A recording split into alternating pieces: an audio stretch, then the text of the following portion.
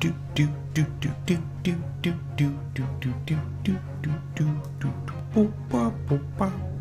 are live. Hello, I am Technovoid, a guy you may know who plays video games occasionally. In the last stream, there's some stuff happened. There was a calm, stormy. It's time for the finale of Game 1. Hell yeah. Mr. Windbank was killed. Gina Lestrade is the primary suspect. Our boy Sholmes got shot. Some other stuff probably happened too. Susato's going back to Japan. It's a wild time. So let's just get straight into it. Because we got a court case to do. And we don't even have our judicial assistant. That's messed up as fuck, dude. When I woke the following morning, Susato-san was already gone. She'd been talking to Sholmes last night. Outside the window, the rain came down in sheets, and so began an even longer day than the last. One that I would remember for the rest of my days. Oh boy. I don't know. It's time. It's time. The final court battle in this game. Good morning, Gina. I'm determined to prove your innocence today. I'm sure we can do it. So where's your friend then? Sorry? You know, and your fancy dress. Susato, or whatever you say it. I don't know. Miss Susato had to leave early this morning. She was already gone by the time I woke up. You alright with that, are ya? Forget about me if you like. Go and see her off. It's fine. It's not as though Miss Susato and I won't meet again. One day. Even so, but you, Gina, you only get one chance. This trial today is all we have. Good morning, you two. Oh! Kitty! How are you feeling, Ginny? Did you manage to sleep? Meow. Iris, what are you doing here? What do you mean? When a friend is in need, we show our support. Isn't that right, Waggy? Meow. Ah, Waggy! Great way to show your support, kitty. Let him have a nose around. What I'm gonna do? Oh, that reminds me. I brought a paper on the way here. Bought a paper, not brought a paper. Now, would you like the good news or the bad news? What do you say, Runo? Ginny? Oh, well, I think I'd rather get the bad news out of the way first. The prosecutor this time is the Reaper of the Bailey! Nah, always take the good news first. You might not live to hear the bad. Yes, that question always gives away people's personalities. Let's not go there. Alright then. I'll give you the bad news first. A record amount of rain has fallen this morning, and carriages all over the capital are struggling to move. Oh, that's not so bad. Huh? The bad news was a weather report? So I hope that Susie made her train to Dover, and that the train isn't delayed on its way to the port. Gosh, yes, that sure would suck. Alright then, so what's the good news? Well, the rain is forecast to subside this afternoon. So even if the train is delayed, it should be able to make it up the time later. Okay, so the good and bad news were really not that important, were they, Iris? That is good news, isn't it? I couldn't give a monkey's, really. If only all good news canceled out the bad. Cabellia, you're like 2 minutes late. It's all good. Cabelliot. We can make a rap out of this. And look, the trial has made the headlines too. Pawnbroker perishes in pick purse plunder, see? How do you like that? Well, let them say what they want. See if I care.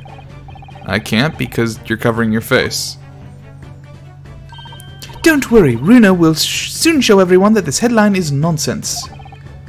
I will? And then, in tomorrow's papers, the headlines will be... Discharged diver is dauntless do-gooder. Isn't that right, Runo? Oh, yeah, let's hope so. Of course they will. I have absolute faith in you. How was that? I was trying to sound like Susie. Did it work? Did it? It's like she was still here. Today's paper has been entered into the court record. Interesting. Yes, this is made by the same group that made the original Ace Attorney games. That is correct. It is a spiritual sequel, but it is a prequel. It is this is happening in the past. These are Phoenix Wright's ancestors. Let's take a look at this paper. Let's take a look at this paper. Who we got here? There's a sensational story lower down on the front page as well. Look. Ministry Mole, classified secrets may have been leaked overseas from Ministry of Justice. For a 10-year-old, Iris certainly has her finger on the pulse of world news. It's about secret communications between Great Britain and its allies. Apparently they're being intercepted by hostile nations. Communications are being intercepted, but how would somebody be doing that? That's the question, isn't it? I have come up with 3 different possible methods so far. Are you looking for a new career, Runo? No, of course not. I wonder, perhaps this is what Lord Strongheart was talking about yesterday. Yes, it could be, and it could explain why he has Gregsy running from pillar to post at the moment. Morning paper, article secrets being... Okay, alright, cool. I think that gives us probably what we need. Good luck then, Runo. I'll do what I can. Hmm? Obviously, I don't know the law like Susie does, but still. I'll be by your side the whole time, giving you moral support and encouragement. You will. I'm not sure that big thing is as comforting as you think it is, to be honest. But thank you, Iris. That's very kind of you. Oh yeah, Iris. Yes, Ginny? Well, I was wondering, is all about Shams. Did they fix him up all right? Yes, the operation was a great success, but Hurley still hasn't come around yet. I don't know about that. I definitely did see him wide awake in the middle of the night, talking to Suzato. I've asked a friend of mine at Scotland Yard to send a telegram as soon as he wakes up. I'm sure Gregson will let us know the moment there's news. Oh, right. No Suzato-san and no Mr. Shams. It's all down to me today, to prove that Gina is innocent of this crime. Miss Gina Lestrade, counsel for the defense, trial's about to begin. Please make your way into the courtroom. It's time then. Yes, let's go, Gina. Iris? Lead the way, Runo.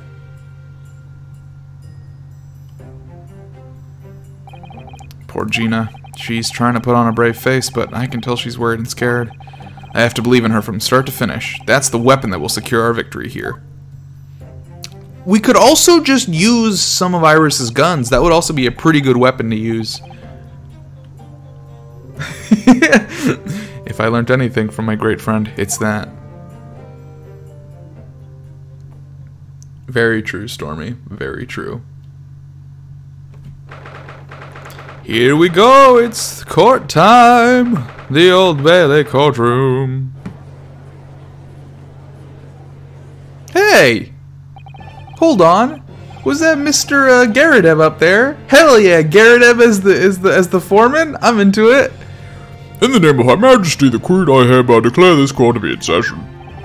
This trial shall determine the guilt or innocence of Miss Gina Lestrade. I now call upon the counsels for the prosecution and defense to declare their willingness to proceed. Hello, Van Zeeks. How you been doing? It's been 2 whole months. I haven't seen you in so long. Why are you here? Why'd you come back for this one specifically? You wanted to see me, didn't you? You wanted to see me? I know you. I know you. You don't have to deny it. I know. The prosecution is ready. The defense is ready. Lord Van Zeeks. My lord? Remind me, how many years ago was it that you withdrew from the public prosecution service? It was some 5 years ago, my lord. Yes, and then 2 months ago you resurfaced somewhat unexpectedly. And here you are again today. Are there some circumstances of which the court should be aware of that have led to this erratic behavior? In what one might describe as your former life 5 years past, you dealt exclusively in matters concerned with the highest echelons of society and government. Really? Yet today you choose to try a simple case of burglary and murder. I confess I find it more than a little befuddling, Counsel. He knows it's related to McGilded. There are 2 types of person I cannot abide. Firstly, those wealthy scoundrels who hide behind a mask of philanthropy to cheat the public at large. He means Mr. McGilded, who you defended against the Reaper 2 months ago. Yes, I just about managed to work that out. Thank you. Magnus McGilded. If I had known what a monster he was, I never would have defended him. And secondly, even more loathsome, those wily scoundrels who masquerade as allies only to effect total betrayal in the final hour. In other words, the confidence tricksters from those tiny islands in the far east. The Nipponese! Oh, you're just outwardly racist. Oh no! What? Did he really just say that? I hate the Japanese. He means you now, Runo. I actually managed to work that out too. Thank you, Iris. Total betrayal? What are you talking about? That torrid look of hatred in Lord Van Zeek's eyes. Was that directed solely at me? Or was he talking about all Japanese people? Oh, you're all the same, I say. All you Nipponese. An alarmingly scathing explanation, Lord Van Zeeks. Still, the judiciary welcomes the return of the so-called Reaper the Barely, feared by all of London's malefactors. Your lordship is too kind. Now, Churros, the 6 of you have been selected at random to represent the will of the people in this trial. Hold on. Hold on, I recognize most of these. Is that fucking villain Bolshevik? I didn't know he was gonna be a real character, that's awesome. Are you ready to hear the evidence placed before you and determine... Okay, so this is, we got Garadeb, we got the maid girl from the first one. I don't recognize this guy. He could be the guy in the hat from the last case. This looks like the old man from the last jury, but he's a doctor this time. This is the typewriter lady from the first case, or from case 3, I guess, but now she doesn't have a typewriter anymore. And that's just villain Bolshevik. That's hilarious. Former lieutenant of the British Army here, don't you know? Chaps like me were born ready. Ooh, he was blushing. He was looking at the maiden blushing. Ooh, Miss Garadeb is not gonna be happy about that. Clean crockery, clean cutlery, and a clean conscience. His lordship's motto is very appropriate here, I think. Everything will be stereoscopic in the future. Absolutely, absolutely everything, and I'm ready for it. There's only 15 people in London, it's true. I don't understand it. I can't have left it in there. It's not possible. But could I have? Women indispensable in society. Stop. Female-centric future awaits. Stop. He's reading because he doesn't speak English. Good day. I am visiting London for sightseeing. I would like to take bus to Crystal Tower, please. Oh my god. Oh my god. Villain Bolshevik came to fucking blow up the Crystal Tower and he got fucking pulled in on jury duty.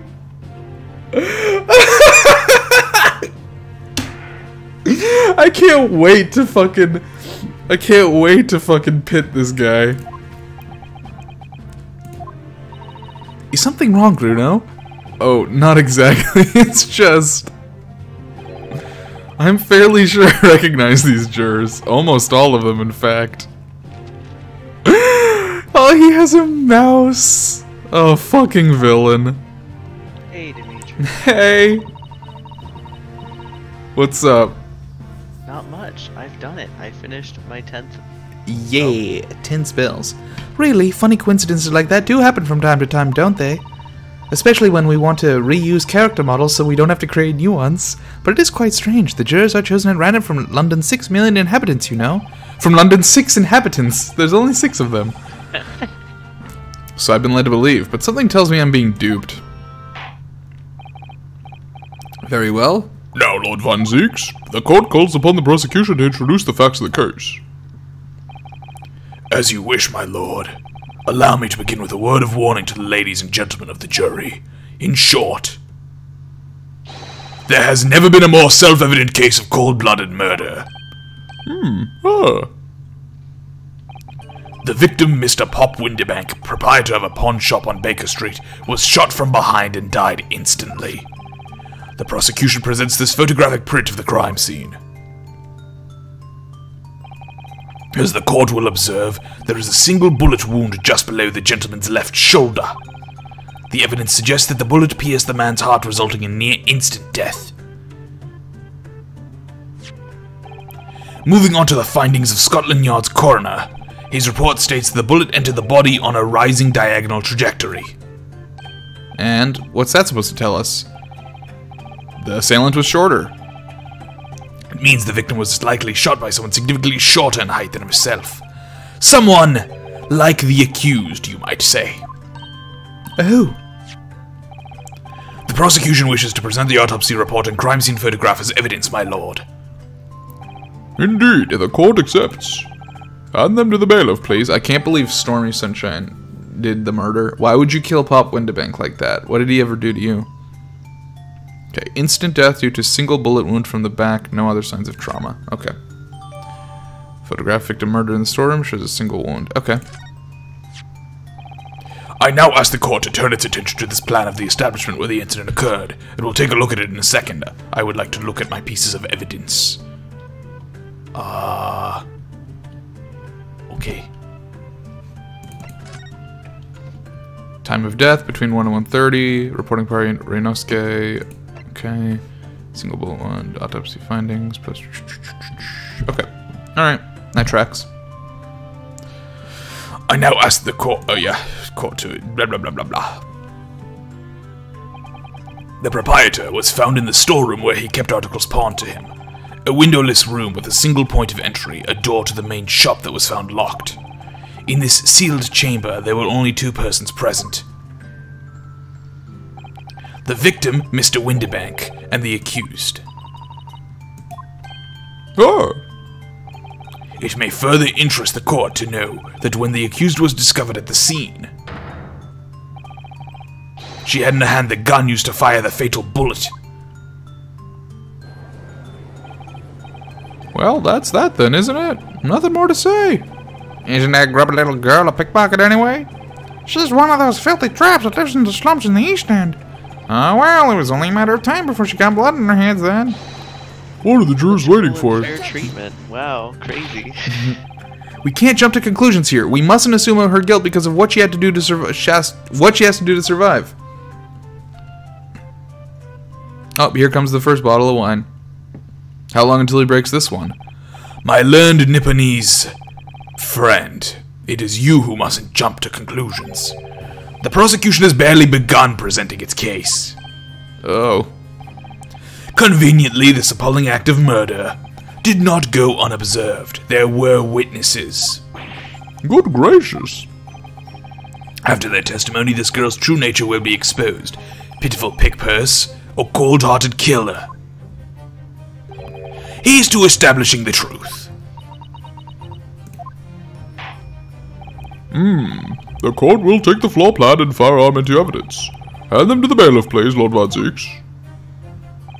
At once, my lord. The crime scene floor has been added into the court record. Windebank's revolver has been added into the court record. Time to quickly do some checking. Alright, yeah, that pretty much tracks. Gun.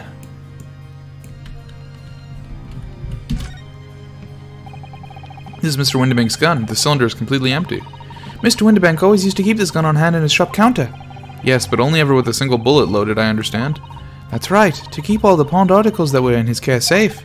But his one bullet was fired that night, and the poor man lost his life. Was he protecting his shop, I wonder? Trying to keep the articles safe?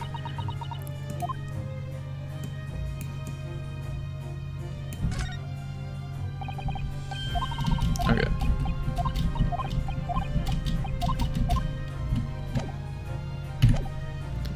This isn't good. I feel like the mood in here has turned very gloomy all of a sudden, Runo. That's how court works. Damn, the coat's already off. He's not wasting any time. Let us begin. Bring forth the witnesses to the foul murder of Mr. Pop Windebank on the 16th of April of this year. You could just say yesterday, dude. Oh, look at these fucking... He wants to be hardcore. These fucking idiots. Apple Boys. Witnesses Who state... are they? Do you know them? I do. I've never seen them before. I mean, they were the 2 thugs that shot Sholmes. Okay. Well, I didn't see their faces. I just saw their silhouettes. Witnesses state your names and occupations for the court. Name's Nash Skulkin. Occupation is a baddie. Professional baddie. Name's Ringo Skulkin. Occupation's same as him. Okay, so Ringo is Japanese for apple. So I'm guessing the other guy's name is Japanese for pear. That's my guess. And Skulkin because they're like skulking. Puns. Tobias Gregson, Scotland Yard Inspector. That's right. We're what they call the three skulking brothers. There's two of you. Wait, is Gregson one of them? I don't think so. Oh. What are you looking at me like that for? Don't lump me in with you lot. God blimey, that's cold. Don't you know what we're going through? It's our old bluff. Lost contact was it we have. We're stuck in every shitty corner of the capital. And then last night we come across you, the very spirit of the bloke. Ain't that right, Ringo?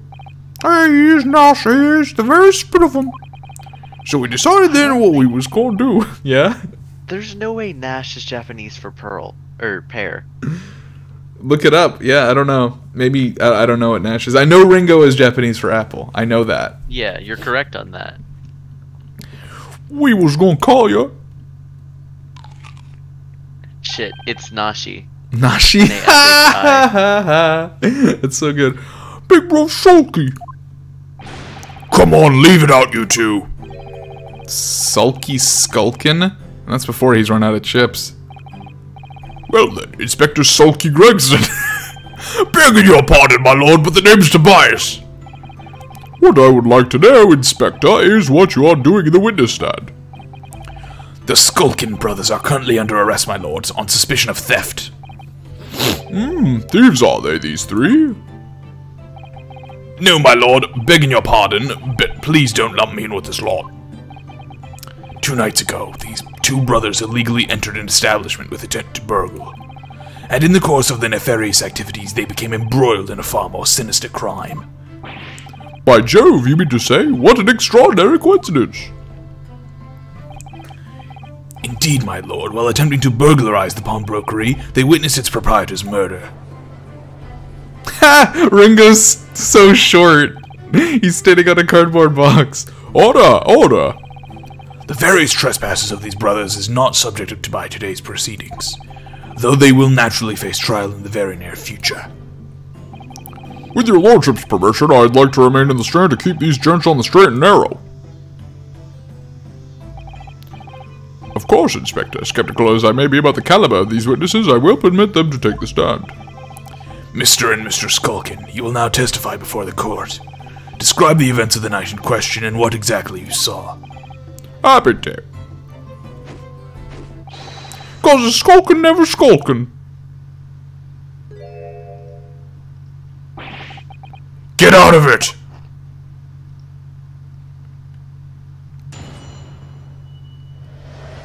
Illegal entry. We was walking down Baker Street in the small hours and the gift door was ajar, see? It was like some kind of sign, bigger for us to go in, it was. But once we got inside the car, limey blummy, we heard a gunshot from the back room. We went to see what was what, but the door was locked from the inside. We never done nothing, Governor. We never took nothing. We just left after that, nice and quiet. You literally shot Sholmes. A terrible coincidence, it would seem. At the precise moment these miscreants entered the property, an even more sinister crime was afoot. The witness's testimony is consistent with the crime scene in every detail. Man, so those cicadas are being loud. The door providing access to the storeroom from the main shop was indeed locked from the inside. Fellow food brother. And within, only the victim and the accused were found. I must say, it does appear to be an overwhelming simple case. Still, the defense may cross-examine the witnesses now, of course. Counsel, if you please. Counsel? Yes! What's the matter, Runo? Sorry, I was just stunned into silence for a minute by the blatant lies being told by that pair in the stand. I know that it's all nonsense because I saw it with my own eyes. I'll just have to expose their testimony for the pack of lies it is.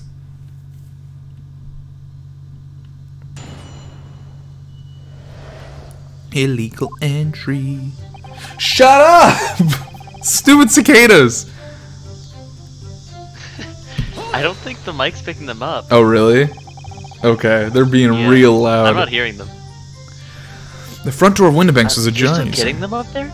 Yeah, I guess so. It's not the same ones. It's not like it's not those big loud bastards. But I guess they must be right outside my window or something. Front door of Windibanks was ajar. You say, what time of night was this? Must have been about 1, right, Ringo? Yeah, I'd say so. Right, Sulky? How would I know? The place would have been shut at 1 in the morning, just like every other shop in town. Well, it was pitch black inside, it's true. Ain't that right, Ringo? I'm not too sure now. Seem to remember a little light burning inside. What about you, Sulky, me old mucker? Leave me alone. There definitely was a small lamp burning inside. That's what alerted us to the situation in the first place. And when these gentlemen ventured into the open establishment, the accused, Miss Gina Lestrade, already had the muzzle of her gun trained on the unfortunate victim. That is pure conjecture. Ha, perhaps, but it changes nothing. These brothers inadvertently wandered into the middle of a cold-blooded murder, simply because they found the door of the victim's establishment open and ventured inside. Right, that's what happened. It's like some kind of sign big enough for us to go in it was. So you got inside Corp Lummy Lummy, we heard a gunshot from the back room. Want to see what was wrong with the door was locked on the inside? Yeah. Wait, no, that's true. This is bullshit. You didn't do or take anything. Is that your story? Well, it was Bedlam soon was, weren't it?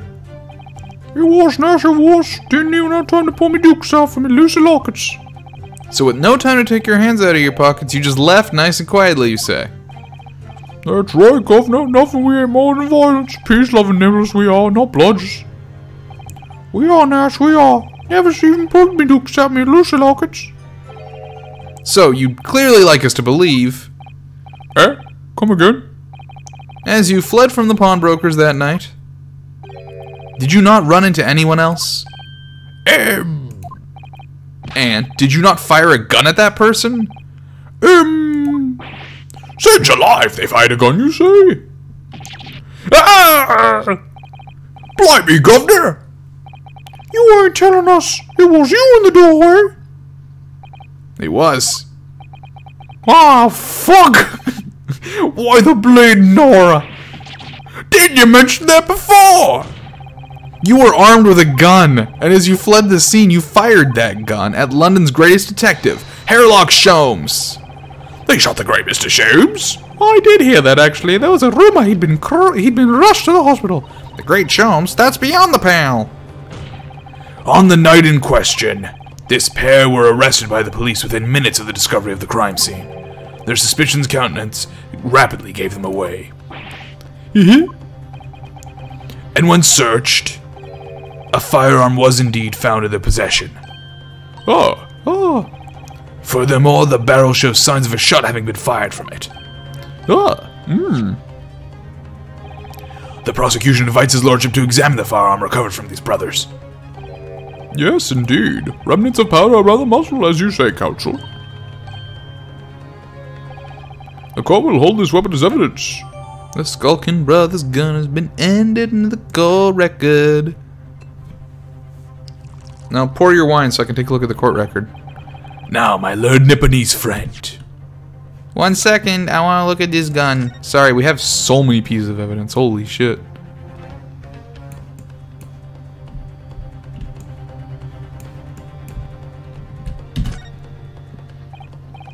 So there's ammunition still loaded in 5 of this revolver's 6 cylinders.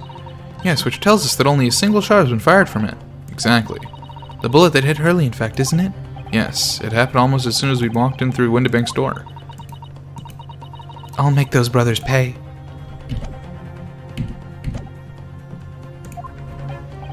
Yes?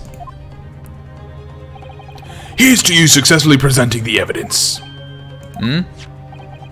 For yes, there are the telltale signs of spent powder on this gun and a single bullet missing from the cylinder. but the prosecution demands evidence that it was fired at the scene of the crime under scrutiny in this trial. Yeah, Cabello, that's the real question, though, ain't it? That's the real question, though. Well, I don't need evidence, because I was there. However, the rest of us in this courtroom were not. If the defense fails to provide evidence in support of its rash claim, we shall have no choice but to toast your incompetence and move on. Evidence that these two fired that gun before they left Windibanks that night.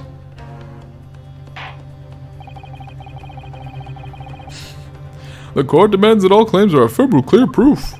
What evidence shows that these witnesses had loaded a firearm in the pawnbroker's shop that night? That's a tough one.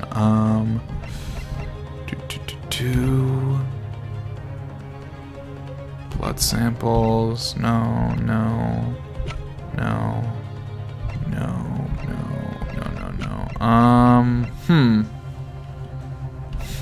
Let's take a look at this.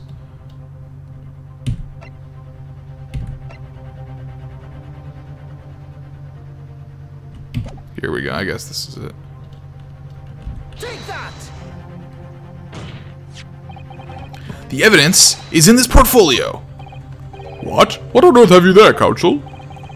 During the course of our investigations, we discovered a number of bloodstains. Not trusting the police to do the job they're trained to do? How arrogantly Nipponese of you. Well, anyway, we analyzed all the blood samples we found and recorded the results in this portfolio. And you claim to have the evidence the court is demanding therein? Yes, my lord. No more dallying then, counsel. Present the pertinent evidence at once. What do you have in your portfolio that proves these witnesses unloaded a firearm at the scene? It's this one. What is that? Explain! It's a photographic print taken at Windibanks Pawnbrokery on the day of the incident. From the scene of the crime, is it? Is that a bullet hole? And if my eyes do not deceive me, it appears the bullet is still lodged in there. Yes, as your lordship noticed, the bullet pierced Mr. Windibanks' calendar. The date shown being the 16th of April, the very day of the pawnbroker's death. The incident occurred at 1 hour after midnight, but this indicates that a separate shot had been fired sometime after the calendar had been set to the 16th. That's right. And while it isn't irrefutable, the defense believes that it is credible evidence that the witnesses did fire a round from their gun at the pawnbrokers that night. No!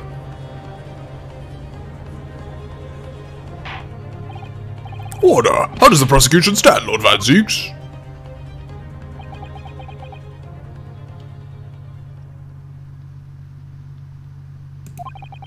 If that is the direction my learned friend wishes to take, the prosecution has no objection.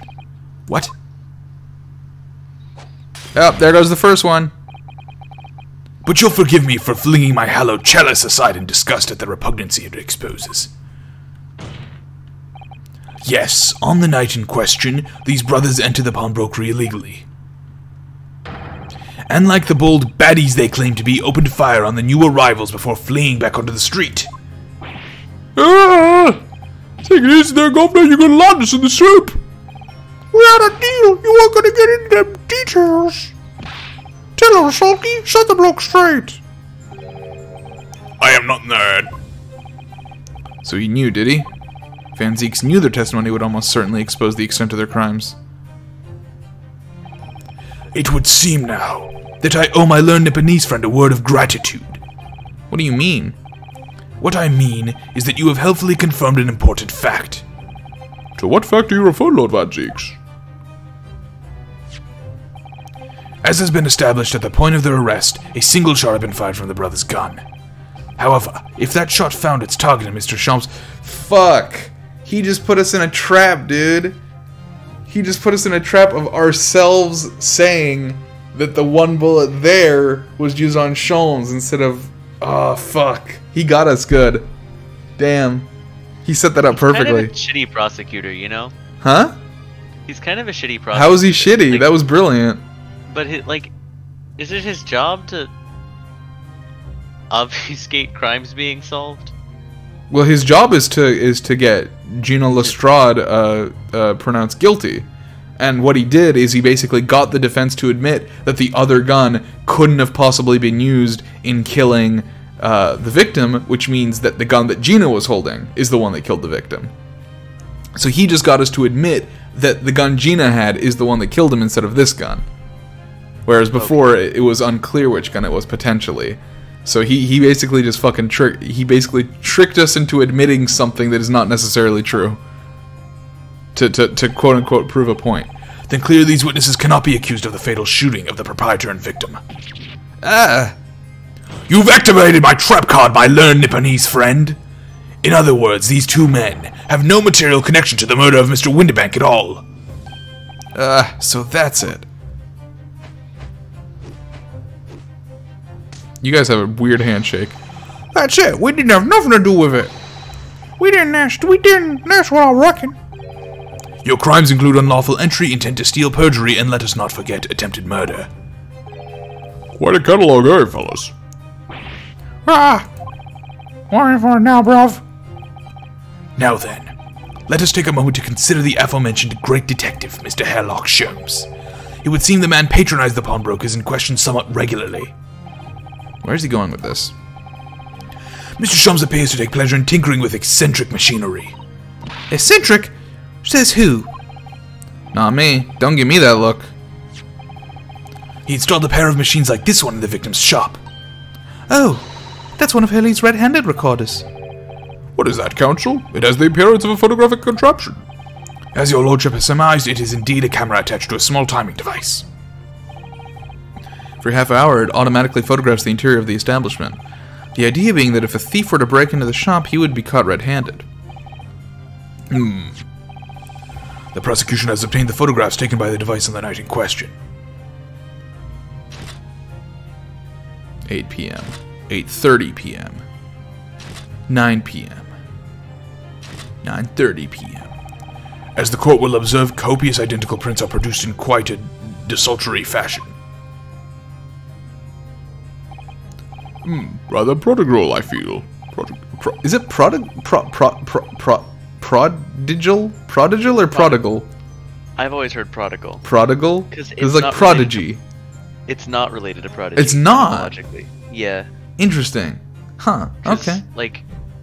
I think it's related to prodigious, and you do see. Hold on. Let's figure this out. Because prodigal, it's a biblical term, isn't it? I don't know. Prodigal son. In fact, there are two such devices in the victim's shop, my lord. If I may refer to the court to the plan of the premises, their respective positions are here and here.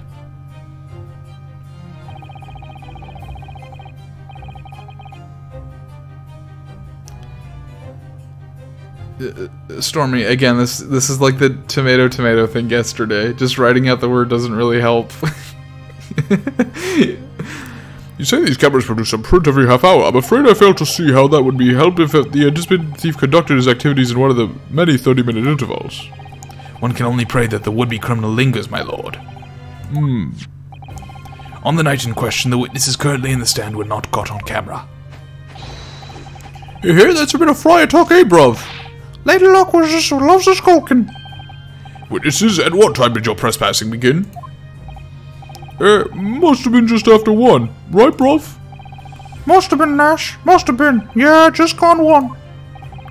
In which case, minutes before these brothers entered the establishment. What scene might we expect to see within the shop? Let us examine the evidence. Good lord. It's the defendant. Miss Gina Lestrade. Okay, so Stormy's saying it's prodigal. Prodigal? I don't think that's right. Hold on. Prodigal? As the court can clearly see, the accused is pictured, gun in hand, facing the victim over the shop counter. No doubt coercing the proprietor to open the door to his storeroom. Quite. One can only too easily imagine the events that unfolded. The court will take this photographic print as evidence, if you please, Counsel.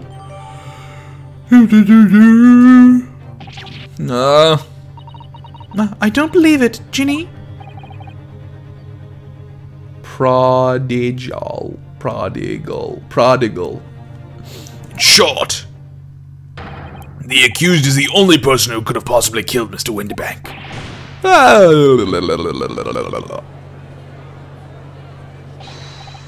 I say, my lord.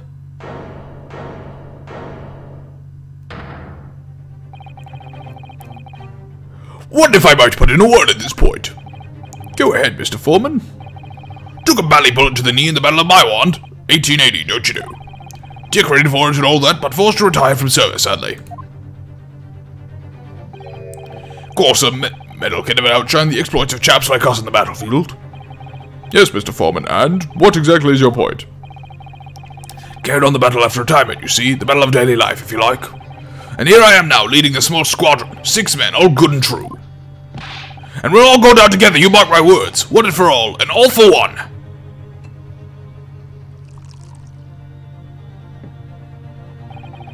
The ladies and gentlemen of the jury have reached an agreement, have they? Is that what we are to understand? Well, Mr. Foreman, is that correct? In a manner of speaking, yes. That is the Garradeb Squadron's position, sir. What? No, it's too soon to make a judgment here. Send us a report for the court, men, on the double. His lordship insists on promptitude at all times, and that goes for making decisions, too. I think you'll find the truth as clear as day now. I could reach out and touch it. I wouldn't have left it in there. I just wouldn't. But in all honesty, I can't actually remember. Situation clear. Stop. No room for doubt. Stop. Truth now undeniable. Stop. I am very sorry for brothers. They are unlucky. Very well. I now call upon each member of the jury to state his or her leading in this matter. Announce your considered verdicts to the court. Guilty. Guilty. Guilty. Guilty. Guilty. Guilty.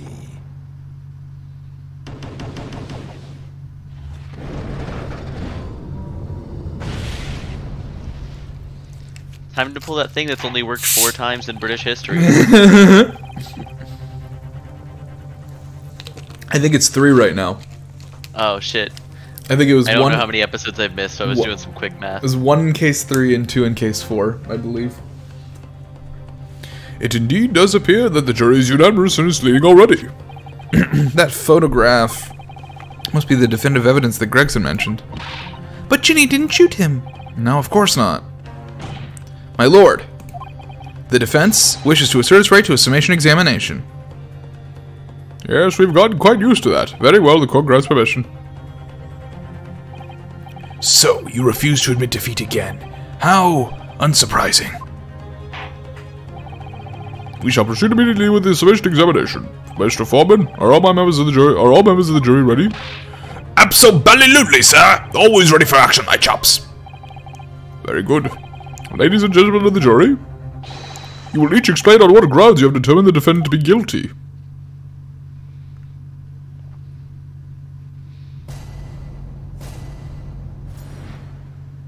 The jurors' contentions. All the evidence clearly points the finger of guilt at this young pickpocketer. As a housemaid, I should like to see all filthy eyesores promptly and rigorously eliminated. Well, I think you'll find that if you look at that photograph in the stereo, the truth will just pop out. If I have left it there, I should think there'll be repercussions by now. Mind made up. Stop. Global radio transmission of verdict to follow. Stop. In motherland, we say never judge by clothes, judge by head. I am convinced brothers are innocent. That's not what this is about!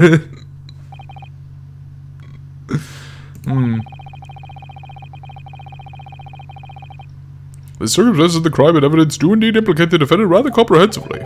The storeroom, locked from the inside, in which the victim and the accused were discovered alone. And in the accused's hand, the fatal revolver, the firing of which was heard by these witnesses. Not to mention the sprint! Take it from a chap who's seen action on the battlefield. That young girl's on the verge of pulling the bally trigger. Thanks a lot, Mr. Sholmes. Oh dear. At least cameras were supposed to help, not hinder. I'm afraid I think you have an uphill struggle ahead of you. But Gina didn't shoot Mr. Windibank. Which means there's more to this situation than we've yet to see. Agreed. You have the floor, Counsel. Proceed with the summonation examination.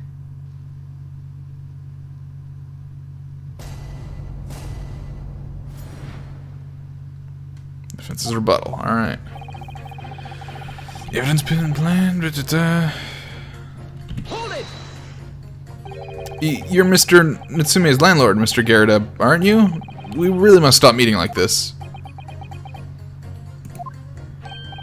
Ah, you're that lawyer chap. Well, there's a turn up for the books.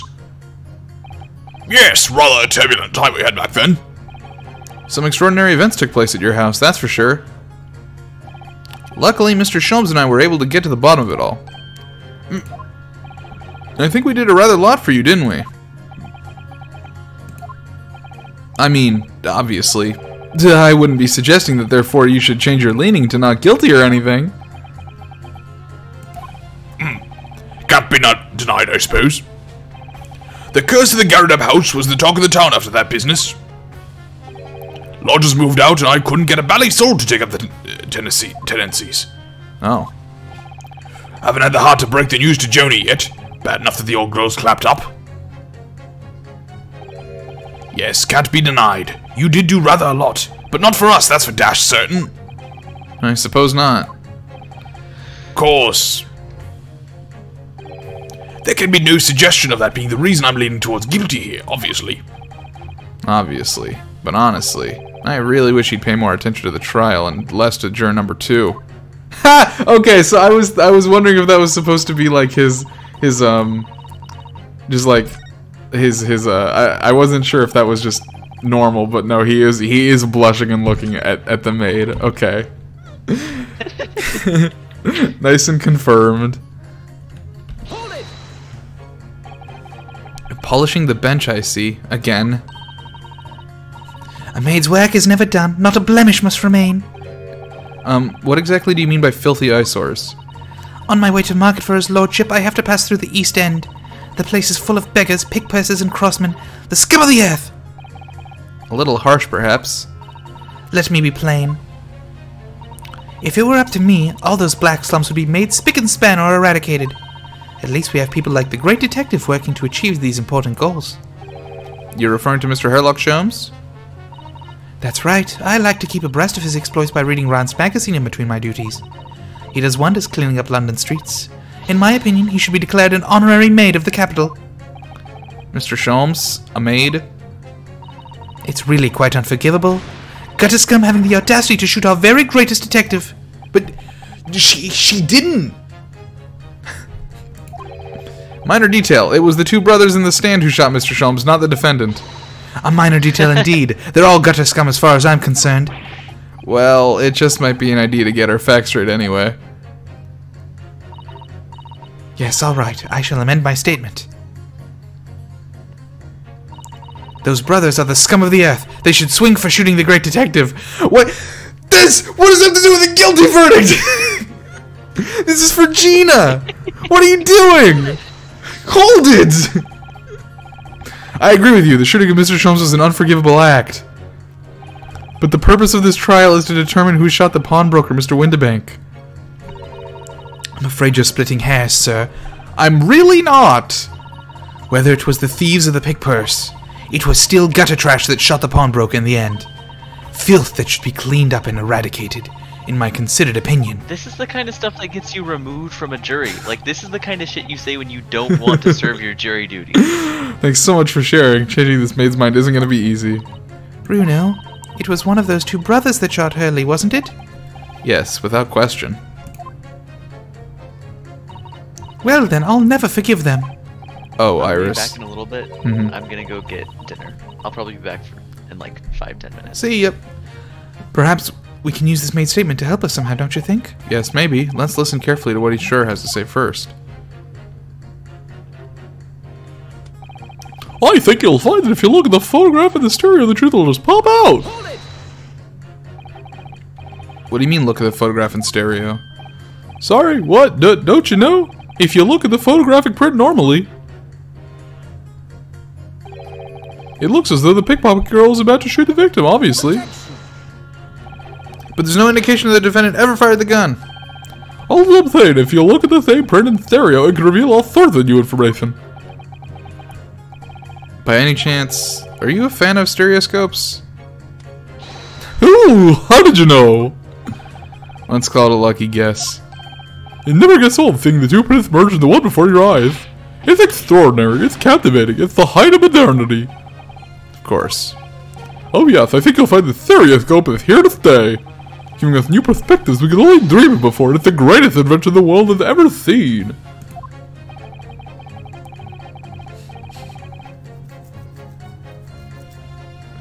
If only you give me a new perspective on this case, I might agree with you. If I have left it in there, I should think there'll be repercussions by now. Welcome back, old man. What exactly have you been muttering about all this time, sir? You keep talking about having left something somewhere or something like that. Ah, so sorry. As you can probably tell, I'm a surgeon. A surgeon? That totally passed me by. Of course, people conducting surgery in this country aren't considered to be doctors. Oh no! Even though me and my kind are at the forefront of medical science, the real brains of the field. So, what is it that you think you've left behind? Ah, well, that's a little embarrassing, to be honest. You see, I was operating on someone yesterday. Standard thing, went in through the abdomen. But when I'd finished the procedure, I couldn't find my scalpel anywhere. Who in chat said that he left his scalpel at a person? What, did he? Surely not. Exactly, surely not, you say to yourself, don't you? Worrying, isn't it? That's what's been troubling me this whole time. Could I really have left my scalpel inside the fellow's belly? No, of course I couldn't! So, there you have it. Like I said, a little embarrassing, really. That's one way of putting it. The other is manslaughter. That's exactly my concern, and seeing as this case appears to be all but sewn up, I need to focus on trying to remember exactly what I've sewn up elsewhere. Now, I'm sure I made sure everything was back as I should be. Well, as sure as you can be without being sure. I'm sure you need to be more sure.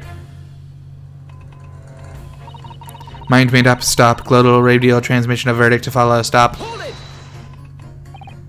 Sorry, radio transmission? What do you mean? Are you from the Far East? Stop. Yes, from the Empire of Japan. All communication with Far Eastern nations used to take place by mail. Royal Mail steamers take up more than a month to complete the journey. Ah, but now we have the electric telegram, so we can send messages using electrical signals. Thousands of miles of cables have been laid along the ocean beds, connecting the entire world. Thousands of miles of cable on the ocean bed? It makes my head hurt just thinking about it. You are well informed, young lady. Hehe. But cables will soon become a thing of the past. Stop. And just when I was starting to catch up. Radio transmission is the future. Stop. Messages carried over the airways to the four corners of the globe. Stop. Excitement growing. Stop. Atmosphere electric. Stop. Right. Try not to wear out your fingers. Era of wireless telegraphy. Stop. Driving technological revolution. Stop. And people say inventions like the stereoscope are on the height of technology. What utter piffle. I can't understand it. I really can't. They're just silly toys. He's got some opinion. Juror number 3. Sorry to interrupt when you're obviously fuming, but... What? Do you perhaps have something to say about juror number 5's last remark? As if I couldn't guess. Oh, you bet I do. Say that again. Go on, I dare you. Goodness, are you talking to me? I think he just might be, yes. You think stereoscopes are just toys, do you, huh? Absolutely. I mean, really, a machine to view photographs in 3 dimensions. Why on earth would you not just use your eyes to look at the world around you? It's all 3-dimensional. What a great way to appease the man. No, I'm sorry. Stereoscopes are of no practical use at all.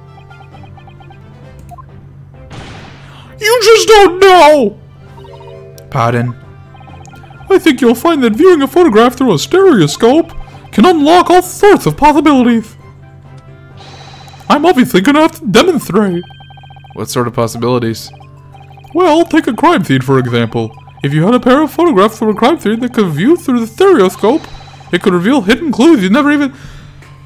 I'm so sad if Lynx isn't here for this. We're gonna find a dead fucking body by using the tube images.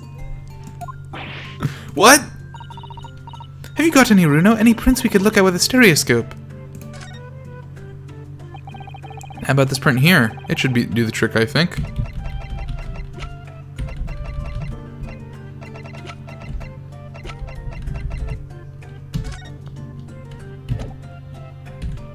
Take that! Alright then, juror number 3.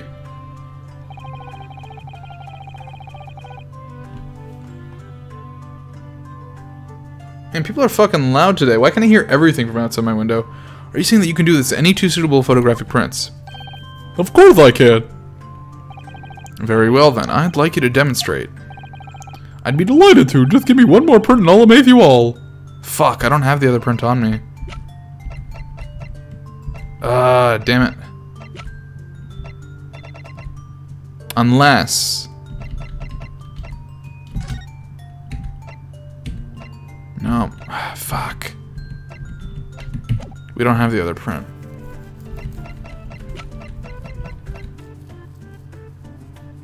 We need the other print from one. We're not gonna have it.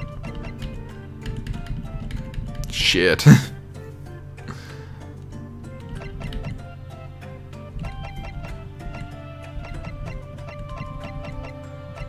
Do we fuck up? We might have fucked up. Yeah, there are 2 recorders, I know, but we don't have the picture from the second one. Take that! Wait, sorry? What do you mean, one more print? Oh dear, don't you have these in the Far East? Don't you know how a stereoscope works? Runo, What? you need 2 photographs for a stereoscope, remember? You know, one for the left eye and one for the right. Oh yes, I remember now. But the print we have from the pawnbrokery is just a normal photograph.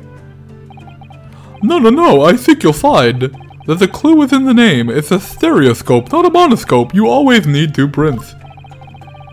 Thanks for the friendly explanation. Yeah, Cabelliot, I know that. My issue is that we never got the other camera's print as evidence, so I didn't know what to present. Well, if we obtain another print at some point later in the trial, we can always show it to this young man then. I think you'll find that know-it-all expression is really starting to annoy me. Let's get things back on track, shall we, Counsel? We needed another shot from a slightly different location and we can see the scene in 3 dimensions.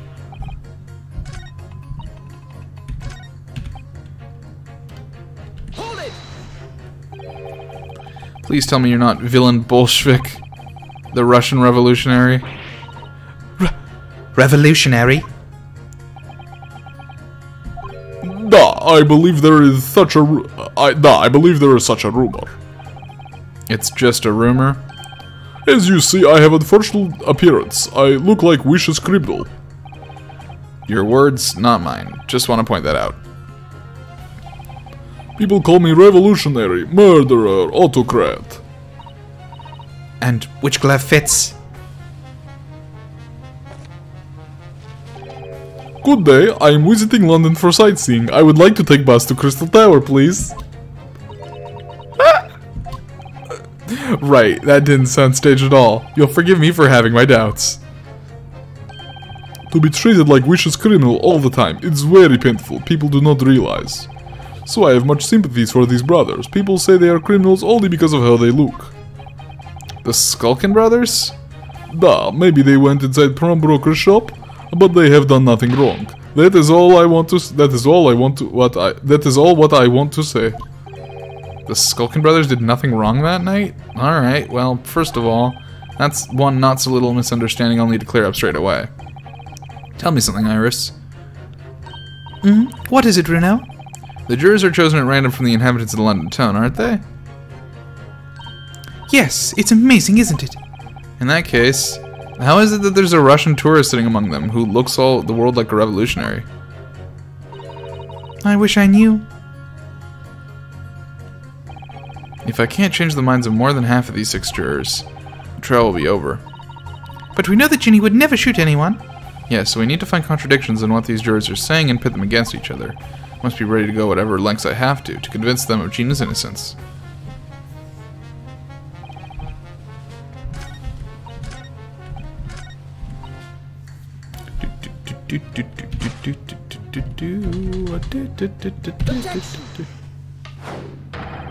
Those two statements clearly contradict each other. Good lord. Counsel, explain yourself. Oh my statement contradictory. Contradict. C-O-N. Juror number 6, you've got the wrong end of the stick. I do not have stick, I have mouse. As juror number 2 said earlier, when the Skulkin brothers fled the scene on the night in question, they fired a shot from the revolver.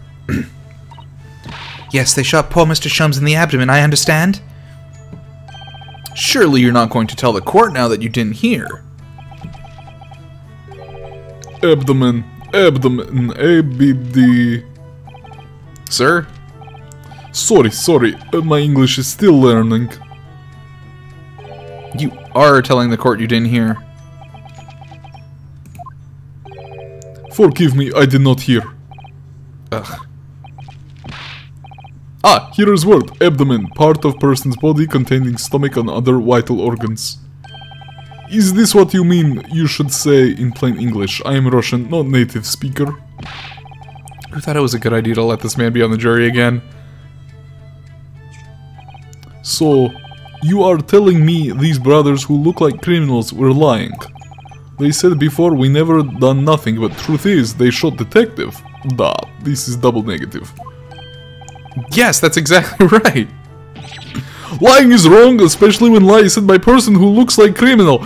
Don't squeeze the mouse! He's done nothing wrong! Coming from you, that seems surprisingly prejudiced. This means, when they said we never took nothing, maybe it was also big fat lie. Is this true?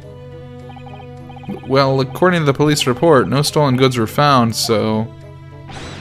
Enough, I trust no one now. It's not the mouse's fault though, sir. I must see with own eyes. I must investigate crime scene myself. I'm afraid that won't be possible. Yes, it is, Runo. Easily. Sorry? With the prints from Hurley's red-handed recorder. Ah. If you compare the print that pictures Ginny and the next print from half an hour later, you'll be able to see straight away if anything was taken or not. Cooey, Mr. Prosecutor. Ah, tut. Calling on the prosecution in the middle of a summation examination of all times. The print showing the accused threatening the victim after she broke into the shop is this one. Following this, the victim and the accused moved into the storeroom. Meanwhile, the Skulkin brothers entered the shop and summarily heard the fatal gunshot ring out. Sadly, none of these events were captured on film. This is the print produced by the camera half an hour later after the brothers' flight. So this was taken after Hurley was shot then? As far as I can tell, nothing has been taken. That does seem to be the case. Can we please get the other picture though? I can't notice anything that's obviously missing in the second print. So the brothers who look like... Hey, Lynx. Hey. You remember yesterday when you said you're gonna put the two pictures together like a stereoscope and you're gonna find a dead body? No. You remember when What you happened? said that? Well, it hasn't happened yet, but things are pointing towards the fact that we're gonna take the two cameras that are in the shop that Sholmes put there, and we're gonna use them as a stereoscopic thing to like find something that we couldn't see in either one of them. Does that work? I don't think that works. What? So the brothers who look like criminals told only one lie. They shot men, but they stole nothing. It would seem so, yes. Good. No, not good. You were right, I did not understood situation. Now I know brothers have lied, I think it is very important to continue a trial. That's all it took? My boy Villain. Yay! Well done, Runo. The balance is shifting. Well, it's a start, I suppose. But there must be more in what these jurors are saying that I can use to expose the truth. And if I can do that, we just might turn the situation in our favor still. Thank you, counsel. Continue with the summation examination. And kindly hand that new photographic print to the bailiff to be filed as evidence. Okay, there we go. I guess that's the one we use? Alright. Another print in the court record. I wonder if we can make use of that. In lake of lies are many dead fish, we must find truth. Therefore I say not guilty verdict.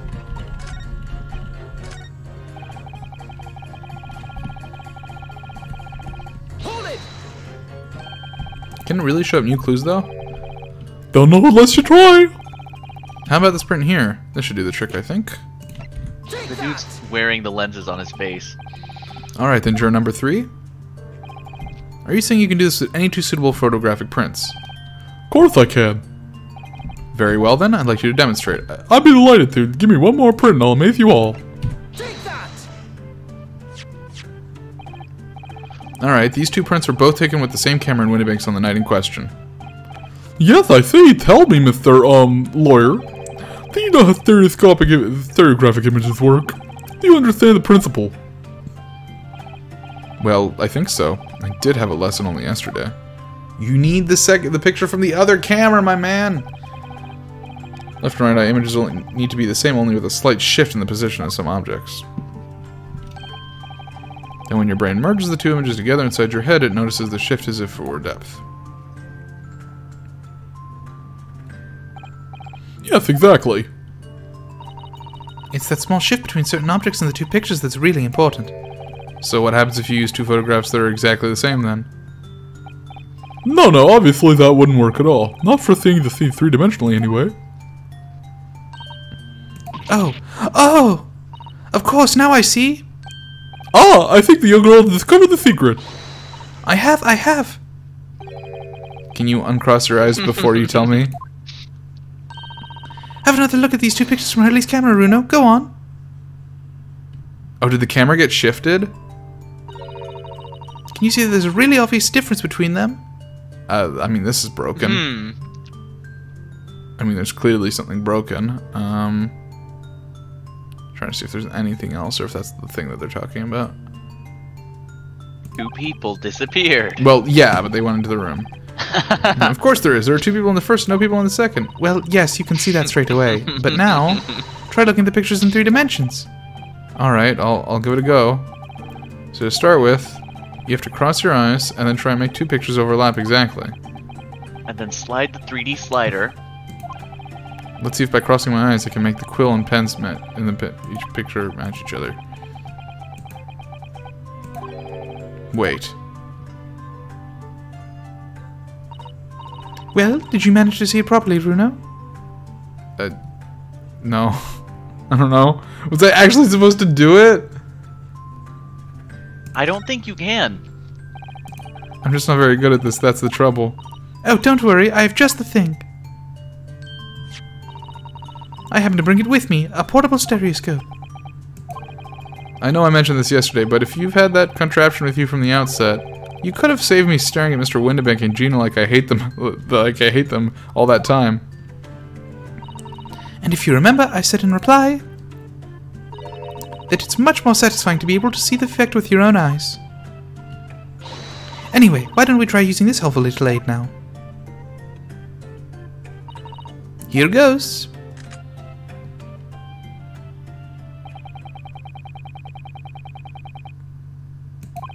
So the only things that are clear are the things on the desk in the back.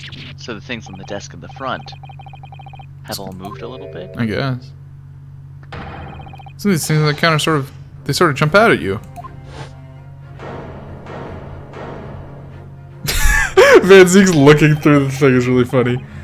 Yes, that's it, you see. That's the other amazing power of stereoscopes. The other amazing power. Is someone going to explain this black magic, eh? Where the deuce do some of these things on the counter seem to jump out at you like that, hmm? I think you'll find that if you consider the basic principle of the stereoscope, you'll answer your own question. Basic principles of the stereoscope.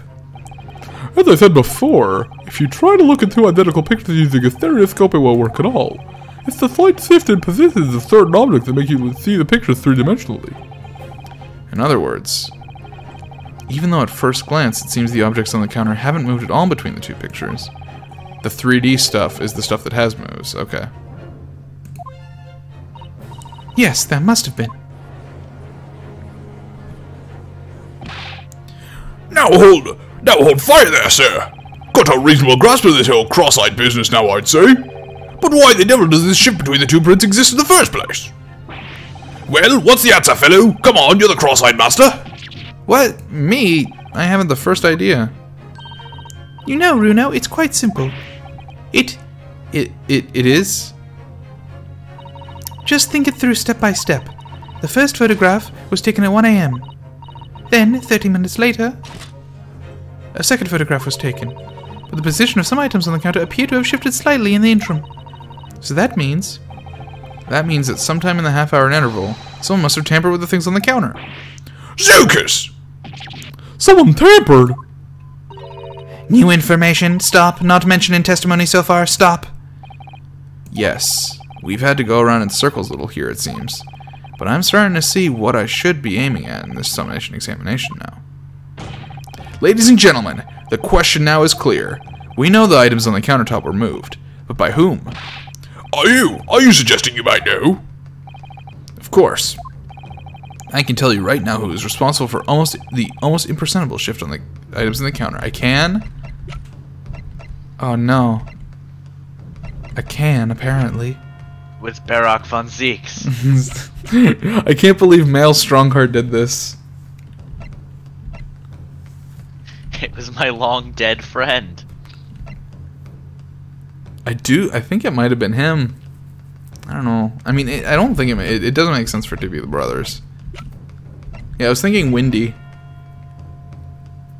I'm not sure why, though. But he'd be the only one that I think could, potentially. Take that! Quite clearly, it was the work of this meddler. Nope. I'm afraid you've digressed there, Counsel. Oh. Gina looking for something? Should be clear to even you who is responsible for the impeachable shift in the direction of this trial toward the absurd. Let me guess. Me? Shift aside, my Nipponese friend, and let the real lawyers do the talking. I really felt that one. If you think about it, it has to have been someone who was in Windybanks when everything was going on, doesn't it? Well, yes, that's true. So, that narrows it down quite a lot, I think. I'll have another think. We know somebody must have touched the things on Mr. Windybank's counter. So who was it? Why could it not have been Gina? Question's not clear. It couldn't have. It could have been Gina. Okay. The reason I thought it was Pop specifically was because, I mean, if the things didn't move around very much, then I mean, he's the only one where he's the only person that I thought in my head would like not want to make a mess because it's like his desk. Like I feel like if anybody else is going rifling through it, they would just completely like just move shit around, you know? I see what you're saying. That was why I thought Because, it was... yeah, the characteristic action here is that they moved everything a little bit. Yeah, it was very slight, yeah. They didn't just, like, knock shit over. Yeah. I mean, obviously not Susato. Pretty sure it's not Sholmes. It's not Iris. Not Eggert. I don't think it's Eggert. Not Tobias. Not Nail. Not Baron von Zeeks. I guess it could be the Skulkin brothers, but, like, I don't see a reason for them to do it. So I guess Gina. Take that! Nope. Okay. We're 2 for 2 on not. No. Okay. If it's not Nina, or Gina, I don't have any guesses. I am kind of confused. Maybe it was the Skulkin brothers stealing something indeed, and that's. But then, which one? Do we have enough distinctive details about them? No, I think it's just either one. I don't know.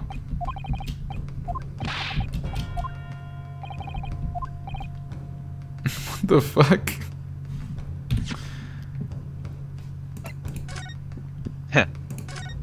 Brute forced it. I mean, The brothers is the next thing. It has to be one of them, so I'm just gonna do the brothers. Take that! Nope. Oh, okay. It was the witnesses currently in the stand, the Skulkin brothers. Wait! This does not agree with what brother said in testimony before. They said they did not even have time to pull dukes from Lucy lockets. Why is he doing that to the mouse? He's angry. Poor mouse. My phrasebook, He's choking the mouse. my phrasebook says dukes is meaning hands and Lucy lockets is meaning pockets. But is this another lie? Is this what you are saying? Yes, I'm afraid so. Now hold on there a minute. You can't be sure of that. I quite agree. The accused is a common pick purse after all. It's perfectly possible that she went through all the things on just to see what she might steal. I think that's unlikely. And why exactly? As you can see from this photographic print, the defendant was pointing a gun at the victim. It would seem, as my learned friend indicated, that she was coercing Mr. Windibank to open the storeroom door. In other words, Miss Lestrade's interest lay within the storeroom and not in the main shop, giving her no reason to touch anything on the counter. All of which points to one thing. The Skulkin brothers have omitted key facts in their testimony. But the accused is a pick purse. Come and gutter trash! Why look any further for the wrongdoer here? Because that's not how a jury works, lady! Because the Skulkin brothers are thieves, madam. No better, in fact worse, than a pick purse. I believe that these brothers were looking for something on the victim's counter that night. Oh. Ladies and gentlemen of the jury, if you would condemn the defendant on the grounds that she's a pickpocket, would it not at least be right and proper to thoroughly scrutinize testimony given against her by two thieves? Well said. I, for one, would like to hear more from that shady pair.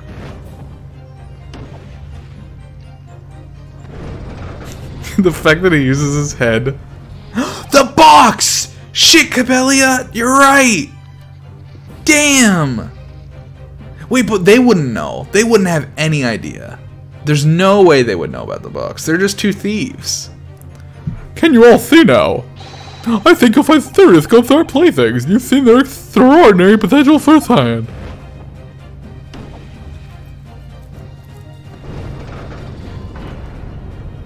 I guess not. Wholeheartedly agree. Stop. Must purchase after trial. Stop. Will return home via Regent Street. Stop. You know, I've been giving these jurors a lot of shit for being super fickle in their guilty verdicts, but they're also being super fickle about their not guilty verdicts too. Half of them's reasoning is like, dude, I gotta go get a stereoscope. Not guilty. Boom. Well, it would seem this trial has yet to run its course. The ladies and gentlemen of the jury have declared their inclinations via the mighty scales of justice. I hereby call the submission examination to conclusion with the balance altered in the defendant's favor. 2 lean to guilty, 4 lean to not guilty. Accordingly, the jury is without consensus, and I order this trial to continue. Yay, well done. Oh, by the way, What? you should hold on to this, Runo. You never know when it might come in useful. Twice in one trial would be unusual, surely, but alright. The stereoscope has been entered into the court record.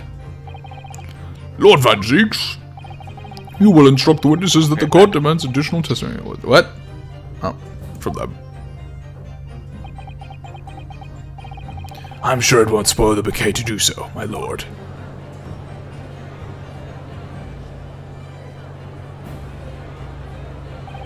I've won myself another chance to probe that pair about their activities that night at least.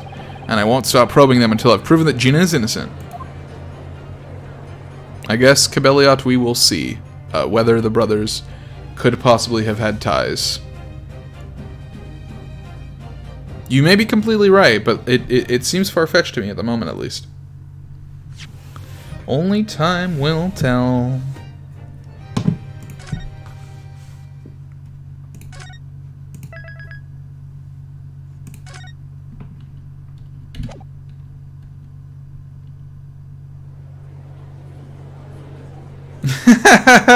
That's a good one, Stormy.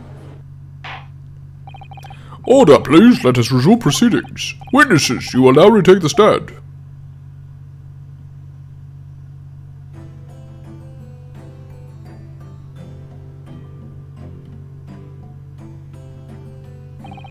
I presume you heard the defense's coach's summation examination. Oh, yeah, Governor. I did, Gov, I did. Mr. and Mr. Skulkin.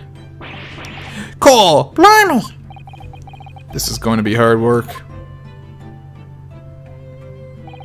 Earlier in this trial, you gave the following testimony about your actions after you entered Windibanks. Well, it was Bedlam Sunrise, wasn't it? It was, Nash, it was. Didn't even have time to pull me dukes out of me lost lockets. However, that was a lie. You brothers.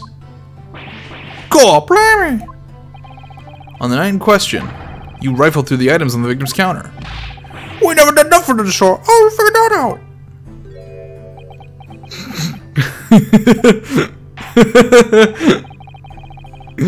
You will now give formal testimony once again. You will tell the court precisely what happened on the night in question, and this time you will tell the truth. Each lie that passes your lips serves to increase the severity of your punishment. And that, gentlemen, may deal a crushing blow to your chances of ever seeing the light of day again. A thought worth pondering, perhaps. Say no more, Gov, we hear you. Well, blab, we'll squeak, we'll beach.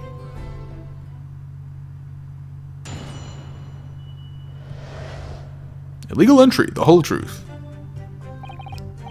Alright, we did knock a few things over, but we weren't rifling for nothing. It was when we heard the gunshots, see? Made us go jumping and all that stuff and flying. Lummy, did Gibby have a fright? We will stick at the shoe to come out the door and get us next. We stuck everything back where we found it in its carpet, straight into in blank. We couldn't have shot the pawnbroker, see? We never even had a chance, did we? What do you mean, anti-criminal philosophy? So you admit to the defense's accusation. You did indeed ransack Mr. Windiback's countertop on the night in question. No ransack, Governor. No. He's right, yes, that's right. It's more like we tied it up, yeah. Alright, sorry. By their own admission, these brothers entered the pawnbrokery under dubious circumstances. However, they panicked and fled on hearing the gunshot, having first made good their mess. The way you say it, we hardly sound like roughs at all. We don't, Nash, we don't. Can I make us sound a bit more cutthroat? Can't just be coincident that these men showed up at Windibanks that night. There's more to their testimony than meets the eye. I'm sure of it.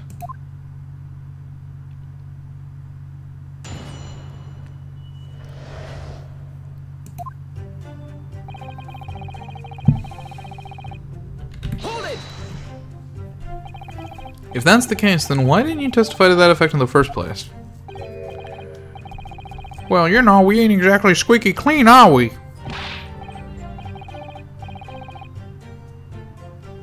Yeah, I guess. I'm back. Hi, welcome back. We ain't, Nash, we ain't. If we meet or something like that, people would think we was up to no good. Well said, Ringo. Me old China, we'd only land ourselves in even more trouble. And in fact, now, as a result of lying in your previous testimony, that's exactly what you've done. Landed yourselves in even more trouble. That's rotten luck. Says the rotten apple eater. Witnesses, explain your actions to the court. Why did you ransack the victim's counter? We never ransacked nothing. Right, Nash, right. More like we tidied the place up. Sorry. It was when we heard the gunshots, so you might as well jump on all that stuff and flying.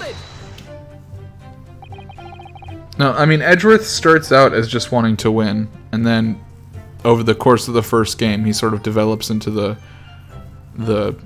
what you're talking about, Stormy. So what you're saying is, the sound of the gunshot shocked you so much you knocked all those things off the counter?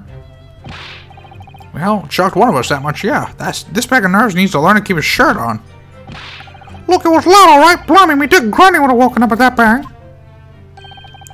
Big brother, he screamed like a bloomin' baby and fell over on the counter. He knocked over a load of books, a candlestick, and some scroll whatnot. That got tangled in some marionette what knocked over a picture frame what knocked out them scales on the floor. You've really mastered working quietly then. What a racket! Me granny would have been scared back in her grave at a clatter like that. So in short, the gunshot took you by surprise. And then some. I mean, it was quiet as a mouse in the sun, and then bam. Excuse me. Inspector Gregson, do you have something to add? Like I keep saying, I don't appreciate being lumped in with these scoundrels. No, something to add about their testimony.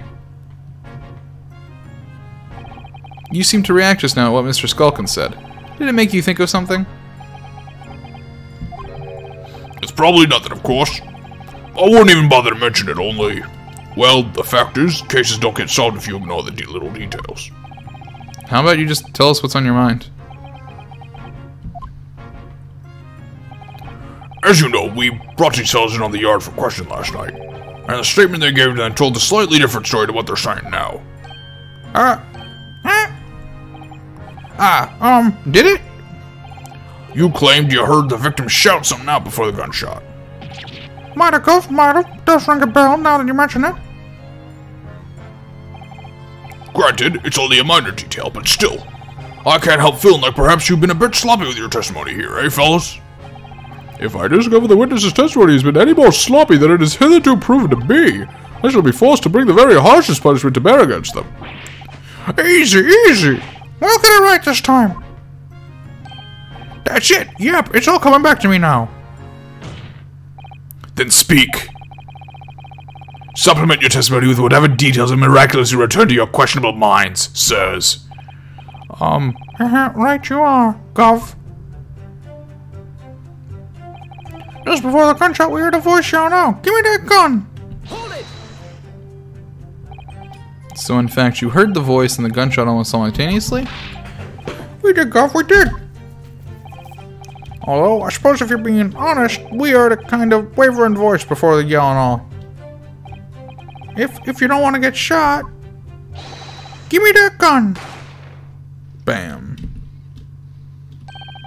Got a thing. A career in acting tragically missed. And where were the voices coming from? Could you tell? Of course we could. From the other side of that door behind the counter, it was. From the storeroom, where the victim was found dead. And the voice you heard, it was that of the victim, Mr. Windibank. On my granny's life, of course it was. Your granny's dead. She's literally dead. On his granny's life, of course it was. Your grandmother is dead. So that would mean that you both knew Mr. Windibank and the sound of his voice. So that would mean what? What, Nash? What? Any ideas? Yes, counsel, indeed it would. No, we didn't know the geezer. How am I supposed to deny when that bloke in the fancy club was giving us the evil eye? If you value your lives, you will ensure your testimony is accurate and true. On my granny's life it is. On his granny's life, it must be.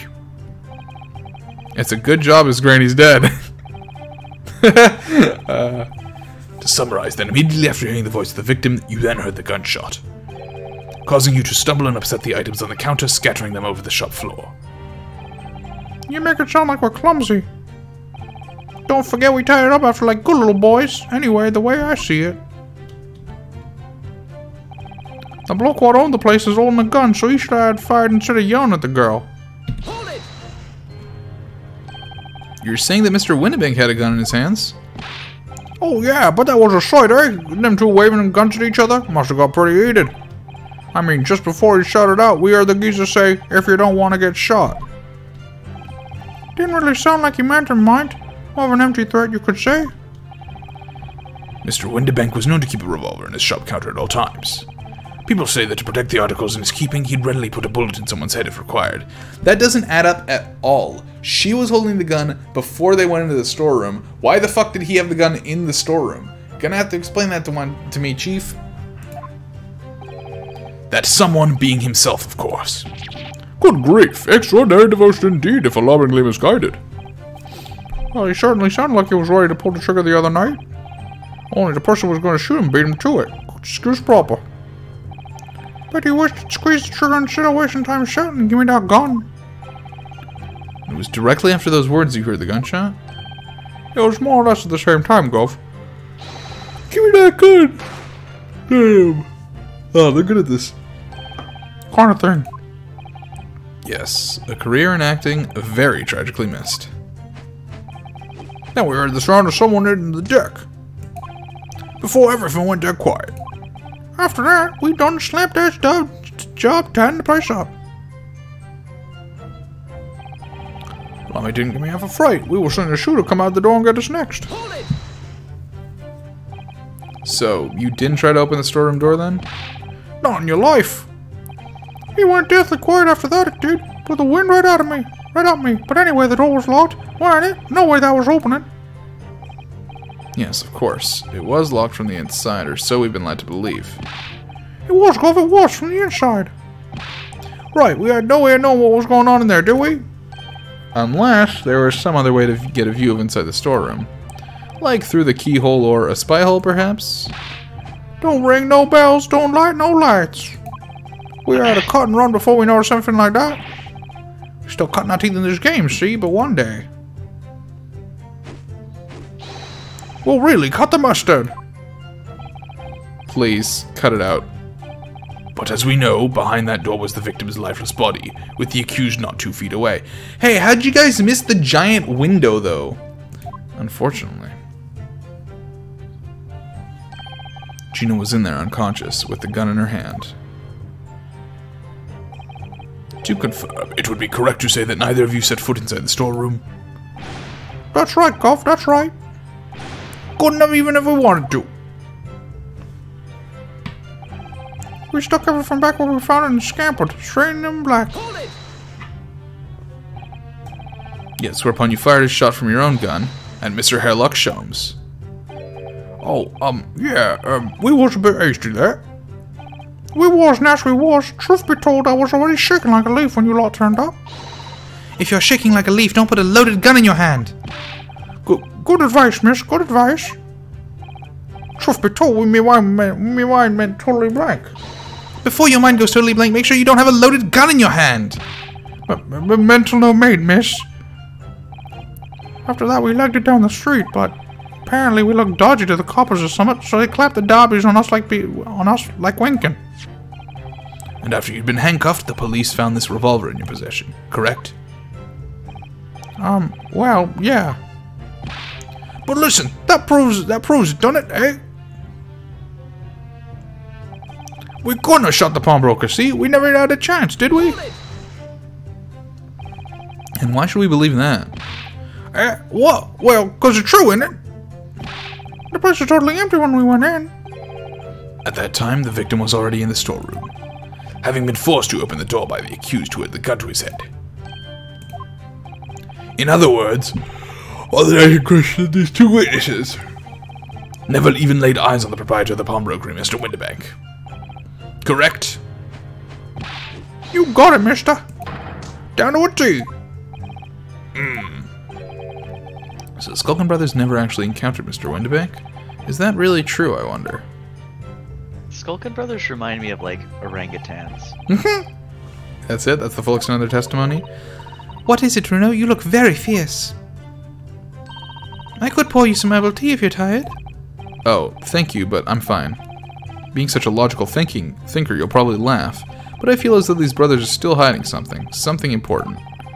It is nothing more than a feeling, though. I've no proof to support it. Well, feelings can be very logical at times. Sorry?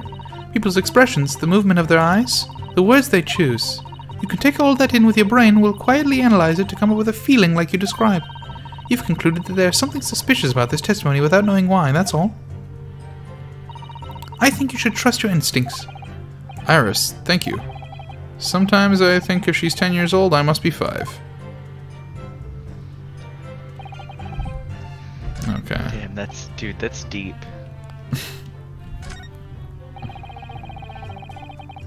Okay.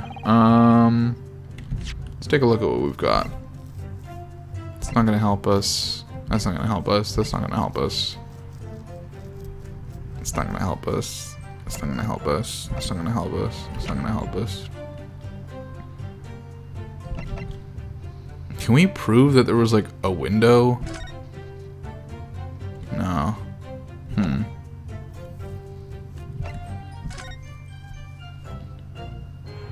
Wait, hold on. He was shot in the back. But was he shot in the back or the front? This is important. Okay, he was shot in the back. Hold on.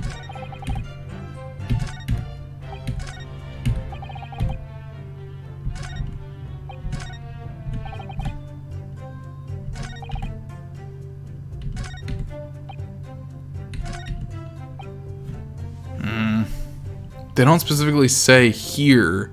Like in their acting, they show from the front, but...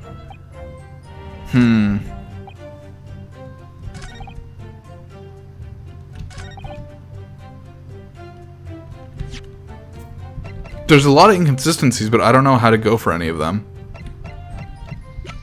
The fact that they both had guns, the fact that he was shot in the back instead of the front, but I don't know how to prove any of it.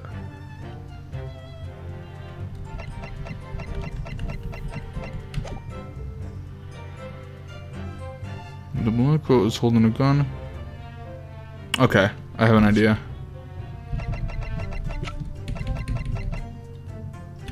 Objection. You're saying that on the night in question, the victim, Mr. Windibank, was wielding a gun. Is that correct? That's it, Golf. You got the picture. Yes, Nash, yes, no question. And yet the photographic evidence from the time of the incident clearly shows that Mr. Windibank was not in possession of a firearm of any description. Objection! You surprise me. Does the defense really intend to highlight evidence that compromises the position of the accused even more? Furthermore, the defense have failed to establish that the photographic print presented was taken at a suitably short time prior to the victim's death. Your chronology is severely lacking, counsel. Yeah, that's right. Too right, Nash, too right. The old geezer could have been able to turn the tables on the crow, eh? Hardly likely. No, I'm afraid this won't stand as conclusive evidence. Continue with the cross-examination, counsel. And heed my warning earlier, witnesses. Damn it, okay. A skulking's never skulking. Alright, so we didn't lose health on that, but it wasn't correct either. Oh, God. What is this? What is this? What has happened? Lynx? What? You've pinned something. Oh, yeah. I needed that for the project we're working on. Oh, okay. Don't worry about it. Okay. I'm going to be referencing that. Oh, I just want... Okay, so at least we didn't lose health for that press, because it was true, but it wasn't true enough.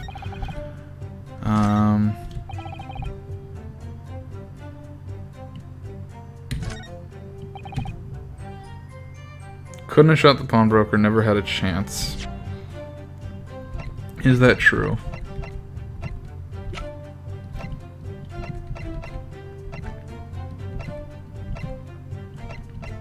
Suppose that's true.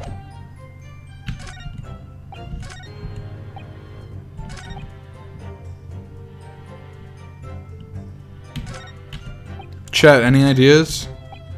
Blinks, any ideas?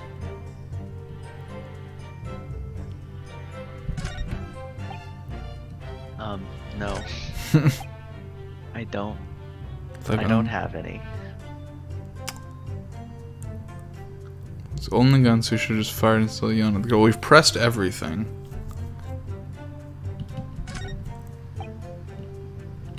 Let's press this shit again. Back to the gun voice. We did. Waiver and voice before the yell. If you don't want to get shot, give me the gun. I wish I could present here.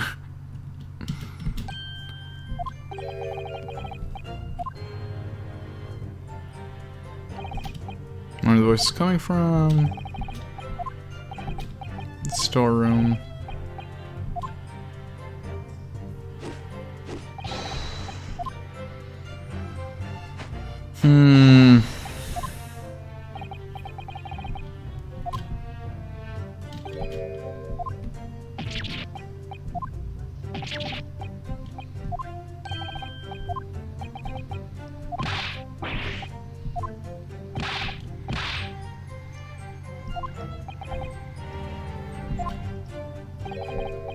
All your lives you'll ensure just yeah, okay, that doesn't help at all.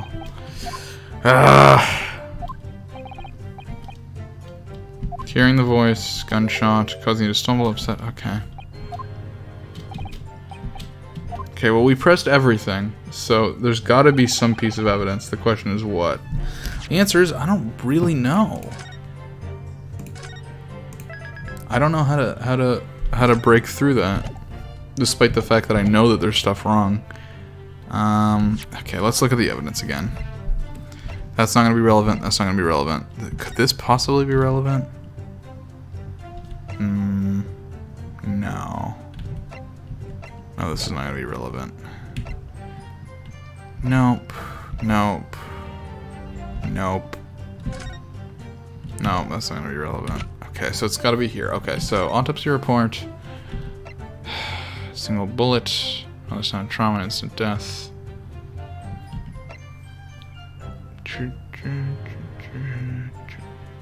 Hold on. Hold on, hold on, hold on, hold on. Hold on. Wait. No, no, no, no, no. Wait. Examine that. Okay, this happened at 1. This happened at 1:30. Okay. That's feasible then.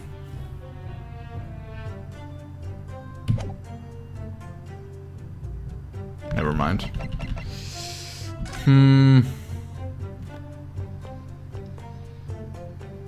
Yeah, that tracks with everything they've said. He was shot in the back.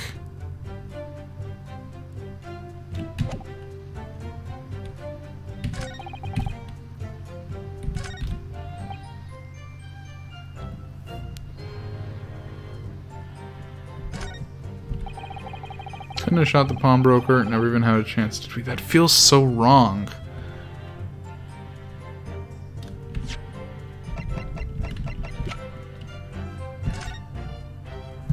Can I open this? You have to pop your 2 prints in here to start with, you see? And then when you look through the eyepiece, you can see the image in 3 dimensions. The important thing to get right is the position of the 2 prints. I don't know who came up with the idea of a stereoscope, but it's really quite fascinating. Okay. Can't open it. Okay. Not useful to us then.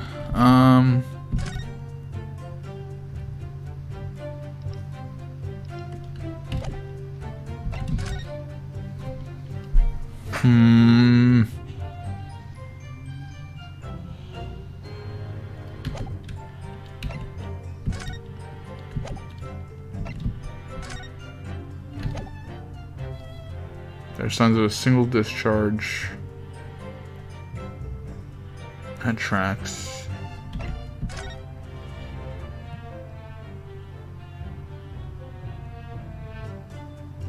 I would say you would have had a chance to. Objection. No. Fuck.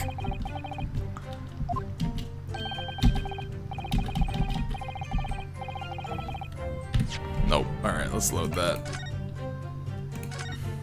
My idea was they could shoot through the peephole, so they would have been able to shoot because the body was like at the right angle, but we don't have any like information about there being a peephole.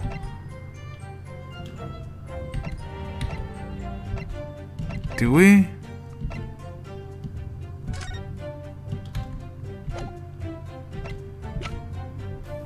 Chad, help me! No. No? No. Why? Why can't Chad help me?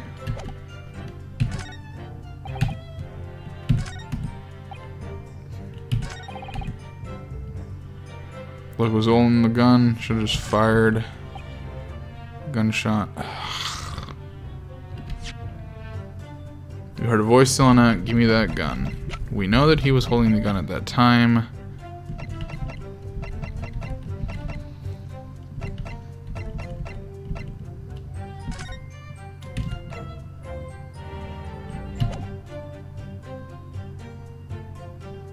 If he was yelling, "Gimme that gun."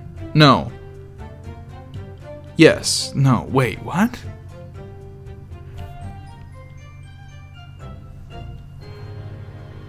If he was... Who was yelling, "Gimme that gun"? I don't know. If you don't want to get shot, what? I'm confused on who's saying what. Fuck.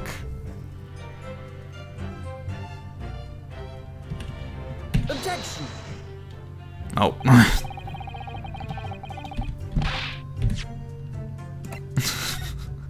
I'm just trial and erroring now. I do not know what they want from me.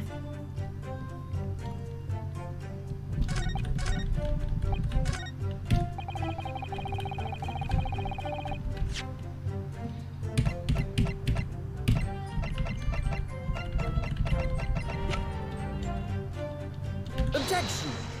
Fuck. What do I do?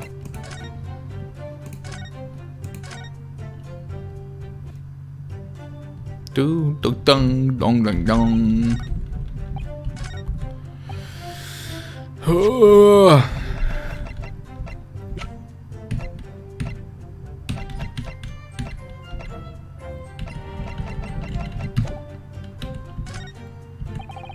Take everything back where we found it. Scampered to him.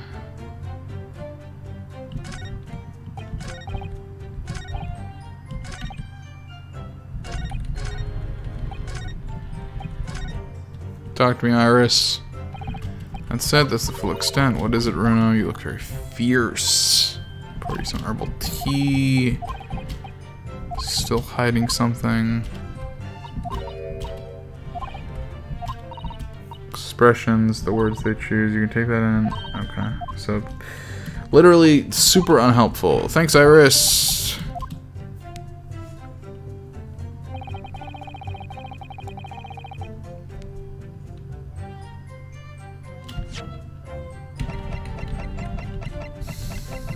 Can't prove that they were rifling for something.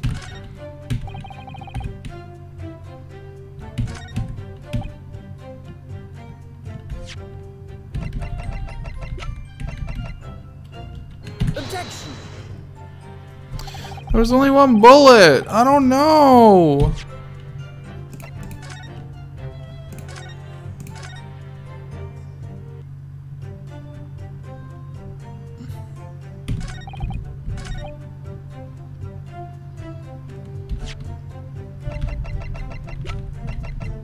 Objection. Do do do do do do do do. Do do do do do do do do. Boom boom bang bong bang bang bong bong bang. Bong bang bong bong bang bong bang bong bang. Objection. Bong bang. There was only one bullet. Couldn't have shot you. Not that you'd know. Dong dong dang dong dang dong dong dong. Dong dang dong dong dong ding dong dong dong dong. Ding dong dong ding dong dong ding dong dong ding dong ding dong ding dong. Objection. You had a gun too. Why were you scared? Bing bong boom, bing bong bong, bing bong bong bong.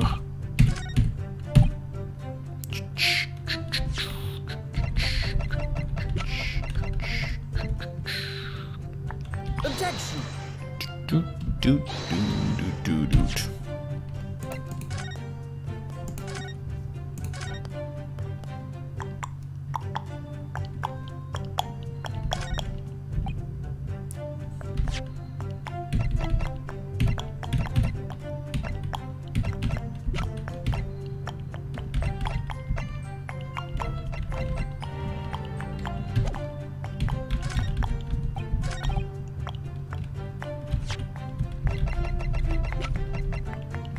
Objection.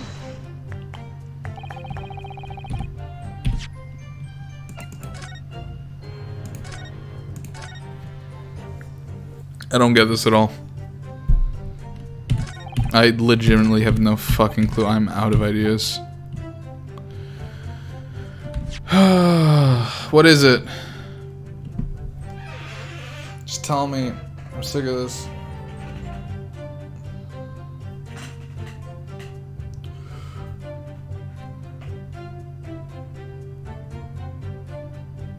Yes, we've already done that. What's next? Do do do do do do do do do do. What?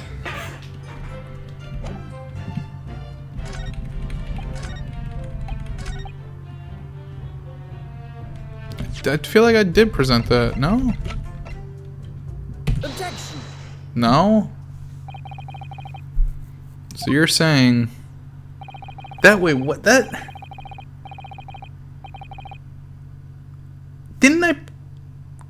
Didn't I do this? Isn't this the thing that didn't take away HP? I'm so confused. No, we presented the other photo. How does this? How does the crime scene photograph? What did he say? He said he was yelling about the gun, and then we're posting the crime scene photograph? That doesn't fucking... Ugh, this is dumb. I didn't... There's no logic there. Ugh, whatever. On the night in question, the victim, Mr. Winnebeck, was wielding a gun. Is that correct? That's it, Gov. You got the picture? Yes, Nash, yes. And yet, photographic evidence obtained immediately after the incident clearly shows that Mr. Windebank was not holding a firearm of any description. You what? Go on, Bennett, that ain't right. Objection! There could be no question that the victim's revolver was used in the incident. I would remind the court that Mr. Windebank's gun was found at the scene. Not only was it identified as the murder weapon, but it was found in the accused's hand. Yeah, that mole tool used the victim's own gun to finish him off. Give me that gun. No, he was shot in the back. Kind of thing. Stay exactly where you are, right there. Okay, now I get to talk about this, eh? If the crime had taken place as you so colorfully described in your testimony, it would give rise to an undeniable and significant inconsistency in the final moments you just acted out. Goodness, are you sure, Counsel? You intrigue me, my learned friend, but let's see some evidence to support your claim.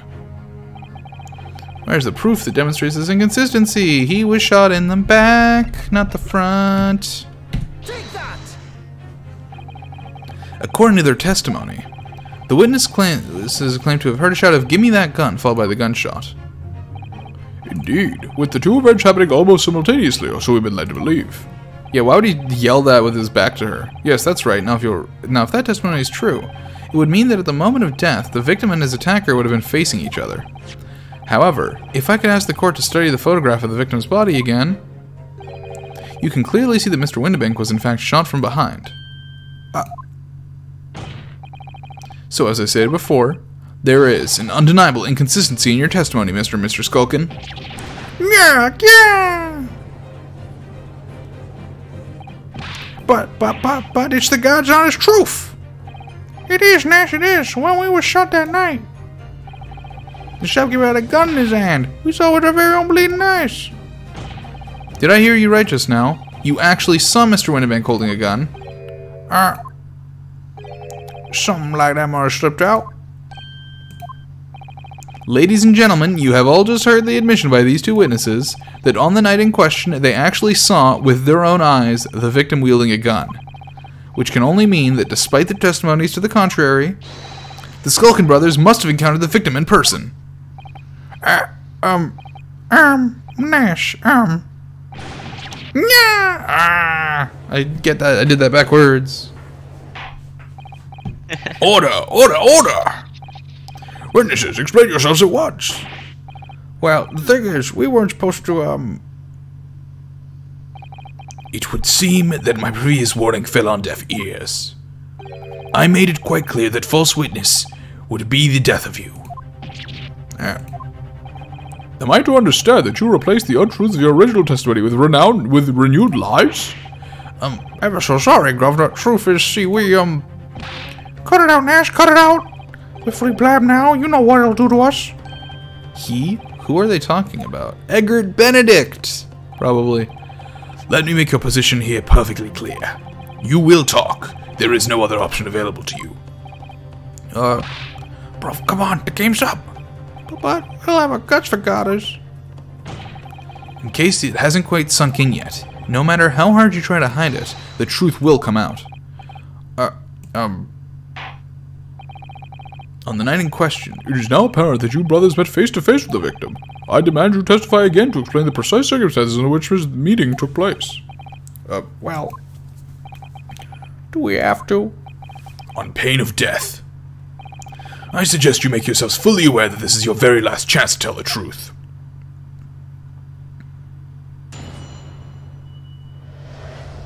encounter with the victim. Alright, so we just got inside the gaff on Eve to sigh relief when the geezer showed his mug. Give me that gun, he bellowed, and then threw at us like we was possessed. We thought he'd had it. For an old geezer, the bloke was strong as an ox. He chucked me over the counter. I pulled my gun on him and then legged him through that door into the back room. We never had nothing to do with killing him. That's all what happened, I swear. What? What? It's completely different. So now you're telling us that moments before the victim was killed in the storeroom, you in fact encountered him in the main part of the shop. Well, yeah. Sorry. Well, we find ourselves at an interesting juncture. This changes matters considerably. But honest, Governor, this time, Nash, this time, we ain't got nothing more to hide. Very well. Counsel for the defense, you may proceed with your cross-examination. Yes, my lord. This is it. The moment I've been waiting for.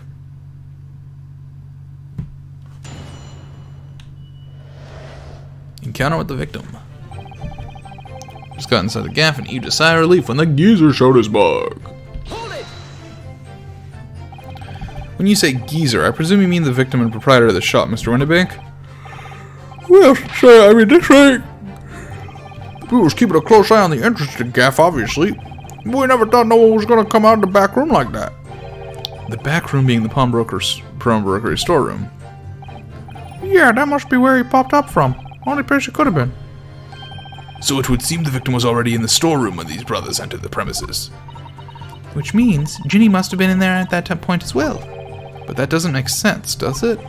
If Ginny had threatened Mr. Winterbank in the storeroom with her at gunpoint, then why would he have emerged from the same room all alone when the brothers arrived? Oh, I don't know. Did you see the accused at that time? Oh, at that mole tula? Couldn't tell you. No way, Cubba. We had bigger fish to fry then. I mean, the old geezer just lost it. Give me that gun, he bellowed, and then he fooled us like we was possessed. We thought we'd had it. You mentioned that Mr. Winterbank shouted these words in your previous testimony, too. However, you claimed that you heard him yelling them on the other side of the storeroom door. Oh, did we? But the truth is, he was shouting those words at you, wasn't he? Well, yeah. Was the victim, Mr. Winterbank, wielding a gun at the time? Was he ever? Blimey, lummy, a great ugly barrel he had pointing straight at me frontispiece. So what you're saying is, you definitely saw Mr. Winterbank with the gun at the time, is that right? It is, God, it is. Spot on. Then all of a sudden he came at us, he did. It was bedlam. I didn't know what was going for who. You were clearly all going for each other. Like Nash said, we thought we'd had it. I mean, for an old geezer, the bloke was strong as an ox. He chucked me over the counter. Yes, I noted that you mentioned the counter in your previous testimony too. Well, yeah, of course we did. We knocked over a load of books, a candlestick, and some skull whatnot. That got tangled up in some marionette what knocked over a picture frame what knocked them scales on the floor. So in fact it wasn't the sound of the gunshot that shocked you and made you knock those things off the counter? Well, Big Bro here went flying over the counter like a gunshot, I can tell you. Then the old geezer pinned him. He did, Nash, he did. If he hadn't been there, the bloke would have flattened me like a blooming pancake in seconds. At the time in question, the alarm was raised at the local police station via a secret cable from the pawnbrokery. There is a button under the counter used to activate it, which was presumably pressed by the victim. That's right. When the brothers fled the scene and back onto the street, they ran straight into the arriving police, didn't they? Poor Mr. Winterbank. He did everything he could to protect his shop. I pulled my gun on him and legged it through that door into the back room. So you were in the back room? Were you intending to shoot Mr. Winterbank? No, never. I was just, looking out for me bruv, weren't I? We was being flattened, don't forget. By a man whose shop was being burgled, yes. And then the man fled into the storeroom when you pointed your gun at him, is that it? Yeah, that's it. He shoved me away, then ran through that door and shot himself in. There's something about that last remark. Something that doesn't quite ring true. I wonder why Mr. Winterbank ran away into the storeroom. What? Well, according to what everyone's saying, Ginny was in there waiting for him with a gun. Ah, yes, that's right. Jean allegedly used Mr. Winterbank's gun to threaten him and force him to open the storeroom door. In which case, how did the gun end up in Mr. Winterbank's hands again? I have no idea, but that is strange, isn't it? This little inconsistency could be significant. I should make a mental note of it. Look, the point is me and the bruv here. That's right, Nash, that's right, me and the bruv here. We never have nothing to do with killing him. This is what happened, I swear. You say you had nothing to do with it. Nothing at all. Nothing, Gov, nothing. Oh, Geezer went and shot himself in the back room, didn't he? Looked it was from the inside. We know it was because we tried to open it. But it's a decent door, that one. Good and strong. Wouldn't budge an inch. So in the end, the situation remains unchanged. Inside the storeroom with the pawnbroker, there was only one other person. The sole person who could possibly have shot the victim, the accused, Miss Gina Lestrade. Ah. It would indeed appear so. What say you to that, counsel? Oh! Was there anyone else apart from Gina who could have possibly shot Mr. Winterbank? Yes. Mr. and Mr. Skulkin. What? What's that look for? From the moment you admitted that you'd encountered the victim face to face that night, the course of this trial changed completely. It did? What is your point, my learned friend? The question we must answer is who could have shot Mr. Winterbank, and it is the belief of the defense that the defendant is not the only possible answer at all.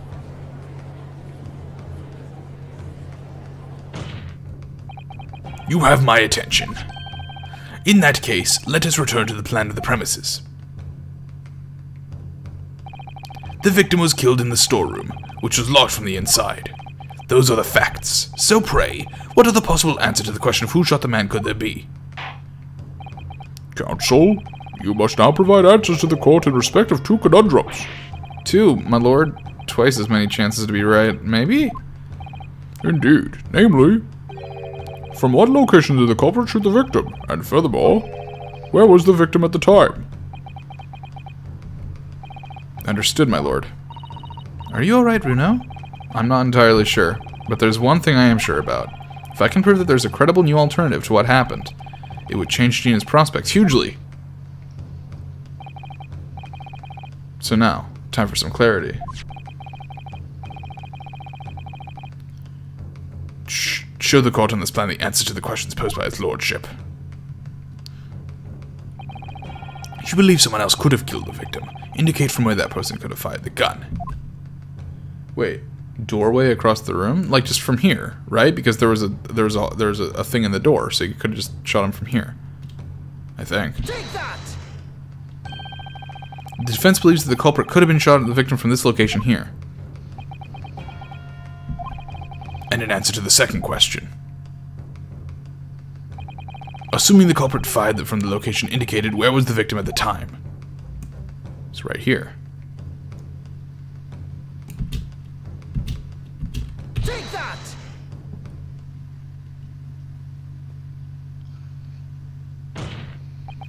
The culprit shot the victim from outside the storeroom. Continue. Mr. Winterbank died instantly from a bullet wound in his back.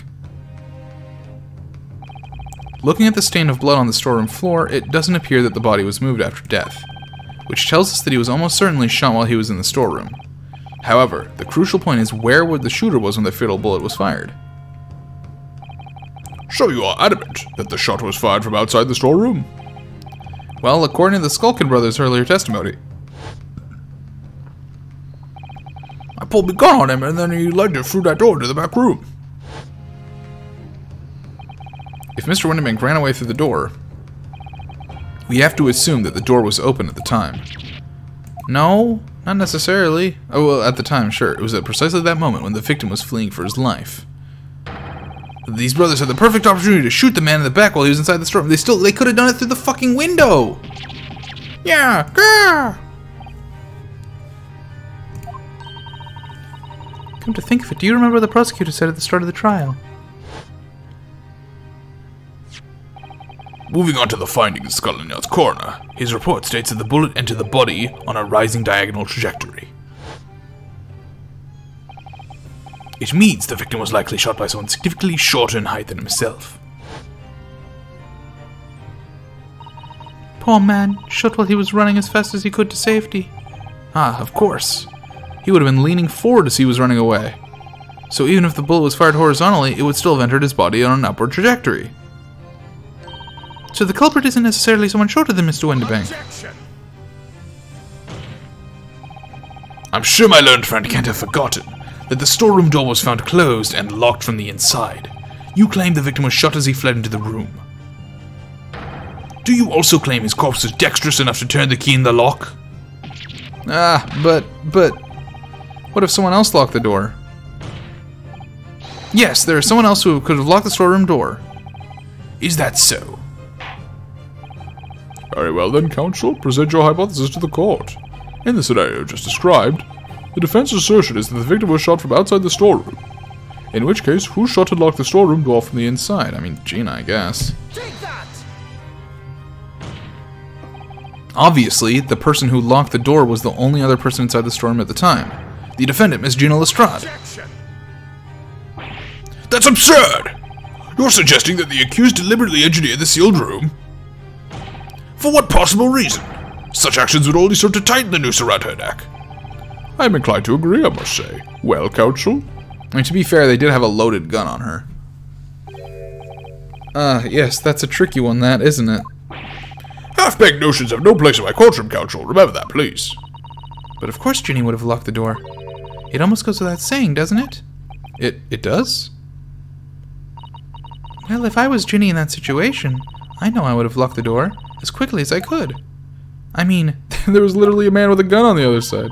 those two burglars had just fired a gun in her direction, hadn't they? Oh yes, obviously.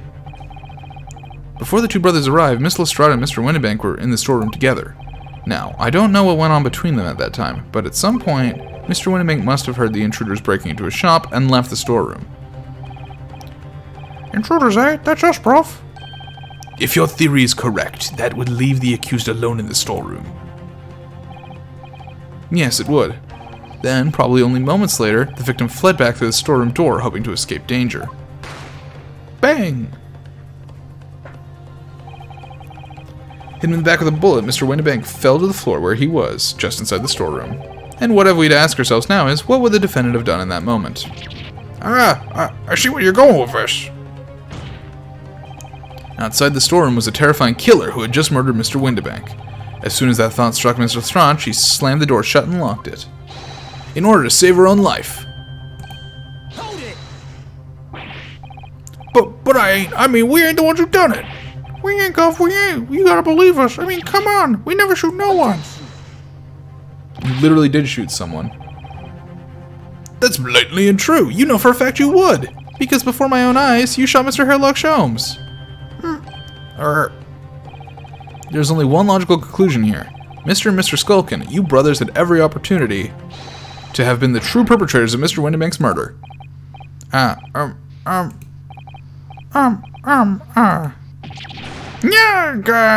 did the voices wrong. Yeah, no. Kib, that is very clear to me at this point that this is the completely wrong line of questioning.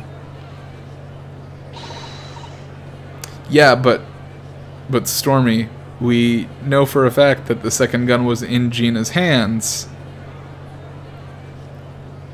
So, like, it was in the locked room with Gina, so they couldn't have shot Sherlock, the Hairlock, with that gun. So, the only other thing is, I don't, because Windibank had the gun in his hand.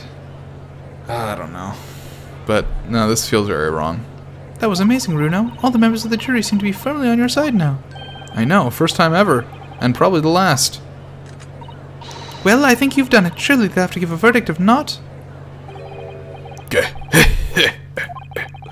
An admirable effort, my learned friend. He stopped saying Nipponese. What's this now? He's laughing. You find the situation amusing, Lord Van Zeeks. I myself find the defense's argument most persuasive. No. Van Zeeks is ahead of the game. I dare say, such chicanery is the bread and butter of the street performers in your provincial eastern nation. But such blatantly malicious conjuring tricks amount to nothing more than inexcusable pettifoggery here. What? I don't know half those words. The hypothesis you put forward so ostensibly credibly cannot and will not stand. Because, you see, it contains a fatal flaw. A fatal flaw? Do you mean to tell me that you're unaware of your logic's failing? No, I'm very clear. I say, Lord Van Zeeks. Might be an idea to explain this ballet conjuring trick or whatever it used on the troops of the ground, The fatal flaw in my learned friend's argument is really very simple to understand. You never drink that shit, do you? Assuming you're not too dim-witted to count bullets. By George, count bullets. Oh dear. He noticed then. Huh? What's everyone talking about? You dumbass. Counsel. Yes, sir. Tell the court how many bullets were found at the scene of the crime. Two bullets. Correct. The first, that which hit the victim in the back, ending his life. And the second, that which struck the detective, Mr. Hairlock Sholmes, on his arrival at the scene. Indeed. The defense presented a picture showing the damage caused by the second bullets earlier in the proceedings. The bullet which he visually shows to be passed through his body and struck the calendar. Your lordship's understanding is correct. Furthermore, we know there are two firearms involved in the incident. The revolver belonging to the victim, Mr. Windibank, and the Skulkin brothers' revolver. The evidence shows that a single bullet was fired from each gun. Yes, indeed it does. A single bullet from each.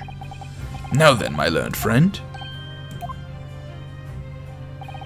You yourself told the court only moments ago that these two brothers shot Mr. Hairlock Sholmes right before your eyes. Yes, I did. Oh my goodness, I think you'll find that if the single bullet that was fired from the brother's gun hit Mr. Sholmes, it means... Windibank not shot by same gun. Stop. Only one bullet. Stop. Exactly.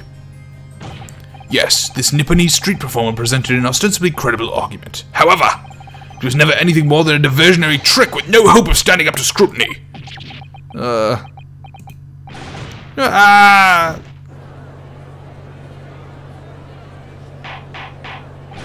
Order! Oh, there goes the bottle. Pray forgive the discourtesy of flinging the dregs of this hallowed nectar to the public gallery. Lord Van Zeeks. But this court needs to open its eyes. The accused Miss Gina Lestrade is no ordinary little girl. Despite her young years, she can regrettably no longer be described as a juvenile. No, the person in the dock is far from a law-abiding citizen. She has a past riddled with criminal conduct. The truth is, the accused broke into the pawnbrokery on the night in question with loathsome intent. As you can see beyond doubt in this print which depicts her threatening the victim with the murder weapon. And I have here in my possession one more piece of evidence that the prosecution wishes to present. A disc. I'll be taking that whatever it is, McGilden, out of the yard, thank you very much. No, don't give it to him. It's mine, that is. Mine.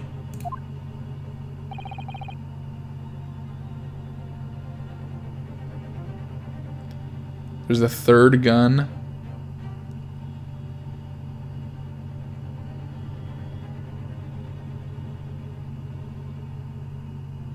I don't think there's a third gun.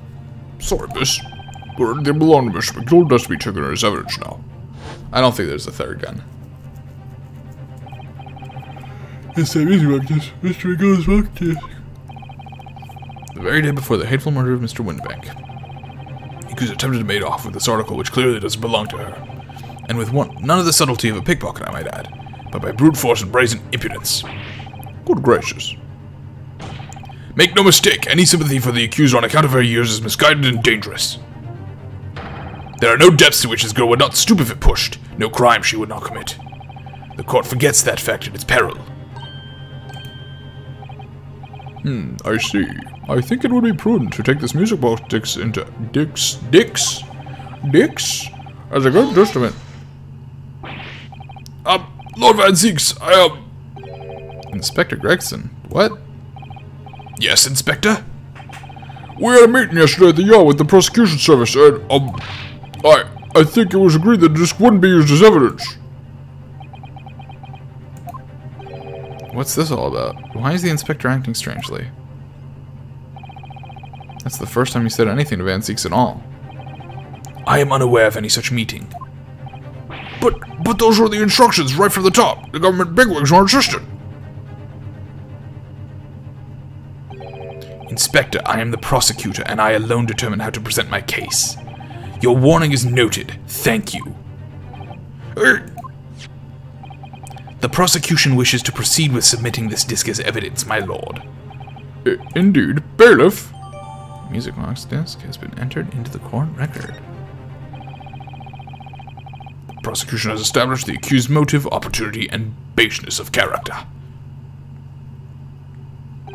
There is nothing more to add.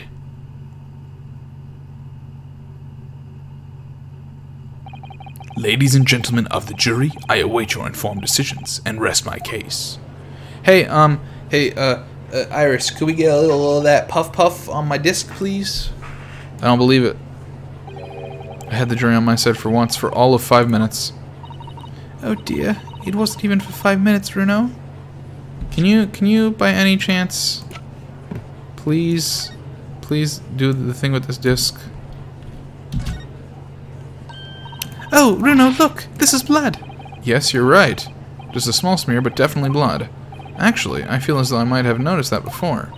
Aha, then it's time to shine again. I thought I'd be waiting forever. Alright, hold still with that disc, Runo. Can we get this done quickly, Iris? In a flash! Whose blood is it? Big moment, big reveal. Big reveal. Holmes's blood! Sholmes's blood. Ooh, a lovely bright shade again. Wait, that color. What is it? It's just that green. It's not the first time we've seen that color, is it? The blood sample.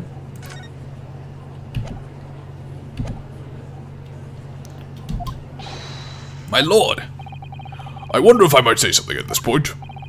Proceed, Mr. Foreman. Been stumbling about a bit in a fog now, if truth be told, but all of a sudden, the answer's barely obvious to me in my head. There's only one thing for it. Oh no. Very well, the court will hear from the jury. Ladies and gentlemen, you will present your leadings as to the defendant's culpability. Guilty. Guilty. Guilty. Guilty. Guilty.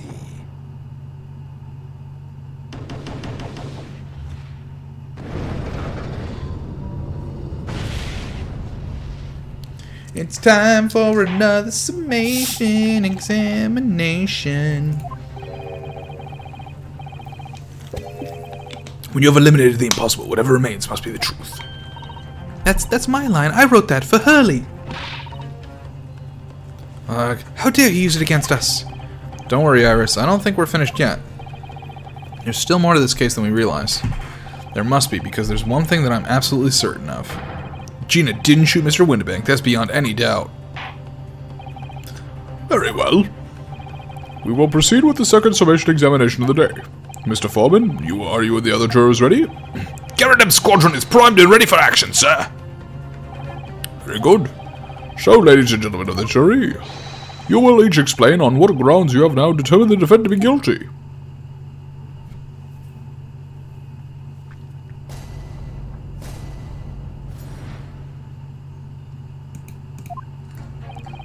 Once a rogue, always a rogue, I say.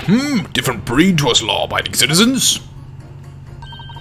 As only 2 bullets were found at the scene, I would say the whole case is done and dusted. You don't need a stereoscope to see the truth here. Every which way you look at it, it was that pickpocket. I never imagined that simple operation would cause me such grief. The accused's attempt to theft on a previous day. I can see him in for a busy day. I can see him in for a busy day ahead. Jesus. I am ballistics expert. I have seen many shootings. There is nothing I do not know about guns. That's not weird, villain. Not weird at all. Seeing there's little remaining room for doubt. I have to admit, I was rather bowled over by the argument put forward by the chap in black. But when that fell apart like a house of cards, I saw that I'd jolly well been hoodwinked. Well, no more.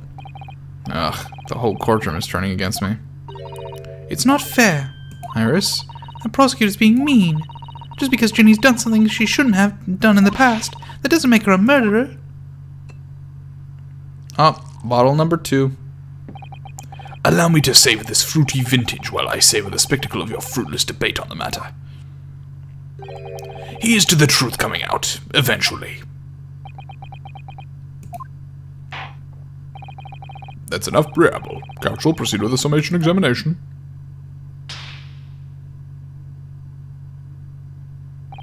Yes, my lord.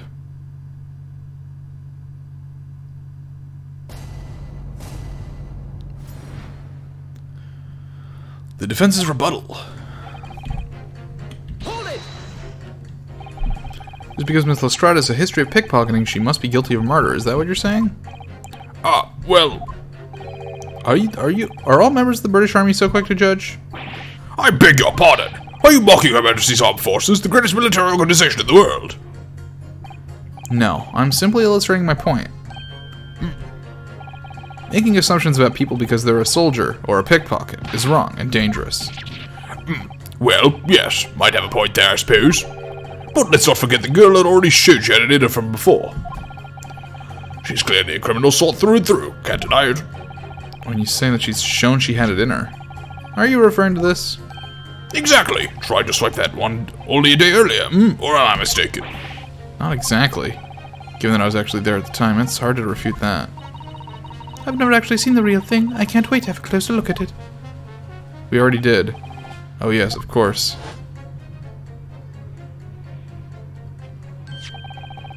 Mr. Sholmes did use his caramel bars to make a copy of the disc, didn't he? And then ordered every type of music box he could find from across Europe.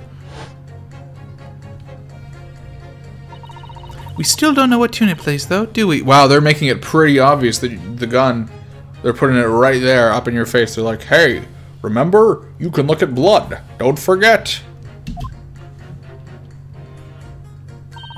But I'd love to see how the original compares to Hurley's copy.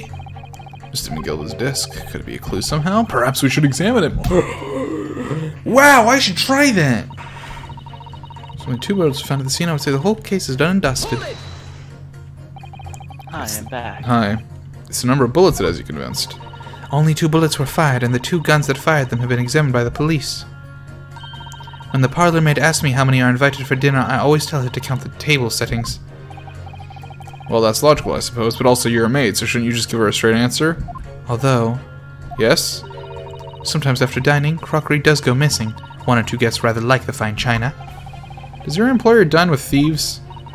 So I suppose, if there was another bullet somewhere of which we were unaware, I'd have to reconsider my position. A 3rd bullet somewhere on the scene. Could that be possible? Oh, fuck, I guess. I can't prove it. Allow me to show you then. The 3rd bullet. Oh, fuck. Fuck. Oh no, wait, hold on. Can we go back? No. No. I've made a mistake. We don't have a 3rd bullet. Oh, good God. I'm losing so much health.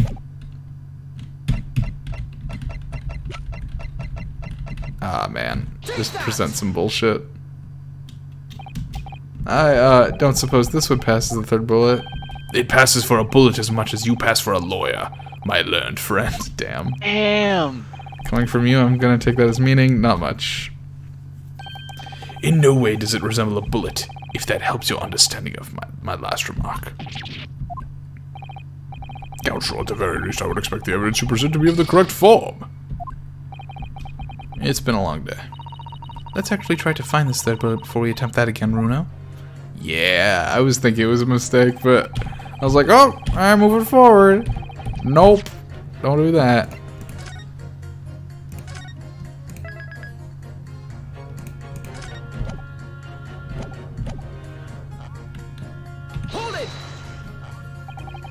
So if I understood correctly, you need two pictures, a left eye one and a slightly different right eye one. Yeah, exactly. Then you can see this crime scene in 3 dimensions, like this. So if we have 2 bullets, I don't suppose you can see anything useful with them? I think you'll find that no matter how much you squint, the truth of the situation always looks the same here. Haha! The only person who could have shot the victim is that girl in the dock. How can you be so sure of that? Think about it. The Skulkin brothers shot the great detective, didn't they? Yes, that's been mentioned once or twice. Well then, surely it's coming into focus now, isn't it? This is a waste of time. I'm not going to change this man's mind anytime soon. The third bullet was clearly this card. Alright, we're going back into the fucking operation. The third bullet's still inside of him! The third bullet's still inside of him? Is that it? What? Is that what this is? Is that why we're talking about leaving a scalpel in a man? Because we also left a bullet in a man? Would you please stop muttering about things that have nothing to do with this trial, sir? The defendant's life is on the line here. Well, the thing is, I couldn't really say that it has nothing to do with this trial, to be honest. Huh? I mean, there's no question that the man was shot, but the bullet had simply vanished from his stomach. It's quite inexplicable, don't you think? I almost don't want to ask, but this surgery you've been muttering about all this time, you were operating on... Oh, fuck. He's Sholm's doctor? Oh, no. Sholmes has a fucking scalpel in his stomach. No. What was the fellow's name now? Herlick? No, Herlock? No, Herlock? There's actually one more trial where you have to try that guy for killing Sholmes for malpractice. Herlock Sholmes, by any chance? Yes, good lord. It was that Herlock fellow. What? You're the surgeon that operated on Mr. Sholmes? That's right. Using the very latest anesthesia techniques, I might add. I was a fairly major op, I can tell you. This is crazy. Let me see. The fellow was brought in not long after midnight, if I remember correctly. They said he'd been shot by some criminal or other, so I opened him up like a shot. But the funny thing is, I went over his insides with a fine-tooth comb and couldn't find the bullet anywhere. So I'm afraid I left the comb inside him. So I'm afraid I had to throw up my hands and just stitch the fellow back up. I hate to state the obvious, but... Yes? Surely that's because the bullet is still at the scene of the shooting. The counsel for the defense is correct, as clearly shown in this photographic print. The bullet that the Skulkin brothers fired at Mr. Sholmes hit him in the stomach region, then exited his body and lodged into the shop wall where the calendar was hanging by the door. I think you'll find it's really quite simple if you just consider the problem three-dimensionally. Ah, who do you think I am, son? Well, juror number 4 is about the best I can do. As soon as I saw the wound to the man's stomach, I flipped him over. There's no wound on his back. Like a pancake? Are you saying that you checked his back? Of course I did. And there wasn't a trace of injury. No sign that the bullet had left the body at all. What? That's the point. The only logical conclusion was that the bullet was still somewhere in the man's innards. Just like the scalpel. Which is exactly why I said about slicing him up. I'm still none the wiser even now. How many times do I have to say it? Can somebody please explain how that happened? Can someone please solve the mystery? It's almost as much of a mystery as how this jury was put together. Yeah, literally, this guy was involved. Hold it! Mr. Sholmes' surgeon is on the jury. I've experienced some coincidences recently, but this is ridiculous. I'm as surprised as anyone. There's no question that Mr. Sholmes was shot? Well, that's what the police told me when they brought him in. How bad were his injuries, Doctor? He was in a bad way. He lost a huge amount of blood, you know. And I suspect he was shot at quite close range, too, because his skin was badly burnt around the point of entry. Burnt? As I said, I flipped the fellow over and examined his back, but there was no sign of an exit wound. Which is why I thought I'd better locate the lug and pop it out. And yet you say you found no bullet inside the patient. Well, I wouldn't have done, would I? Because it's in the wall of the pawnbrokers. But how'd it get there? I need someone to solve this mystery before it drives me to insanity. There are only some expert in ballistics who could help, even if he looks extremely untrustworthy. So we have a disappearing bullet on our hands. a very well, you know, I will press. Well, no, let's just finish the presses first, and then we'll go back and do villain versus surgeon. What do you mean you're in for a busy day? Forgot to say, stop, do excuse me, stop. I am a communications officer, stop. A communications officer? Does that have something to do with sending telegrams? Everything from personal messages written by members of the public to the latest news in the capital. I convert all the messages into Morse code and tap it out to the entire world electronically. To the entire world? Thousands of miles of cable under the sea, stop. Worldwide communication network, stop. Information transmitted to and from all corners of the globe, stop. Ah, yes. She was getting equally worked up about radio waves or the like before, wasn't she? I specialize in communicating information from government departments and newspaper offices. I see. I'm sure I shall have to wire the newspaper reports of today's guilty verdict later. So no sleep for me tonight, I imagine. Let's just finish the trial first, shall we? I am ballistics expert. I have seen many shootings. There is nothing I do not know about guns. I thought you were just a tourist?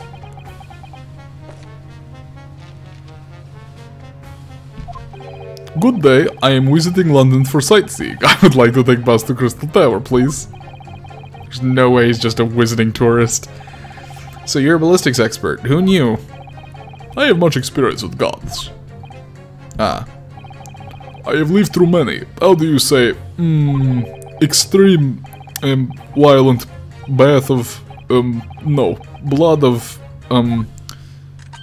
Ah, extremely violent bloodbaths, perhaps. Those, extreme, violent bloodbaths. English is a very difficult tongue. Considering the sort of people you associate with, I'm surprised you still have a tongue.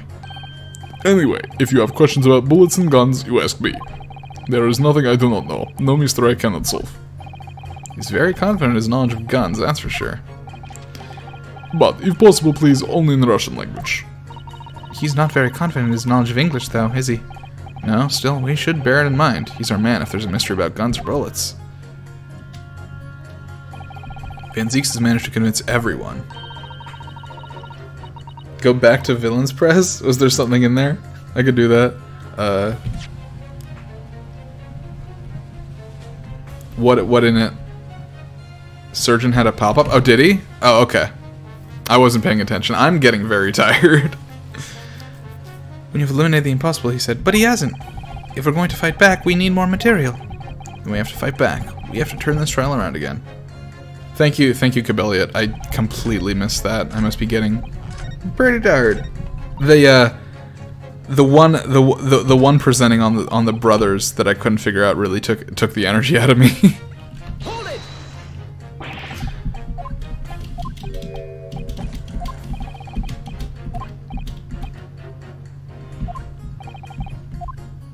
Yeah, I mean, I was gonna pit them against each other, but this makes more sense.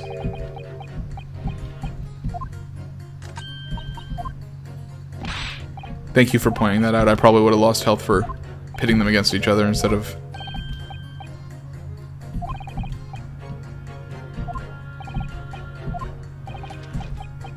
I didn't see a pop-up.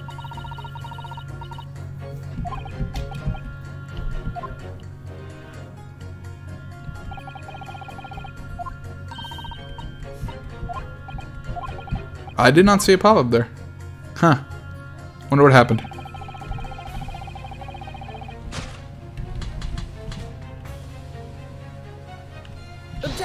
Oh, fuck. Wait. No. Fuck. Wait. I'm just gonna go back. Can I? I'm gonna load that. I don't want to take that damage. How far back did I load? It was recent, right? I'm really tired, jeez.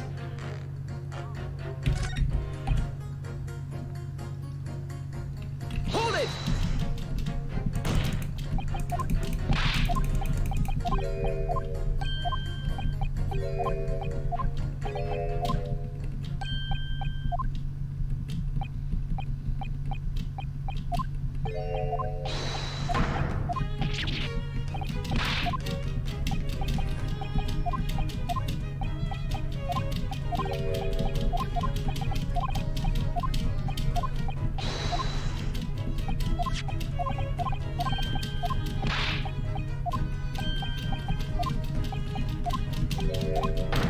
I kind of regret doing this tonight, if I'm being honest.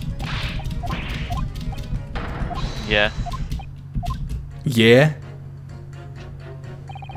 you just don't have it in you. I'm pretty tired, I'm realizing. Objection! Those two statements clearly contradict the idea that all I do is pit jurors against one another. Oh, a ballistics expert. Pitting. P-I-T-T. On the night in question, Mr. Sholmes is shot by one of the Skulkin brothers. But since there's no sign of an exit wound on his back, we must assume that the bullet didn't pass through him. However, no bullet was found lodged in Mr. Sholmes' body either. Furthermore, a bullet was found lodged in the wall of the shop where Mr. Sholmes was shot. Juror number 6. Hello, my name is Villain. Pleased to meet you. This apparent contradiction in the facts is so clearly troubling juror number 4. Are you able to explain the mystery? I have seen very similar situation in Motherland. It was night. There was blizzard. I was running away along a mountain road in freezing cold. Golly!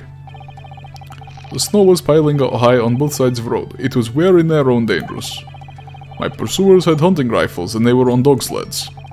Mental note, don't ask too many questions. I was shot from behind and I fell down in snow. And this situation was very similar to what I hear today from doctor. They could not find bullet in my body. And no sign of, how do you say, exit wound. Then, where did the bullet go? Bullet never hit me. Well, if it never hit you, why'd you fall down? Bullet hit frozen wall of ice very close to my side. What? One small piece, very sharp, broke away from a lump of ice and pierced my body. It made deep wound that looks just like bullet wound. Good gracious! Of course, piece of ice quickly melted inside me, and that is solution to mystery of disappearing bullet. But that doesn't answer the question at all. Hmm? The shooting happened at a pawnbroker's shop. There was no ice, not some snowy mountain road in another country. Just an idea, but we might not be looking at exactly the same scenario here. Runo, where exactly was Hurley shot again? Well, according to the report, in his stomach. Sort of around this area, I think. Well, that's precisely where he always wears a little pouch on his belt. A pouch? Actually, I might have noticed something like that. Yes, a pouch. It's where he keeps 3 glass vials of very dangerous chemicals that he uses in his investigations. What? Really? Doctor! Where's the pouch Mr. Sholmes was wearing? Well, the fellow had nothing like that on his person when he arrived at the hospital, as far as I remember. If I may, Lord Van Zeeks. while I realize it is forbidden for the prosecution to interject during a summation examination, I should inform the defense that I have the pouch in question in the antechamber outside the courtroom. Sorry? As I understand it, when the police arrived on the scene and found Mr. Sholmes injured, they removed the pouch in order to assess the wound. Ah, thank goodness. I thought I was getting forgetful for a moment. No, you definitely still are. You left a scalpel inside Mr. Sholmes. Hold it, Mr. Sholmes! If you move around too much, you'll die! Since then, it has been in my safekeeping along with all the other evidence related to the case. I can personally vouch for the fact that it has not been touched since the incident occurred. Very well, while extremely unconventional during a summation examination, I must demand the prosecution present the item in question with all speed. Bring forth Mr. Herlock Sholmes' pouch. I see. So this is the pouch worn by Mr. Sholmes on the night in question, is it? Look at that! One of the files is broken and the leather around it is scorched black. It's almost as if the file exploded. Exploded? So, that night, the bullet from the Skulkin brothers' gun struck Mr. Sholmes' pouch. And it was the glass file exploding that caused the fellow's injury. This bullet did not penetrate victim, but was deflected into wall of shop.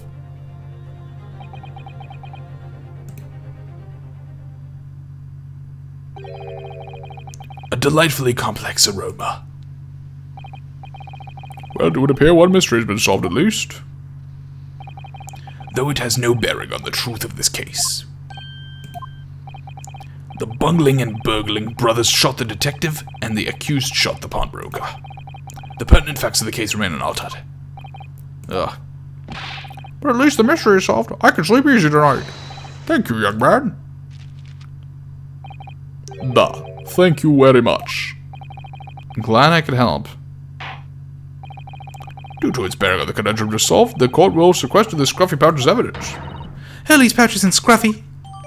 Sholmes' pouch has been entered into the court record. Time to find our third bullet. It's still lodged in there, I'm sure. There it is. Haha.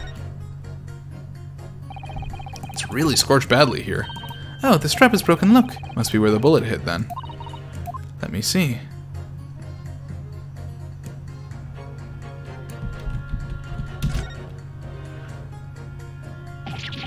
What the? Iris, look! Behind where the broken file was. Also, yeah, that makes a lot of sense because there's no reason for Sholmes' blood to be on McGilded's disc. So there was a third gun. You were right, Cabello. There was a third gun, and there was a third bullet, because we now know that the green blood can't be Sholmes' blood. Which makes me think that Eggert Benedict was in the shop earlier and got shot, potentially. And it would make sense for Eggert's blood to potentially be on the disc. Behind where the broken file was, do you see it? Ah, that's the Skulkin Brothers' bullet! What a stroke of luck that it hit his pouch. This is amazing discovery. Well, I don't know if I would say that's a stroke of luck. What this means is, there were 3 bullets fired at Windibanks that night. We found exactly what the juror was talking about. The third bullet. It's time to press that juror again, I think.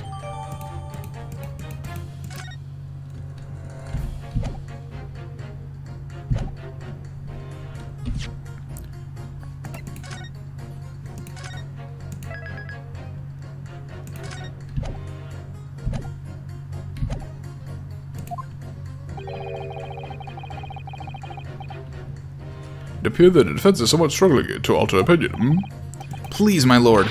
A little more time. After all, that's a new piece of evidence.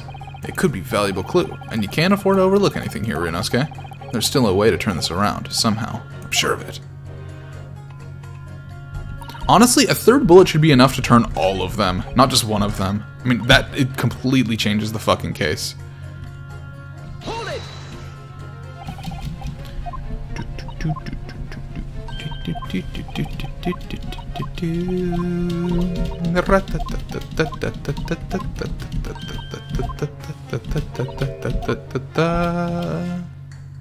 I can prove it.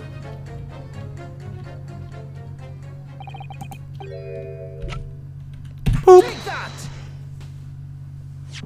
And this time I'm not presenting a gun. Here it is. We discovered it just now. Yes, on the night in question, Windibank's pawnbrokery, another bullet was fired. Hold it! Where the fuck did you get that bullet from, man? What is this new trickery, you Nipponese conjurer? Where did you find that bullet? It was lodged inside Mr. Sholmes' pouch. What? This pouch was removed from around Mr. Sholmes' waist before he was taken to the hospital, and since then it has been touched by no one. Do you mean to say the shot fired by the Skulkin brothers that night? Yes, as your lordship has surmised, it hit this pouch. But that makes no sense whatsoever. We already know where the whereabouts of the bullet fired at Mr. Sholmes. It's clearly visible in this photographic print. Ah! 2 guns from the scene have already been submitted into the court record as evidence. Yes, that of Mr. Windibank and that belonging to the Skulkin brothers. An examination of both guns revealed that only a single bullet had been fired from each. So, this basically says to us that the bullet the gun that Gina was holding, that is Mr. Windibank's, is the bullet that ended up in the calendar, and then the bullet that went into Mr. Windibank is the one from the third unknown gun. So Mr. Windibank is the one who shot somebody, shot the calendar, probably. That's my best guess. But then Gina was holding the gun, but it would have been empty at that point, probably. But why?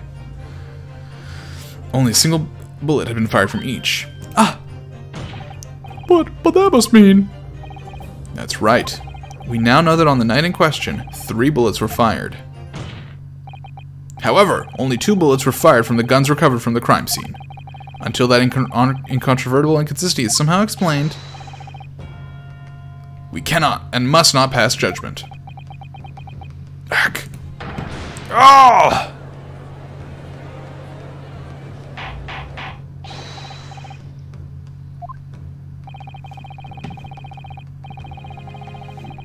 While the submission examination remains incomplete, the court has been presented with new facts. Facts that would appear to shake the very foundations upon which this case against the defendant has been built. As my prerogative in this situation, I hereby temporarily suspend the summation examination. By Jupiter! What? Bailiff, bring the witness back to the stand at once.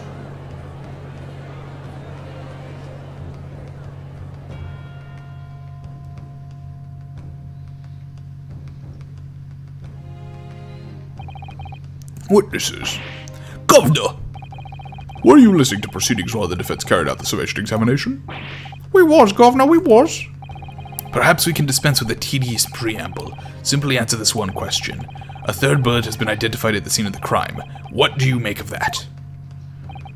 Make of it, Gov? I don't make nothing of it if I can help it. Is it one of yours? Go blimey, Gov, go blimey, not a chance.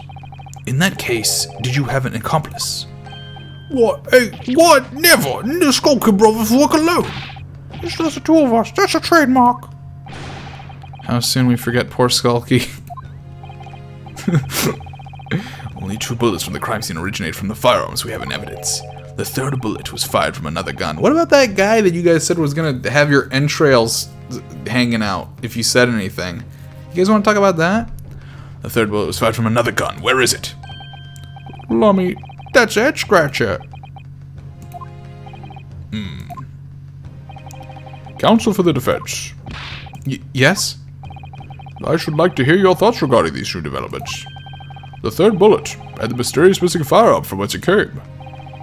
Thinking back over all the testimony we've heard, and all the evidence we've seen, I think I'm starting to form a picture of what really happened that night. My lord, I think it's clear this 3rd bullet tells us about the Skulkin brothers.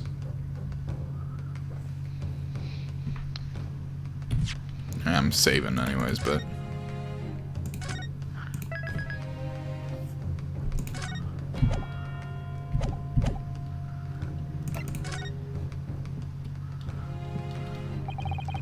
I believe it has nothing to do with them. Nash, that's right. Yeah, nothing to do with us, Gov. We've established that 1 bullet was fired from each of the 2 guns we already known to the court. The logical conclusion, therefore, is that on the night in question at Mr. Windibank's pawnbrokery, there was another person present in possession of a 3rd firearm. Whilst the brothers may have had nothing to do with the 3rd gun or the bullet fired from it, it's inconceivable that they had nothing to do with the 3rd man. Yes, the brothers were working with an accomplice. An accomplice who was carrying a gun. Oh, okay.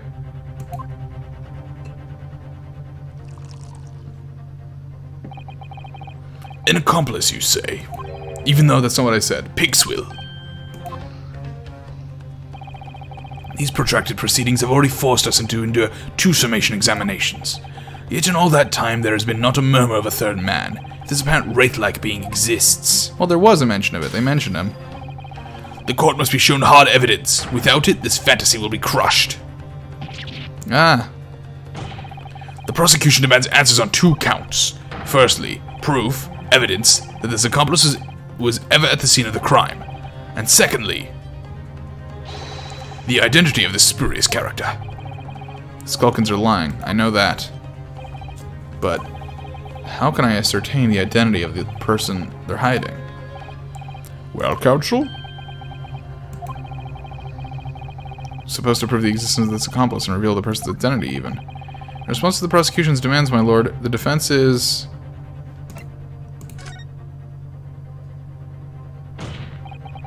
The defense is... unable to complete a sentence, it would seem. Much less provide any credible answers here. Yes, it would appear so. Very well, this trial will now... Wait! Please! Good gracious, Counsel. I have to keep the momentum going here. I can't give up now. This is just like the scientific research, if you ask me. Sorry? Fake it till you make it, baby. When you start doubting yourself and thinking you can't possibly work something out, you become blind. Even though in truth, the answer you're looking for is right there in front of you. The answer is right here in front of me? My lord, actually, the defense would like to present answers to the questions posed by the prosecution. So, my Nipponese friend, despite the swimming eyes, you seem to think you have something to say. Man, I'm answering everything wrong tonight, Jesus. Nah, fuck. I'm loading that. I think this is just a hard case. I'm also I've had difficulty following. I'm actually paying more attention than I was last night. On that night in Windmig's pawnbrokery, the brothers must have been working with a third man. The witnesses are clearly doing their best to cover up the existence of this accomplice, but all the evidence points to the fact that there was someone else present, someone carrying a gun. Objection!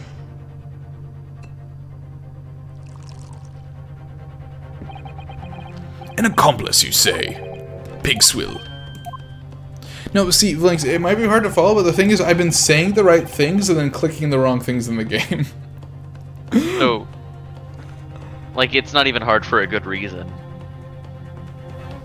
Yeah, I just like I'm just tired. Like I know what the evidence is. The evidence is we have a blood splatter from somebody who we don't know who the blood splatter is from, and you know,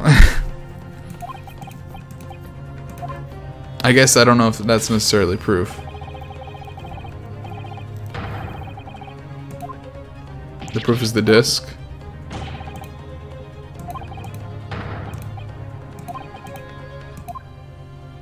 Why is the proof the disc?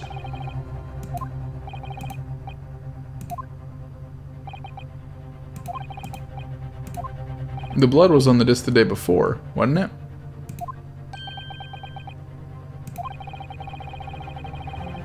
Egg cut himself on the disc? Oh, so you're saying that's how we ascertain that the blood on the thing is... Okay.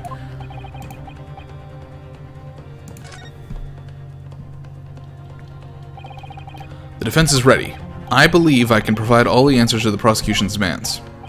So, my Nipponese friend, despite the swimming eyes, you seem to think you have something to say. This promises to be interesting. I have to push forward now. There's no other option. I need to use every single piece of evidence available to me if it will make a difference. In that case, Counsel, I would ask you to present the evidence without delay. On the night in question, in the moments leading up to the death of the victim, what proof have you that there was a third intruder present at the scene? Take that! The evidence is right here in this portfolio. By Jove, that portfolio again, is it? Do you expect the court to rifle through your papers itself? Be more specific. You claim one of those blood samples proves the presence of this third intruder. Well, which one is it? I mean, it's this one, right? Take that! What am I looking at here? It appears to be some green paint or such like around the bullet hole in the middle of the calendar. That's a bloodstain, my lord. A bloodstain? Green blood? Curious, even for you. Is the court to understand that the intruder was some inhuman creature? It's something developed by Mr. Hairlock Sholmes. Then by the great detective. New invention. Stop. Not yet appeared in stories. Stop. It's this, you see. It doesn't have a name yet, though. This focus sprays a chemical that reacts with the different elements in people's blood to change its color. Different elements of people's blood? They're the same elements in different configurations. Yes, everyone's blood is slightly different, see? Because it's made up of different elements. So by seeing That's what color not it how it changes to, you can tell a flash whose blood it is.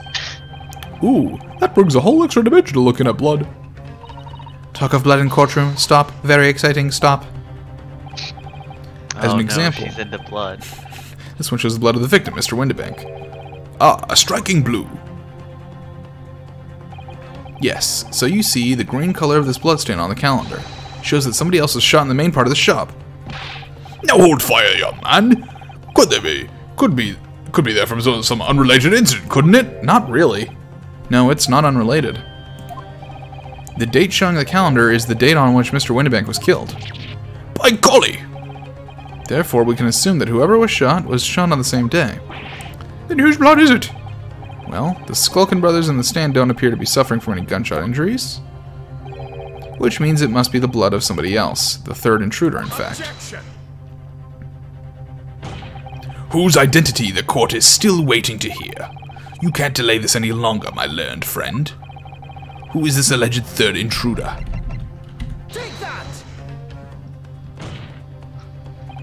The man's name is Eggert Benedict. Eggert Benedict? What earth are you talking about, counsel? He paid a visit to Windibank's pawnbroker on the afternoon before the incident took place. When the accused attempted to deceive the pawnbroker into releasing this article into her possession. That's right.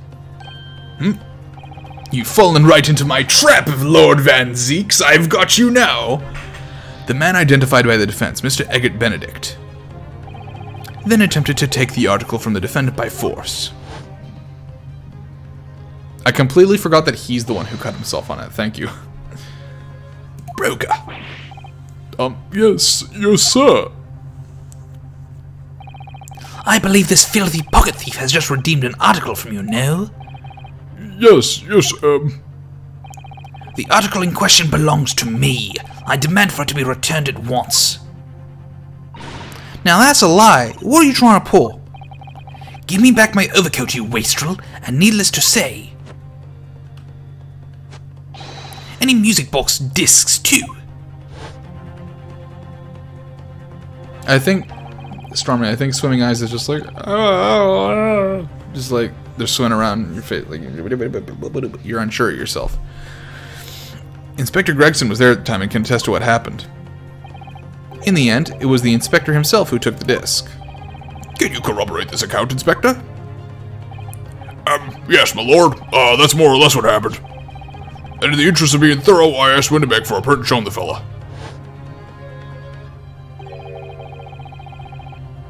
Taken from one of his red-hand recording gummonses. Hey, there's a third gun there? No, is that the same gun? I don't know. That's him talking to Mr. Windibank that morning. You claim this man is from them, and you claim this man is the brother's accomplice. Well, Mr. and Mr. Skulkin? Never seen the geezer before in my life. All my life, God, all my life, never seen him.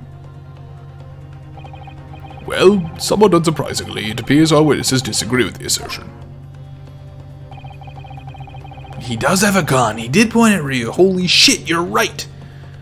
I'm sure your lordship recalls my learned Nipponese's friend actual assertion, which was that he could prove the identity of the alleged accomplice. Yes, and I can. Then show us the evidence. I agree. We must see proof that the clean-cut gentleman in the photograph is the filthy criminal you say he is.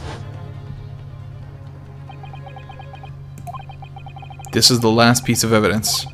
I've had a feeling that something has been missing in this trial from the very start. But now, I'm gonna drag it kicking and screaming into the courtroom. Are you ready to present your answer to the court then, counsel? I am, but let me save just in case.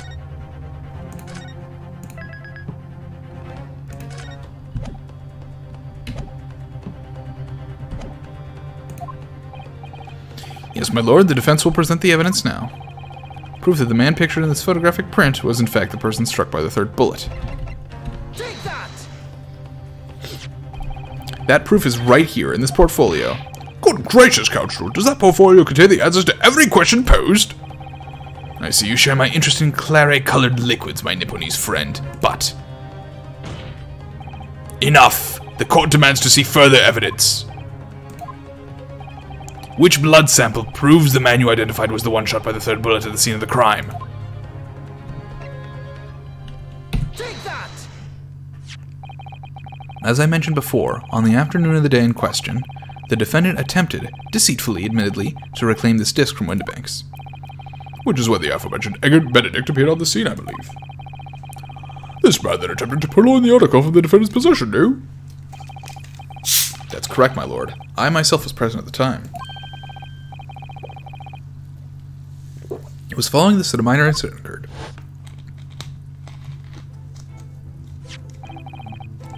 But of course, sir, here's the disc for you. Very well. Then I shall bid you farewell. Say goodbye to style. Why does this guy Jojo pose before he says any word? Because I fucking hate him. Wait a minute. Oh. That disc is mine. Ah! What do you think you're doing, you little tramp? You've drawn blood, you filthy animal! Being a music box disc, it has countless small but sharp metal protrusions over its surface. Those protrusions caused Mr. Benedict's finger to bleed. And the resulting smear of blood is still visible on the disc now. Goodness, a bloodstain, is it? My assistant and I have just analyzed the bloodstain here in this very courtroom. Using my trusty Fokker gun. Yes, and we added the results to this portfolio. I say! It's green. It's exactly the same color as the blood around the calendar. The evidence is conclusive. The man calling himself Mr. Eggert Benedict, who was in Windibanks earlier in the day, is the accomplice who was present at the scene of the crime that same night. So there was someone else there. Look at those two brothers now. They're sweating buckets. Oi, who are you talking about? It's boiling in here. My lord, it is the opinion of the defense that Mr. Eggert Benedict should be summoned to the courtroom to testify. It would certainly seem that we can ill afford to ignore this gentleman's apparent presence. Objection! This has gone on long enough now. This flagrant ignorance of the mechanics of law. Herlock Sholmes, you say? Yes, I've heard the name. The protagonist in a series of short stories for the vulgar classes. A god of detection or some such. And now you employ chemical substances devised by this fantastical persona in the highest court in the land? Do you expect us to take you seriously? The samples made by this plaything are not fit to be called evidence.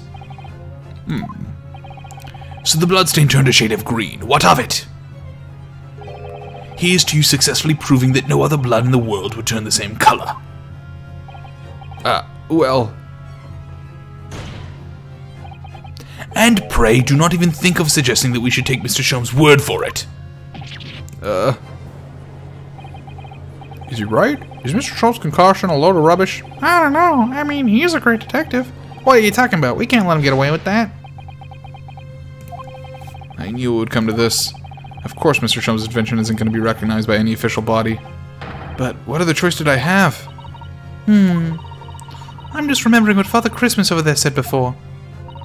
About how he was temporarily suspending the summation examination. In other words, the examination isn't over yet, is it? Good grief! What did you just say, young girl? And in summation examination, the decision as to whether or not the trial continues is in the hands of the 6 jurors, isn't it? Damn! Iris playing a Van Zeeks for a fool. She said, fuck you, the jurors is what matters. So the way I see it, it doesn't matter what certain other people think of Hurley's invention. At least, not for now. Yes, she's right. Young lady, you have quite the devious mind.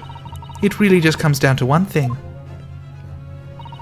Whether these ladies and gentlemen of the jury are convinced by what you say, Runo. Is that about right, would you say? Or did I misunderstand something? Unbelievable. Mr. Sholmes' partner is a force to be reckoned with. Iris Wilson, sharpshooter. After that shrewd prestige of it, After that shrewd perceive of the situation from an entirely unexpected source, it must be acknowledged that the previous summation examination has yet to reach its conclusion. This is absurd! Ladies and gentlemen of the jury, the court now looks to you for your final leadings in this matter. proud citizen of Her Majesty's Britain, I'm sure you will come to a fair and just conclusion. So then, state your final decisions in turn, please. Not guilty. Not guilty. Not guilty. Guilty. Damn. Guilty. Not guilty. Hell yeah.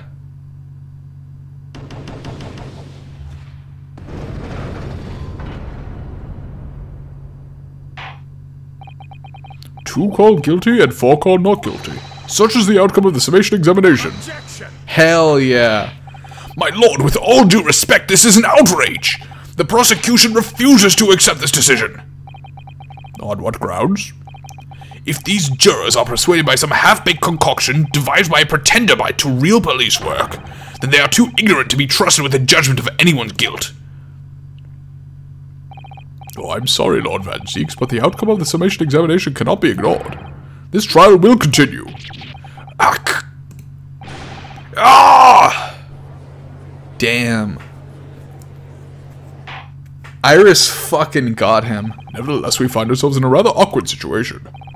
The defense has very reasonably requested the subpoena of a new witness. But sadly, I fear that will be impossible. What? The name the gentleman gave for himself, Eggert Benedict, is quite clearly false. I don't believe it. Just when I'd managed to prove the man was there, there that night. Could I say something? Who was that, please? Who spoke? It was me, my lord. Juror number 5? Why does every single juror in every single one of these cases have some relation to the case? What the fuck? Yeah, this is the kind of jury that gets thrown out in real life. Yeah. What have you to say, madam? If possible, Inspector,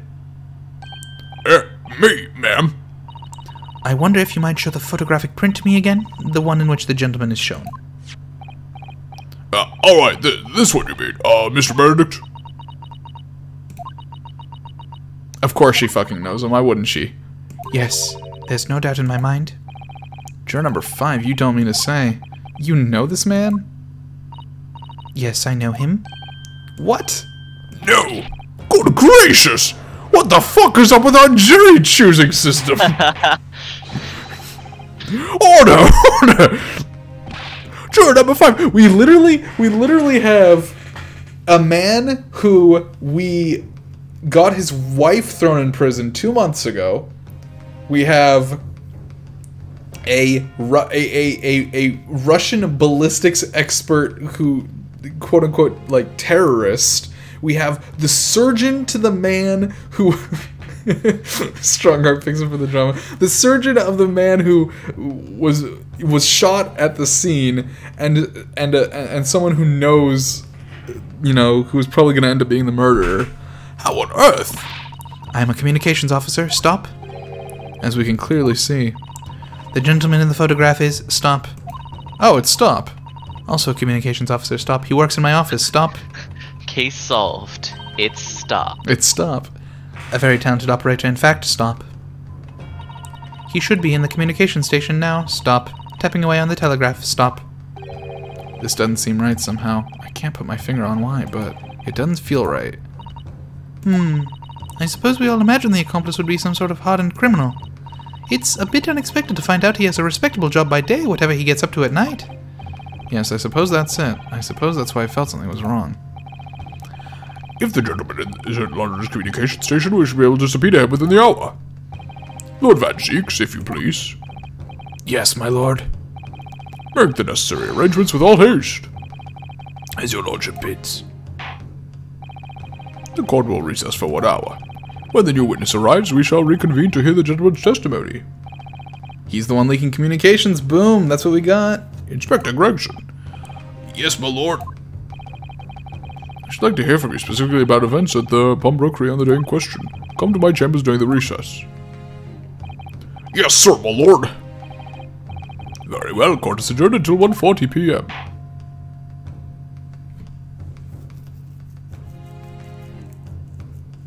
To be continued. Hell yeah. Halfway done.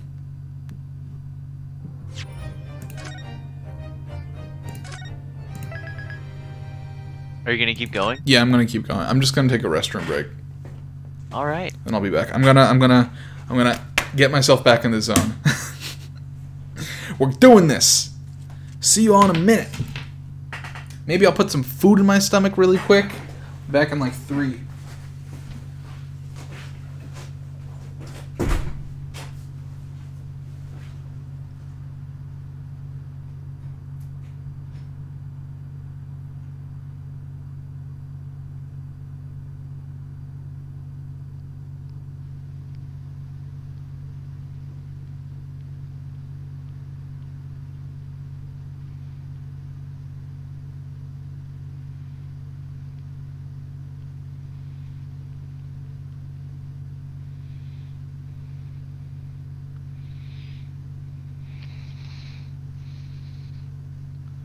How's chat doing? Let me check on chat.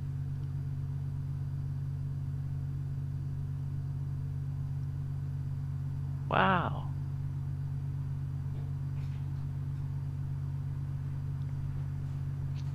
That's good to hear. Cabelliot's doing well. How's Stormy Sunshine doing?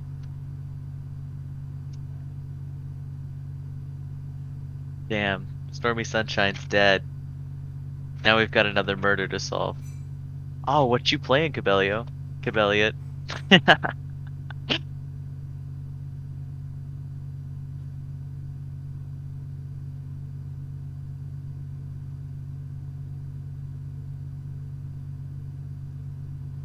Persona 3 Portable.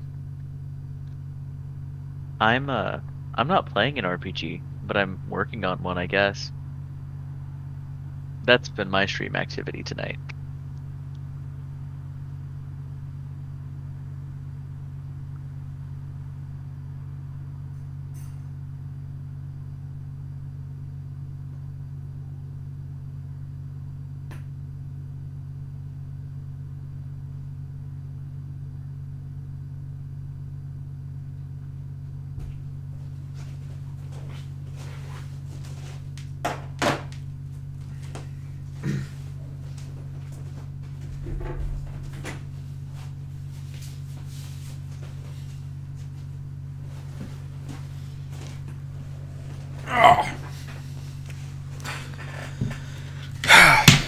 Alrighty.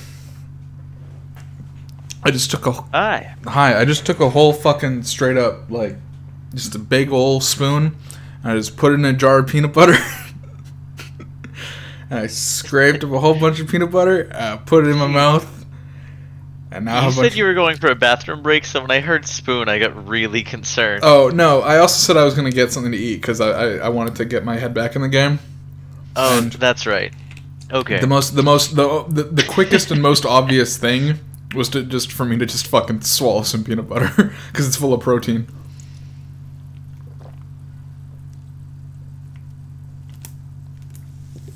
Hell yeah, I'm spooning in the bathroom.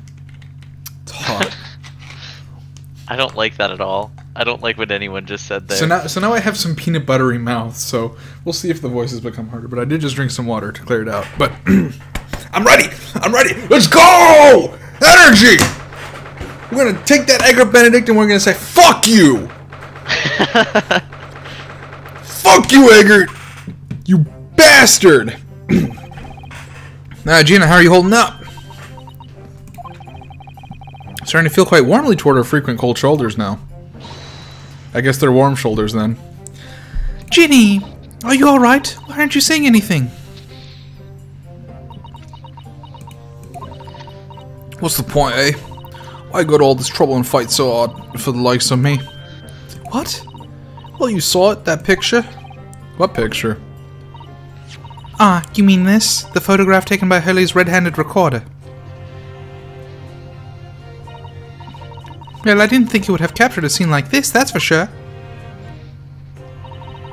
It's hopeless. Anyone who sees that's going to think I did it, ain't they? Well, I won't pretend it wasn't a bit of a shock when the prosecution first presented it to the court. Surely you gotta have your doubts about me now. You can't still think I'm innocent. Of course I can. Ginny, why don't you talk to us? Tell us what really happened that night. Eh?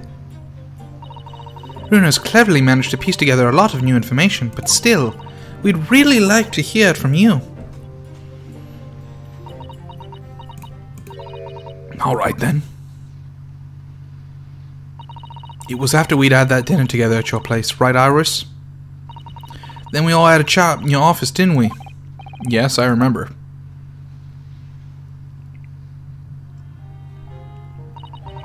After that, I just couldn't get to sleep, so I slipped out and went down the street to the 2-in-1, to Winterbank's place. I had to know. If Iris' story was there or not, the Hound of the Baskervilles? I don't know what about it. I don't know what it's about, nothing. But if you ask me, there's something in it that Shums don't like. Something what he don't want people reading.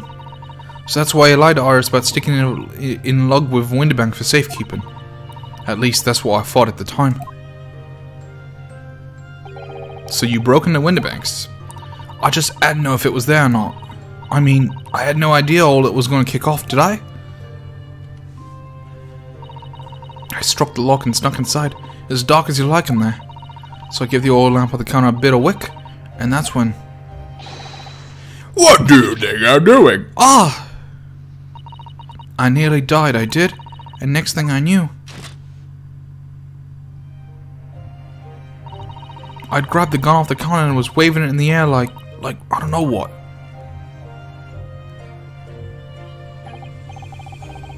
But you're the girl who was in here this afternoon. I didn't think pickpockets went in for armed robbery.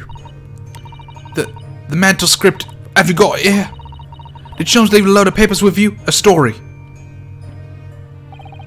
I beg your pardon.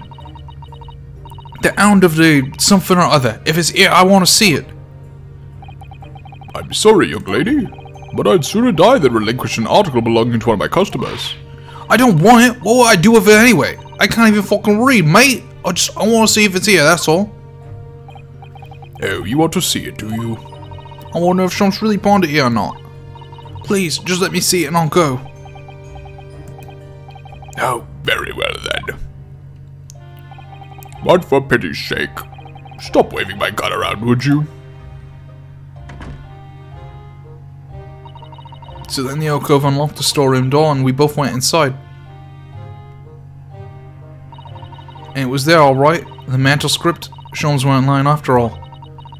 You did all that just to check for me, Ginny? Anyway, then there was a bit of kick-up out in the main bit of the shop. The Skulkin brothers arriving on the scene, yes. What was that noise? Someone's breaking in. Dear me, is there some burglars' convention here tonight that I don't know about? I think I forgot to shut the door behind me. Sorry. I'd better go and take care of it. Could I possibly have my gun back? Oh, well, I'll come with he's you. just ready to go for it. Holy shit. What do you mean? Like, no, oh no, maybe there's somebody in, but hey, can I have my gun? Because I might need to shoot a bitch tonight. Like, he's not worried. He's just gonna... Well, I mean, he always aims that gun at himself. I think he just wants a gun to threaten people with, in case they have a gun. Well, I'll come with you, Anne. Now don't be foolish, young girl. You must stay right here. Don't leave this room under any circumstances. And with that, he took the gun out of my hands and walked back into the shop. I hung back in the storeroom like he said, straining my ears in the dark to hear what was going on. It sounded like they got into a bit of a scrap. I started to think I should help, see? So I was just about going to the storeroom myself when... Bang, bang, Maxwell's silver hammer came down upon his head. I had a couple of shots go off too, I think, almost at the same time. And it was, right at my feet, lying face down on the floor. I was right next to the storeroom door, so I slammed it shut and locked as quick as I like. Because you thought whoever had shot Mr. Winnebank might come for you? Yeah, so I went to grab the alcove's gun. I figured I'd put up a fight at least. But when I got a better look at him, I knew.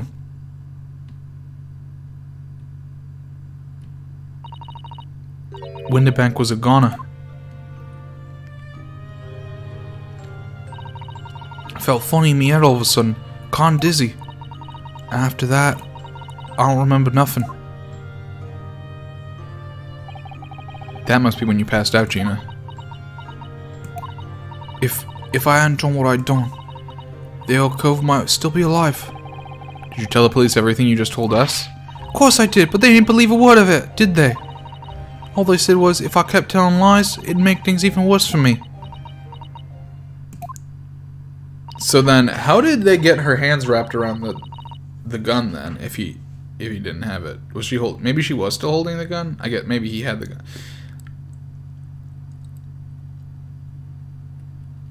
I have a new theory. The bullet. A game theory. Yeah, the bullet from Windibank's gun is the one that's in the calendar, and the bullet that is in Windibank is the one from Eggert's gun. So he would have shot the gun, would have hit Eggert, gone into the calendar, and then he ran away. And as he was running away, because he was shot from outside the door, and he was running back into the thing, and he got shot back, and he fell over. And were the Skulkin brothers even there at that point? Maybe. I don't know where the Skulkin brothers fit into this, honestly. It'll be alright, Ginny. Don't worry. Just stay strong a little longer. Runo's about to put a real culprit through the mill. That Covert was there in the afternoon. That Eggert Benedict. They were there for the box. Ooh, good point. They came later. So they were just straight up lying when they said that they saw him and they had a tussle with him then. So, okay. So the Skulkin brothers came in after everything had finished. After Eggert was gone and everything. And they just went in and they just messed with the stuff to try and find the box. That's all they did, I think. Still remember how he looked at me like I was nothing. He was there that night. Oh, you know? We don't know his real name yet, but I'm convinced that he's involved somehow. Anyway, thank you for telling us what happened, Gina. I appreciate your honesty. You what? You can leave it all to Runo's capable hands now, Ginny.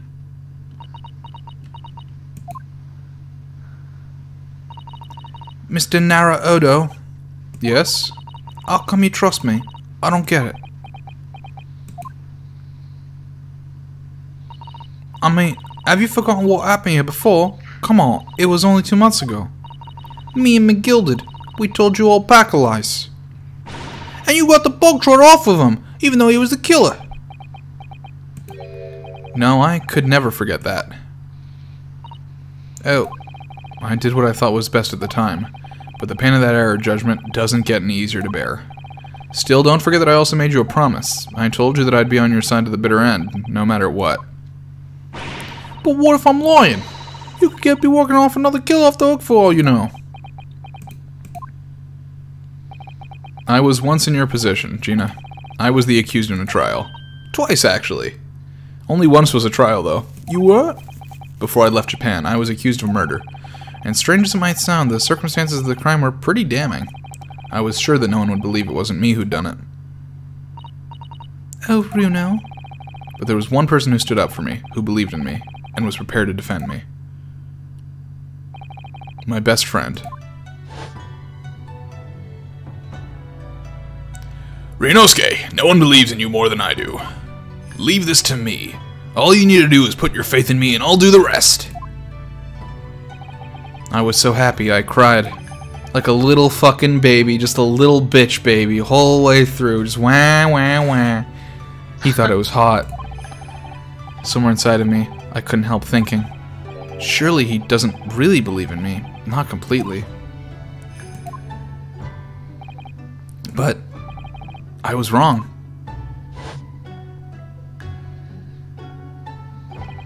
As soon as my trial began, it was obvious that he had an absolute, unwavering belief in me.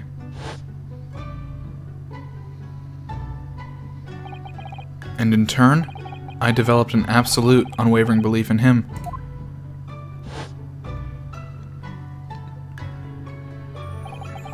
Since then, I came to realize, if you want someone to believe in you, you have to believe in the other person first. What are you saying? I promise you, Gina, that no matter what happens, I'll keep believing in you. So you don't need to worry. I won't let you down.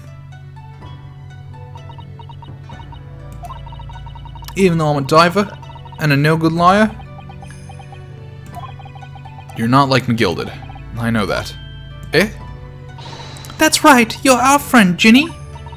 Unlike McGilded, he's dead and you're not. We know you better than you think.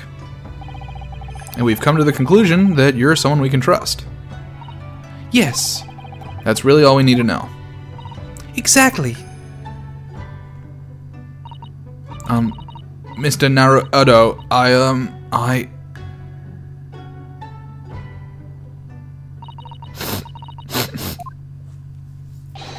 Defendant General Lestrade and her legal representative. Court proceedings are about to resume. They're about to resume. Yes, of course, thank you.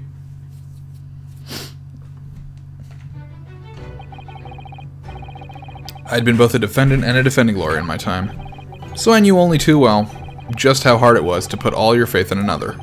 And I also knew just how hard it was to bear the burden of another putting all their faith in you. This is it at last, the final chapter, the final battle. Wish me luck, Susato-san, and I hope you're watching over me too, partner.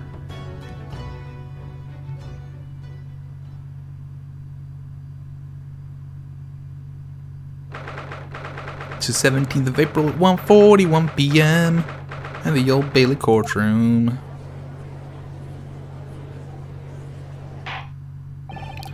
I hereby call this court to order as we resume the trial of Miss Gina Lestrade.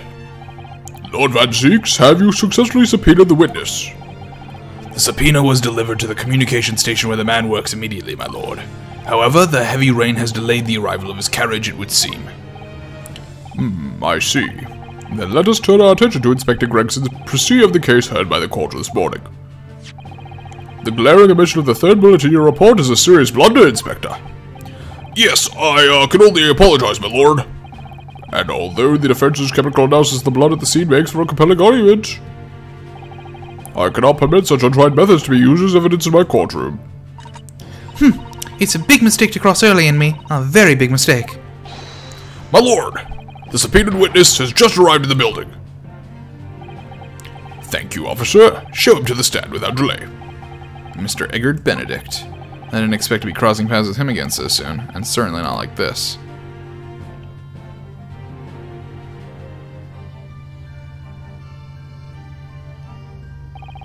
Thank you for complying with the court subpoena at such a short notice, sir. But of course, my lord, as an upstanding member of London society, it is my pleasure to oblige. Now, kindly state your name and occupation for the record. Ashley Graydon, Communications Officer. Mr. Gladen and I both work at London Central Communication Station. Now perhaps somebody would kindly explain what all this is about. You were apprised of the situation by the court officer on your way here, I presume. Yes, I was. Something to do with a murder that took place at a pawnbroker's on Baker Street. And some nonsense about me having been there on the night in question. That is the accusation, indeed. This really is beyond a joke, you know. Very well. Without further delay, the court will hear your testimony now, Mr. Graydon. You will respond to the accusation made against you under oath.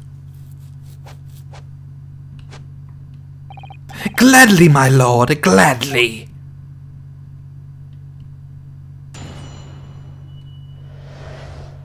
The accusation. Naturally, I have occasion to make use of pawnbroking services from time to time. But are you seriously suggesting I colluded with these thugs to break into the place on the night of the murder? I have no intention of admitting to such outrageous accusation, even if certain parties here present claim my blood was found at the scene. Some scaramouche detective's homebrewed tincture can hardly be taken as serious evidence. So, you deny the accusation completely, do you? I must say I am dismayed, for the highest court in the land to be swayed by this self-professed detective's toy. It was the will of the jury, and our great British justice system demands that the jury's will is upheld. then it would seem we have the misfortune of a most inept assembly of jurors today. But by golly! How long am I expected to be detained here? If, following the defense's cross-examination, your involvement in this matter has not been established, you will be free to leave immediately. Good, then I shall be away in time for afternoon tea. Some small consolation at least. Let us not hold up Mr. Graydon for longer than necessary, counsel. Proceed with the cross-examination. So, we meet again, Mr. Eggert Benedict. Or is it Mr. Graydon? My apologies, you are? Ryunosuke Naruhodo, defense lawyer. We have met. If you say so, Ashley Graydon. Enchanté. So... Ah! I trust we can conclude this quickly. But I'm not holding your flashy hat while we do.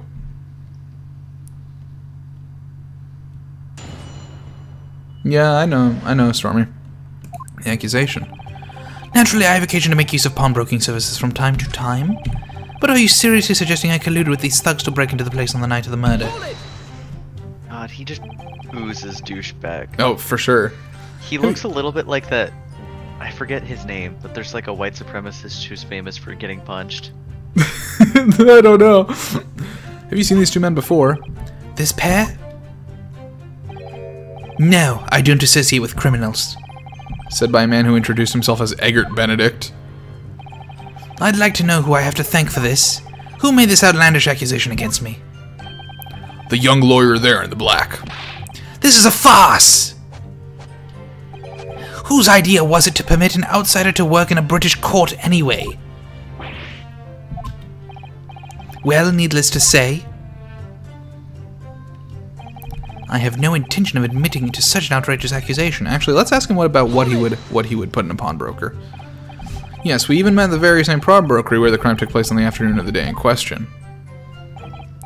Though, of course, you introduced yourself in a different name by a different name at the time. It was Mr. Eggert Benedict, I believe. Tell me, what made you... The witness is here to testify about events that took place that night. He is under no obligation to answer such unrelated questions. You can't be serious. Thank you, because I certainly do not feel inclined to answer such an inappropriate question. So he's going to be evasive, is he? In an effort to not give anything away. This could be tricky.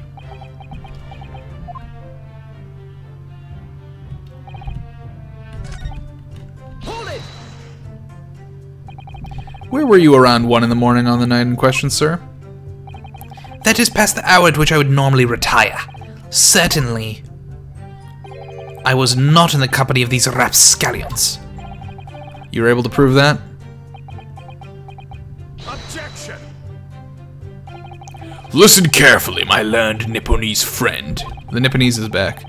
For you appear to be under a gross misapprehension of this point.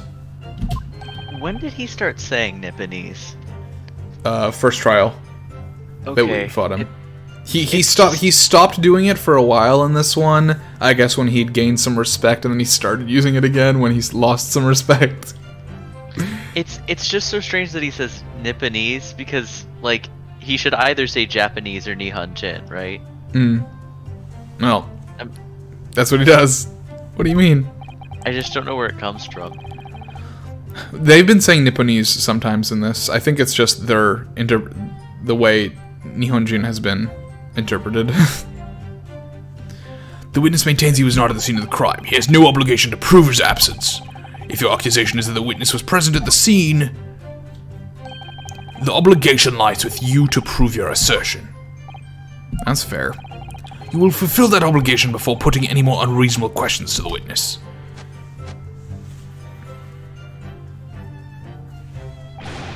A silent victory, Wiggle. Thanks.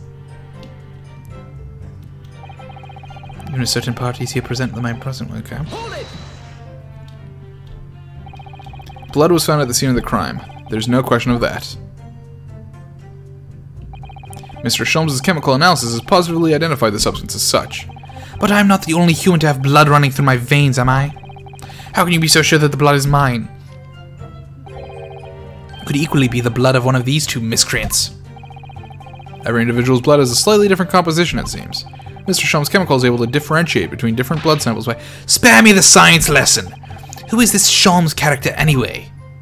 He's the one who fucked you up yesterday alongside me in a dance of deduction, bitch. Oh, I assumed all Londoners would know the name. He's a renowned detective. So even you are unable to bring yourself to say, great detective. A great detective, you say? Now we're in the realm of fairy tales, are we? Excuse me. Do you have something to say about that, Mr. Skulkin? What, me? No, the Mr. Skulkin next to you. Right, I've had it up to here with this. How many times have I got to tell you? Yes, I know. You're not Big Bruv Sulky. Mr. Nash Skulkin. Yeah, God blimey, Governor. You what? Is it not the case that when Mr. Graydon just spoke, a thought went through your mind? Would you care to share that thought with the court? Me thoughts. None of them. Must have been him. You what? Mr. Nash Skulkin, answer the question, please. What went through your mind when Mr. Graydon just spoke? Nothing. Oh, Scuff, nothing. I was just thinking, if he waits his arm around that much more, it'll open up the wound again. That's all. What wound? Where he took the bullet, of course. It was only 2 days ago. Ain't gonna be healed up yet. Good fucking job, Nash. Fucking MVP right now. So was well, you know, I was worrying for him and... Oh, L's bells! Mr. Graydon, did you hear that? What? Your comrade is worried about you, it seems. On account of your injured arm. My lord? Yes, Mr. Graydon. I have no idea what these two wretches are talking about. Certainly I shouldn't be expected to answer anything in relation to their mindless insinuations. We know that someone other than the victim was hit by a bullet at the scene of the crime 2 nights ago. And from the height of the bullet hole in the wall, that person was likely hit in the upper arm or thereabouts. Perhaps you'd allow a court official to examine your arm, sir. The left arm that you're currently clasping with your right hand, as if in pain. No, I refuse. You have shown no evidence whatsoever that links me to these common thieves. Accordingly, I am not obliged to permit such invasion of my privacy. As I've already said, I'm completely uninvolved in all of this. I've never had anything to do with the pawnbrokery where this fellow was killed whatsoever. I take offense at the insinuation that I was in any way involved. You claim to have Had nothing whatsoever to do with Mr. Windebag's pawnbrokery. My lord, the defense would like that last statement to be added to Mr. Graydon's formal testimony. Very well, counsel. Continue with your testimony, Mr. Graydon. He knows he fucked up. He knows he fucked up that he had to add that. The bottom line is I've never had anything to do with the pawnbrokering establishment where the man was killed. Hold it. Never had anything to do with it? You forget that I was there, Mr. Graydon, on the very afternoon of the incident. Obviously, I am not a complete stranger to the pawnbrokers. I'm currently on the lookout for an armchair to furnish my study. No, you were there to redeem an article. I have no idea what you're talking about. Excuse me. Literally Gregson is standing right next to you. You cannot deny that. He saw you. Do you have something to add, Inspector? Yeah, come again, sunshine. You were there too, in fact, weren't you, Inspector? That afternoon. Well, yes, I do remember meeting yourself in the pawnbrokers that afternoon. You, your young Japanese assistant, and the accused were all prisoners, I recall. And at that time, this witness, Mr. Graydon, was trying to acquire a particular article. Well now. I'm afraid I don't remember too clearly. Gregson! Gregson! What are you doing, Gregson? Gregson! What's the meme? What's the name that the guy yells every time he presses X? What are you talking about? There's a meme where it's like the guy like walking through the mall and he like saying a name. It's like a famous meme. Like the son, like Nolan. Yeah, it's like Nolan. It's like Gregson, Gregson. Come on. That's from the game Heavy Rain. Yes, thank you. Yes, Heavy Rain. Is it Sean? No, it's not Sean. Jason. It's Jason. Jason. Jason. Gregson. Press X to Jason. Yeah. Yeah. Gregson, why are you lying, Gregson? What? But you must. What do they got on you, Gregson? I'm not going to lie and pretend I remember something that I don't. What's going on here? Gregsy showed us a picture before, didn't he? You know, from the cameras that Hurley installed in the window banks. Yes, of course. Indeed, and the gentleman pictured bears a striking resemblance to the witness, I must say. Exactly, which proves that Mr. Graydon was in the shop on the afternoon in question. At no point have I denied that fact. You literally just said you've never been to that pawnbroker. I merely entered the shop to peruse the articles on sale and have a word with the broker. Nothing more. This makes no sense. I understand why Mr. Graydon might be trying to cover his tracks. But why would Gregson be trying to avoid giving testimony about what happened? That's all he's going to say on the matter, is it? What do you think, Runo? I think he has no intention of telling us anything. He's well aware that the less he says, the less chance he has of giving himself away. The complete opposite of Hurley, then. He seems to think that the more he says, the better. Well, at least I managed to prise a little more information from these witnesses' lips. All thanks to the Skulkin brothers. Yes, they were the key to it after all. So he says he had nothing to do with the window banks. Well, we know that's not true. Perhaps now would be a good time to have a proper look through the court record. Good idea. You never know what tiny scrap of information could become a valuable weapon. Alright, let's see what we got here. This is for which one? This is for the box. Okay. This is for the overcoat. This does not have his blood on it.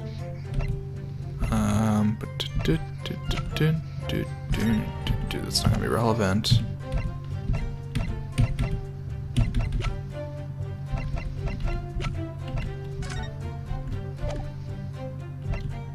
Did you blood test the fingerprint? Yeah. The fingerprint is, it belongs to Mason. Yeah, we have everybody's blood.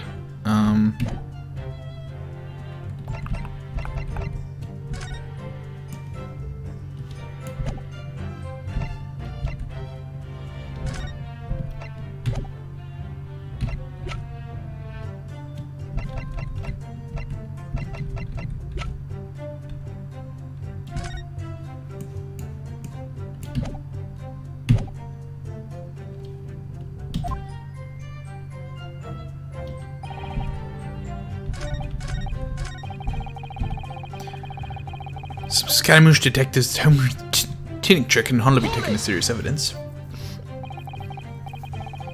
Don't forget, sir, that Mr. Hairlock Shrubs is the most famous detective in the world. And the most famous detective in the world tells the truth, the whole truth, and nothing but the truth, oh no, I can't think of how to answer that. I once saw the world's most famous swindler thrown into jail. He allegedly told the truth, the whole truth, and nothing but what turned out to be a pack of lies. Quite. Now. As you are no doubt aware, the Central Communication Station is at the heart of this country's information network. My work there is of paramount importance, and you have kept me from it for long enough already.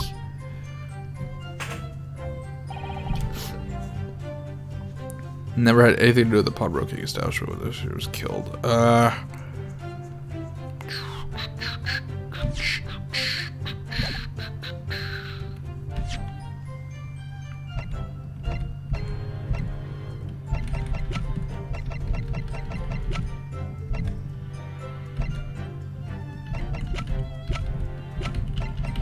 Yeah, I'm thinking the disc potentially, but we also can't prove because they're denying that the green blood has anything to do with it. So I'm thinking about potentially showing off the coat ticket. But he's just gonna deny that. Nobody was around for that. Although, Gregson might have something to say about the music box disc. Let's save.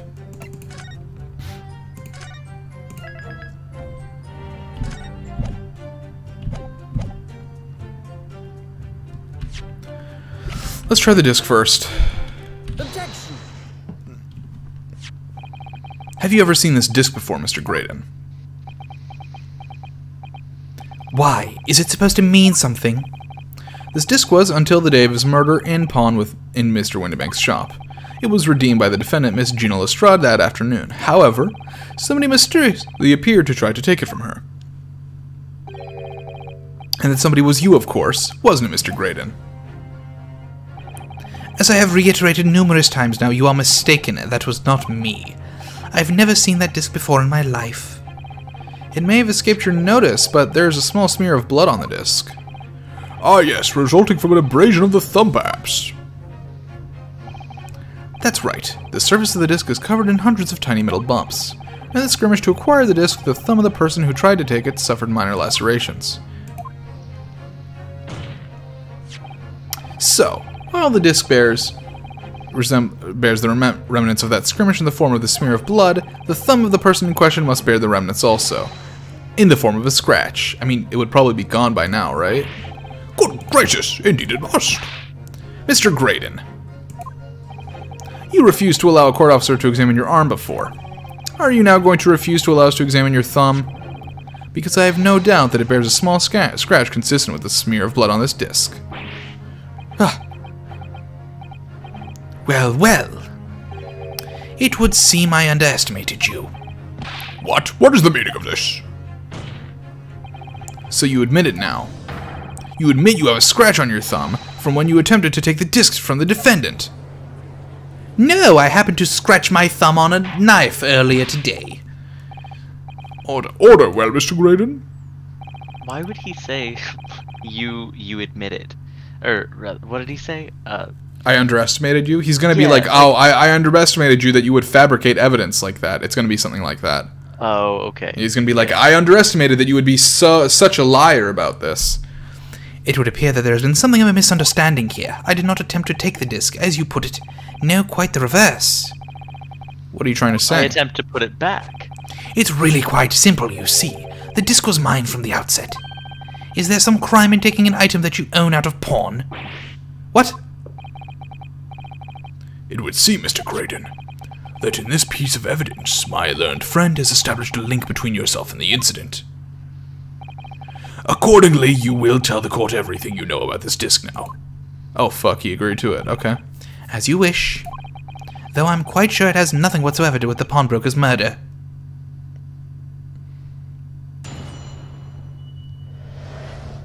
The disc. There's a note on the disc saying for McGilded, but the item belongs to me. The redemption ticket was stolen from me by the accused, that filthy gutterling, on the day in question. I proceeded at once to the shop in order to explain my situation and redeem my article. In the end, of course, the disc was taken by the police. In other words, I had absolutely no reason to break into the shop later that same night. Except there's a box. Did I hear you correctly, sir? Mr. McGill, you say, the famous London philanthropist? Who perished in this very courtroom 2 months ago after being acquitted of a distinctly messy murder? Yes, my lord, the one and the same. Good lord, Mr. Graydon! Are you saying that Mr. McGilded and yourself were acquainted? Yes, that's correct.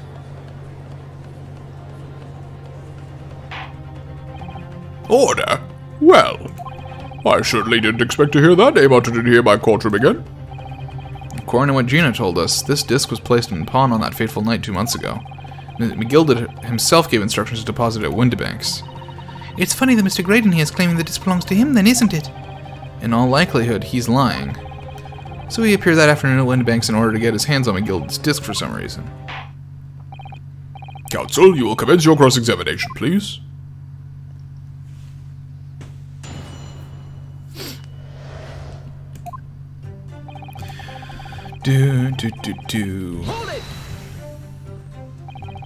Would you care to explain how this belongs to you? As you will observe, a communications officer such as myself commands a fine salary. You are certainly exquisitely dressed, sir. So you see, I have little need to make use of the services provided by the pawnbrokery trade. However, I did once find myself in difficulties having misplaced my purse whilst on an errand, which is why I pawned my fine black overcoat to the broker in question.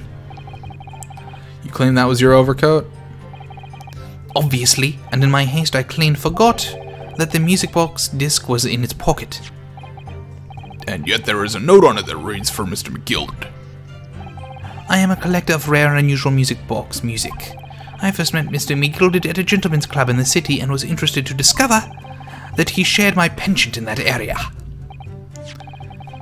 So the disc in question. It's a pre-production sample. I promised to let Mr. McGilded hear it. But then you forgot that it was in the pocket of the overcoat that you were forced to pawn. Yes, exactly. Gina didn't mention any of that in her testimony 2 months ago, did she? No, because McGilded had threatened her to keep her mouth shut. Which means that if we dig too deeply here, it's going to expose Gina's perjury. Oh dear, this is complicated, isn't it? Let's leave it alone at for the time being. The redemption ticket was stolen from me by the accused, that filthy gutterling, on the day in question. So you're saying that Miss Lestrade lifted the ticket from your pocket or bag? That's right, despite being mindful of danger when walking in the insalubrious areas I kind of frequent. Miss Lestrade did no such thing. Well, of course you would take that stance. By the girl is a regular offender. You came to the pawnbrokery that day prepared with all the information you needed to identify the defendant. You were looking for her. That's what brought you to Windibanks. To get your hands on Mr. McGilded's disc. My learned friend is a veritable font of nonsense. Nonsense? I could go with the prosecution. Counsel, you will refrain from conjecturing in this way. Is that clear? Yes, my lord. Then I will continue with my testimony for what possible use it can be. I proceeded at once to the shop in order to explain my situation and redeem my article. Had you ever been to Windibanks before? Only once for the purposes of pawning something, but like many, I enjoy browsing in such establishments.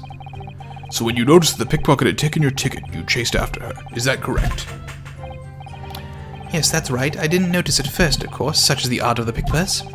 But when I did, I headed to the pawnbrokery at once in order to reclaim my coat before the thief could. I was merrily trying to recover what was rightfully mine in the first place. He can say what he likes because he knows we have no evidence to contradict him on this. In the end, of course, the disc was taken by the police. Yes, it was taken by Inspector Gregson here, wasn't it? That's right. This was the very man. And yet he doesn't remember. Apparently the police are collecting anything that has a connection to Mr. McGilded as evidence. Excuse me. Is something wrong, Inspector? What do you mean? The last remark Mr. Graydon made in his testimony seemed to trouble you in some way.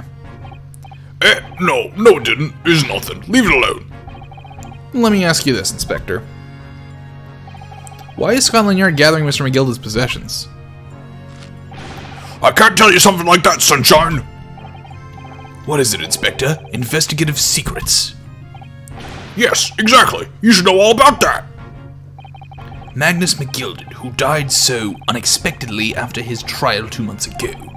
A man renowned throughout the capital for his great contributions to public life, yet he had a dark side too.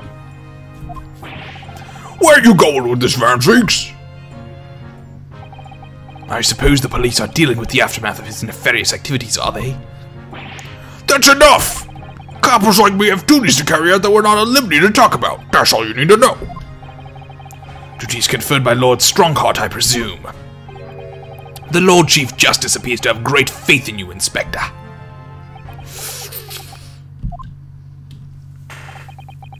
The bottom line is, if you want to get more out of me, you're gonna need Lord Strongheart's paw print first.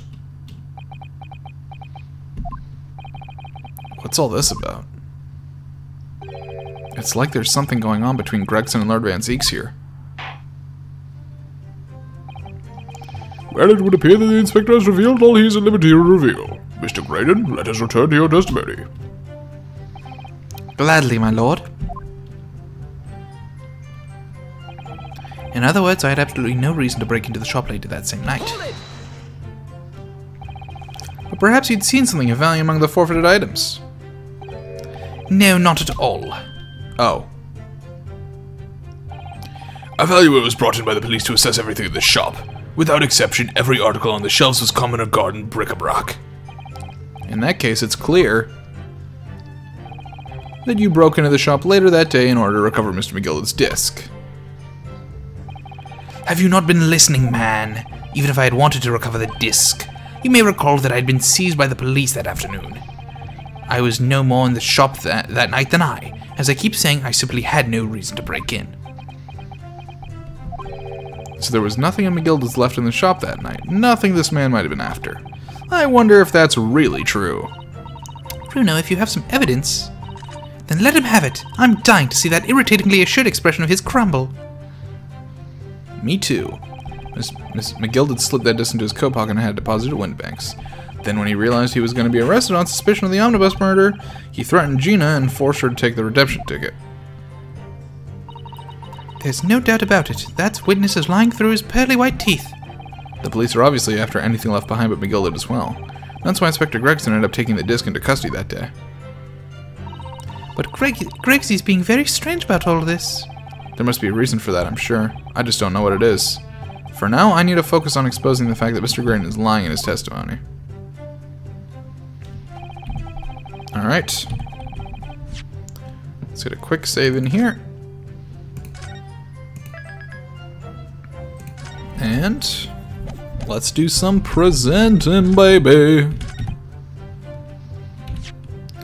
Actually, as a matter of fact, there was another thing in that pocket. This disc was deposited at Windibank's on Magnus McGillicud's instructions. You knew that, and you went there with the intention of obtaining it for yourself. Conjecture again, and in any case the disc was taken into custody by the police that afternoon. The witness had no reason to visit the pawnbrokery again that night.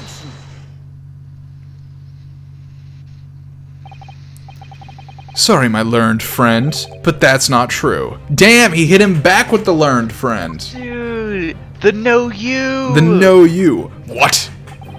Mr. McGillicud had another article in pawn at Windibank's, as this second pawnbroker's ticket provides. Ah! There were two articles belonging to Mr. McGillicud in Windibank's pawnbrokery, and the reason you broke into the shop that night was to recover the second one. Together with your two accomplices, the Skulkin brothers. Yeah! This is the second ticket, is it? What had the man deposited? The article description reads, one small box. A rather vague description, it seems to me. Are you suggesting that I broke into the pawnbrokery with these clowns in order to steal some trinket box? Yes, that's what I'm suggesting. I believe there are adequate grounds to suspect that you did. This is absurd. Why on earth would I do such a thing? Once the article had been forfeited, I could simply walk into the shop and purchase it. There would be absolutely no need for me to resort to theft. That's a good point. Unless you didn't want someone to know that it came back into your possession. The witness makes a solid argument. So that means that for some reason, this Graydon fellow needed the small box that very night, does it? Objection! It's time to put an end to this nonsense, my lord. Could you be a little less cryptic, Lord Van Zeeks? Absolutely not, my lord. I do hate to ruin my learned friend's argument, but the truth is quite incontrovertible. On the night in question, no small box was taken from the Windibank's pawnbrokery. And rest assured, the prosecution can prove it. What? Good gracious. Inspector, show the photographic prints to the court if you please. Yes, sir. What prints? These prints were taken from one of the detective's security cameras. Ah, Helly's red-handed recorders again. Oh, so we trust those, but we don't trust the blood gun? Okay. I mean, it makes sense. That's the camera. As previously explained using this plan of the shop layout. The victim's establishment was furnished with automatic cameras in 2 locations. One was set to capture the counter here where Mr. Winnebeck received his customers, and the other was set to capture the shelves on which articles were placed for sale once forfeited. According to the information in this ticket, McGilden's small box had been forfeited already, 2 days before the incident at 9 PM on the 13th of April to be precise, which means it would have been on the shelves of forfeited items in the shop front. Now, what I have here is a print ticket by one of the cameras about 2 hours before the incident. That's at 11 PM on the 15th of April. The victim certainly had a very full shop, it would appear. And here we have another print. This one was taken about 2 hours after the incident. I see. So we have 2 pictures to compare. Though I must say that placing them side by side leaves me cold. Dear me, that's starting to make my head ache. Obviously, at Scotland Yard, we considered theft as one possible motive in this case. We explored the possibility that something had been taken in addition to the victim's life. So your men have already compared these 2 prints thoroughly, Inspector. Yes, sir! Man, they're making this really obvious what we need to do here. Putting the 2 pictures next to each other like that. We counted every single item on each of these 2 photographic prints. And the yard's conclusion is that exactly the same number are present in both. Okay, but it's a different box. They just replaced it with another fucking box. In other words, nothing was taken from the pawnbroker on the night in question. And my learned friend's assertion is nothing more than a hopeful fantasy. I don't believe it. If I could have just shown that he'd stolen McGilden's pawn box, I might have been able to break him down at last. You know what, Runo? I've been thinking. It's been a fucking long time since we've used that thing, hasn't it? What if these 2 photographs are really exactly the same? What? Man, they really do spell it out for you. So, except for the one time where it mattered. They don't spell it out for me then. And I spend half an hour on it. So, counsel, in the light of the evidence put forward by the prosecution, what is your position? It seems that, in fact, on the night in question, nothing was stolen from the victim's establishment. Do you accept the prosecution's assertion? I don't know. Could there be some hidden discrepancy in these 2 photographic prints somewhere? Yeah. Use a piece of evidence? Yeah, let's do that. Before I give my answer, my lord, I'd like to try something if I may. Try something? What do you mean, counsel? I'll need to use a certain piece of evidence from the court record to identify the discrepancy. I'm not entirely sure I follow. Which piece of evidence do you intend to use to help you identify a discrepancy between the 2 prints? It's a little thing called a stereoscope. I'd like to use this device, my lord, to view the 2 prints stereoscopically. Oh! Yes, you've caught the bug at last. You can't resist, can you? You got the cross-eyed compulsion. Juror number 3, what a surprise. Come on, Runo. Let's put the pictures in place and see what this wonderful contraption shows us. It'll show if the box was different, because it showed that all the stuff had been moved on the previous thing. So if they took a box and replaced it with another box, it'll like look super weird. There we go. Now look through the IPs, because they didn't say they counted up every single item. They just said they counted up the items, and they got the same number of items, so it could be easily replaced. Yep, there it is. I wasn't sure at first, but there's a clear discrepancy between these 2 prints. What? You must identify the location in question for the court, counsel. Identify the precise location. You think I can do this one, Blinks? You think I might be able to get this one?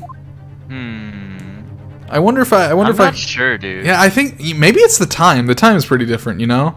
Like 11 versus, 1. It's pretty different time.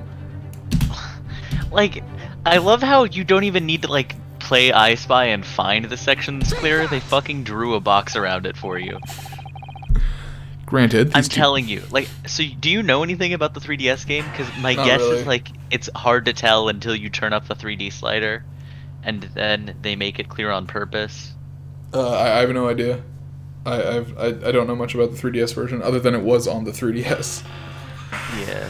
Granted, these 2 prints are almost identical. Man, Man, this game must have been hell on 2DS. However, there's one minor discrepancy between them. What?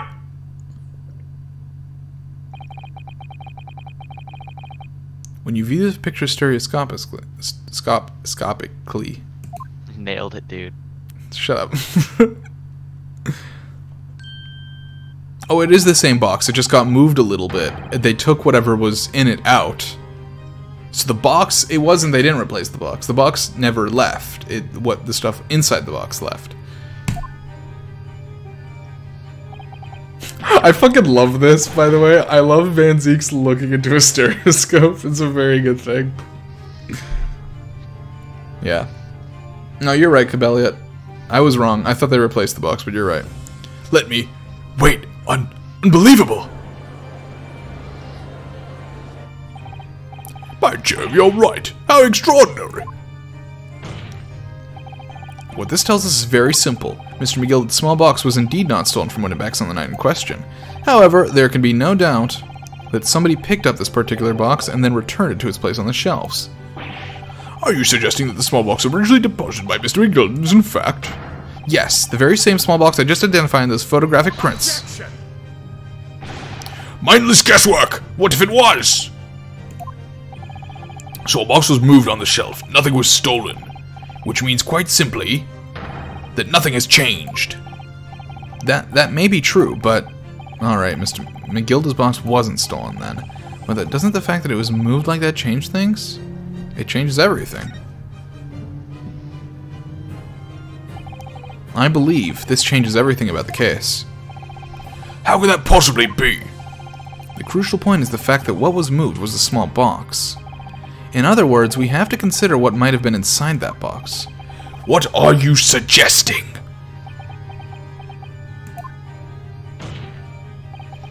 I'm suggesting that we need to examine that box as soon as possible. A vital piece of evidence is sitting on the shelves at Winnebanks as we speak. That won't be necessary. Some little box belonging to a man who died 2 months ago can't possibly be relevant to this trial. Gregson's gonna be like, hold on, no, if that box belonged to him, we need that fucking box. The court does not uphold your objection, Lord Van Zeeks. Bailiff, arrange for an officer to go get to Baker Street and watch. Obtain the small box in question and bring it back here for further examination.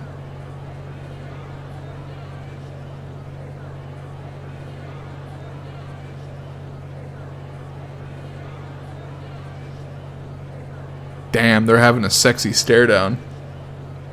It's pretty hot. Oh, well, not him. No, let's get him. Get next, please. Maybe Gregson.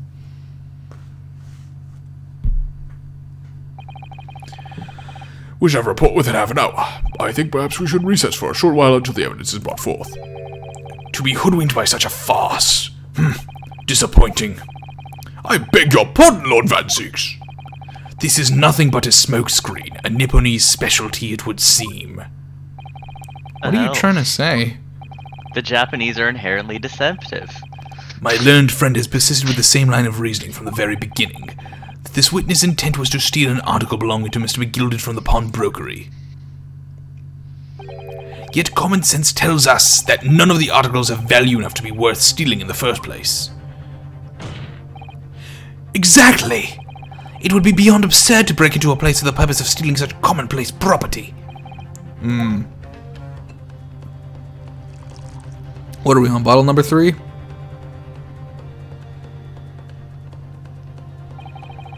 If your lordship recalls, Mr. McGillicud perished 2 months ago, immediately after the conclusion of his trial. A trial in which he was found not guilty. A trial in which it was established he was the upstanding member of society his reputation implied, in fact. So I propose a toast to my learned friend and his most insightful defense. The articles this upstanding member of society pawned were entirely ordinary. A black overcoat that just happened to have a music box disc in one of its pockets, and a small box. I assure you I wouldn't accept even if a man tried to make a gift of such things to me. Also, Graydon, didn't you literally say that was your coat, like, just a little while ago? It's perjury, bud.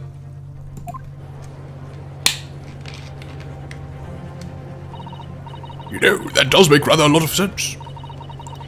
Not as if it was golden jewels, is it? Though goodness knows Mr. McGilded was rich enough. But you can't deposit your cash at a pawnbroker, I'm quite certain of that. Hello. I am villain. I am looking for the Crystal Tower. The prosecution's argument is undeniably compelling. It is incumbent on the defense now to bolster its argument. Up. To explain what possible significance these commonplace articles pawned by this fine citizen could have. Well, counsel, is your argument in fact demonstrable?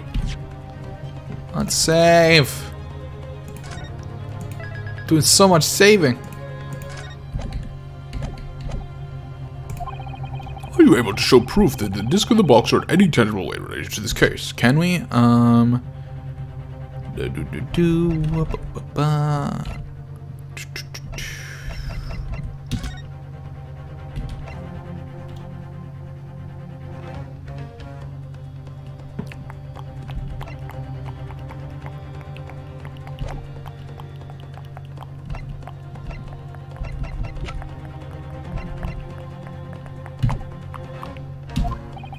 Well, What's the matter, Runo? We know that they're related, don't we? They're both vital pieces of evidence.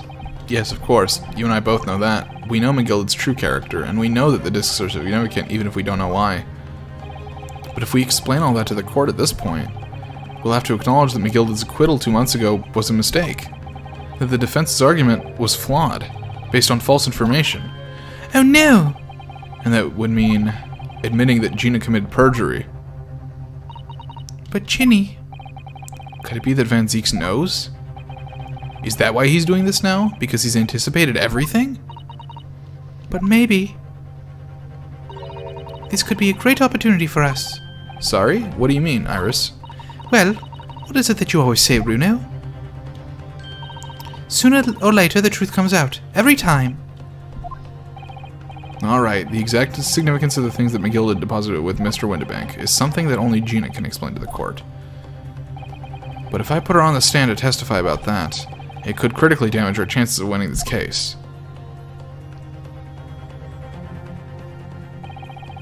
What's the right thing to do here?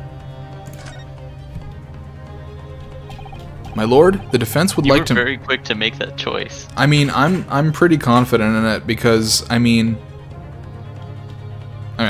know, I'm just confident in it because I'm thinking we have a piece of evidence to prove that it's related, and it's the fact that Mason's bloodstain is on the coat ticket, and, you know, ideally we want to find the truth, and, like, worst comes to worst, and this looks bad for Gina because she committed perjury, but, you know, she committed perjury under the duress of one of the most powerful people in London, so I don't really think that can be held against her. Okay. That's my reasoning. Oh, what proposal, counsel? While the court awaits the arrival of Miss McGilded's small box, I would like to call the defendant, Miss Gina Lestrade, to the witness stand. The defendant?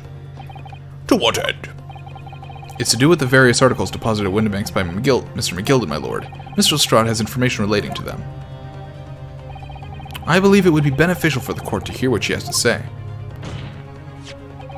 It will prove the significance of the articles in question once and for all. Well, well, things are becoming interesting. I presume you've considered the implications of the testimony you're proposing. In particular, the impact it will have on the accused's standing, and indeed your own. I have. Lord Van Zieks, would you care to explain that last remark? The prosecution accepts the defense's proposal. I move to interrupt the cross-examination of the current witness and hear from the accused herself. Very well, if you have no objection. So, the court will now hear the testimony of the defendant, Miss Gina Lestrade. Your witness is currently in the stand, may step down until further notice. You don't have a hat on, my dude. Then I shall bid you good day. Wait. You, sir, shall remain in the stand while Miss Lestrade testifies. As you wish. Alright then, Gina, it's time. I know this will be hard, but please, put your faith in me here. Good luck, Runo.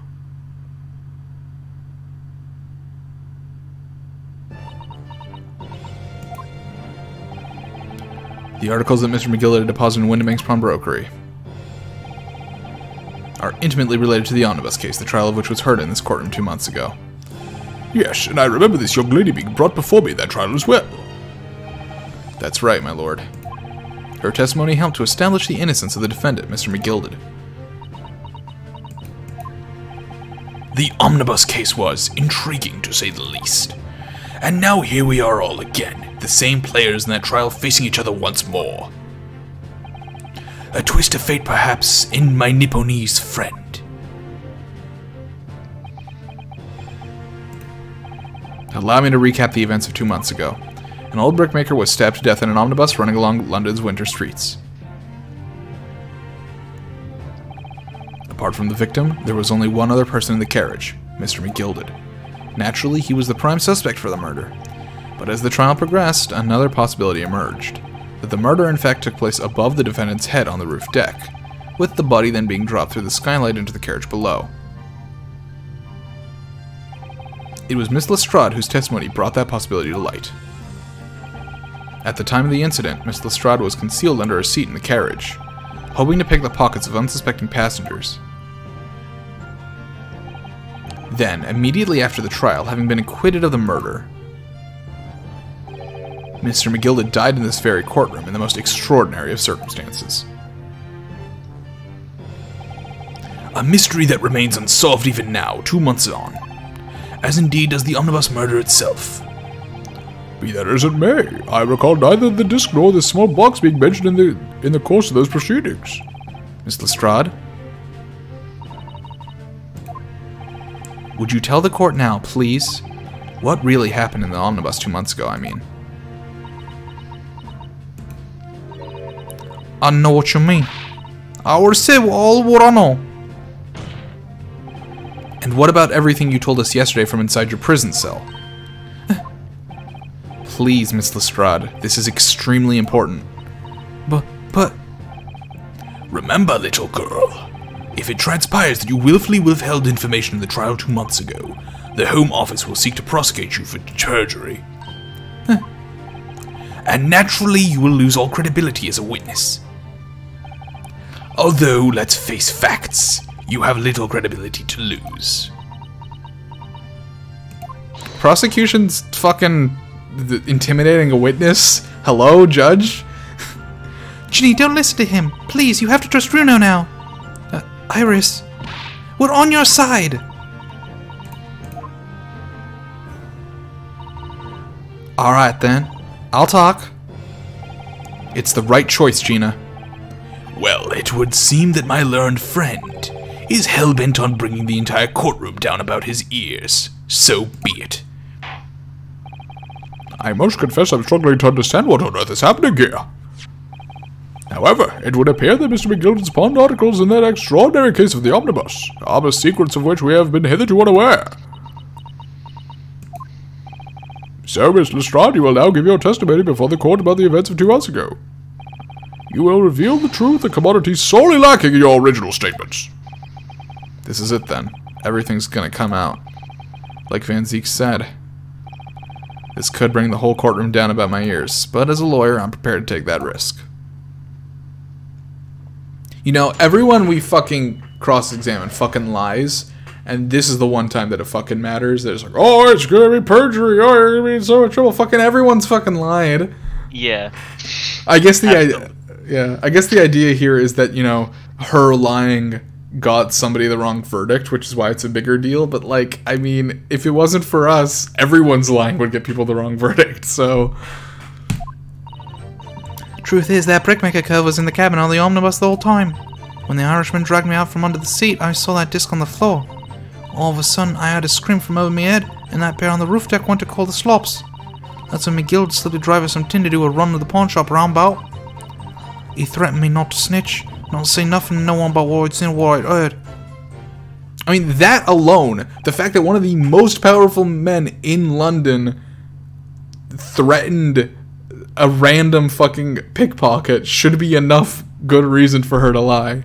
Good grief, this is outrageous. What you've just told the court bears almost no resemblance to your testimony 2 months ago. As you say, my lord. Then there's every chance I may have educated an error in Mr. McGill's trial. Sounds very much to me as the man deliberately deceived this court, in an effort to cover up the most wicked of schemes. Without doubt, your lordship is correct. A great injustice was done in this courtroom 2 months ago. The actions of the accused in that trial, of this witness, and of my learned friend are entirely inexcusable. I don't believe it. The whole trial was a farce. It was all lies. That McGilded fellow was right into the corner, just like that pickpocket. Don't forget the lawyer from the East. They were all in it on together. You wronged the lot of you. Mr. Naruhodo, the lawyer there, he didn't know nothing about it. Humbug! I don't think so. Are we really too expected to believe that? He really stitched everyone up, did he? What an operation to get the man off scot-free. Unforgivable. Stop. The lies have to stop. Stop. Yes, the defense made a terrible error of judgment. I intend to take full responsibility and suffer whatever consequences are deemed appropriate. However, it's imperative that the court allows the witness to elaborate on her testimony, because the true significance of McGilded's Pond articles must be brought to light. Very well, my learned student friend. Given the depths of calamity you have just plunged yourself into, this may well be worth hearing. Words fail me. The situation is utterly deplorable. Mr. Naruhodo. Yes, my lord. I will decide upon your fate following the conclusion of this trial. Of course, my lord. He gets executed, and that's why it's done after this trial. True. Blimey, Mr. Naruhodo. Now, counsel, proceed with the cross-examination.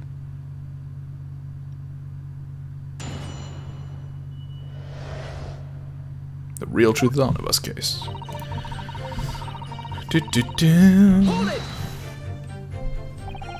And you were hiding in the cabinet at the time as well, weren't you, Miss Lestrade? If I remember rightly, in the storage compartment underneath one of the seats? Yeah, that's right. It's pitch black under there, so you can't see nothing at all. Now, in your testimony 2 months ago, I feel certain that you claimed Mr. McGilded was the sole passenger, did you not? False testimony, my lord. That's what he told me I had to say. But it's important that you tell us the truth now. Were Mr. McGilded and the victim acquaintances? I don't know, but I did hear him talking a lot. What were they talking about? Well, I couldn't hear too well, but if I had to say, I think it was about money or something. They kept talking about buying and not buying. Perhaps business dealings of some kind. Well, anyway, they got louder and louder. It started to sound like a proper fight. I was pretty scared by then. I hardly dared to breathe. And then, all of a sudden, I had a noise like something keeling over on the floor. It was blooming loud and all. And I believe you let out an involuntary scream. Yeah, that's what gave me away. When the Irishman dragged me out from under the seat, I saw that disc on the floor. Was the disc you saw this disc? Yeah, I reckon it probably was. It was right next to the cove line on the floor. Could this disc have belonged to the victim, perhaps? I don't know, but Mr. McGilded picked it up pretty smartish. And he sat by the cove with a knife in his belly up on the seat. What did he say to you at that time? He told me not to say a word about what I'd seen or what I heard to no one. About the disc and all. I was dead scared. The way he was looking at me, I thought, if I didn't go along with it, I'd get stuck with that knife too. Then he started asking me a load of questions. Like what my name was and where I lived and that. Asked me about being a diver too. But after a while, what happened in the carriage was noticed? Yeah, that's right. At first there was a kind of rapping noise. All of a sudden I heard him scream from above my head and that pair on the roof deck went off and called the slops. There were 2 gentlemen occupying the seats on the roof deck, I believe. That's right. They must look down through the skylight and notice the way of COVID in his guts. When they screamed, the driver pulled up with the horses and McGill got me out of sight.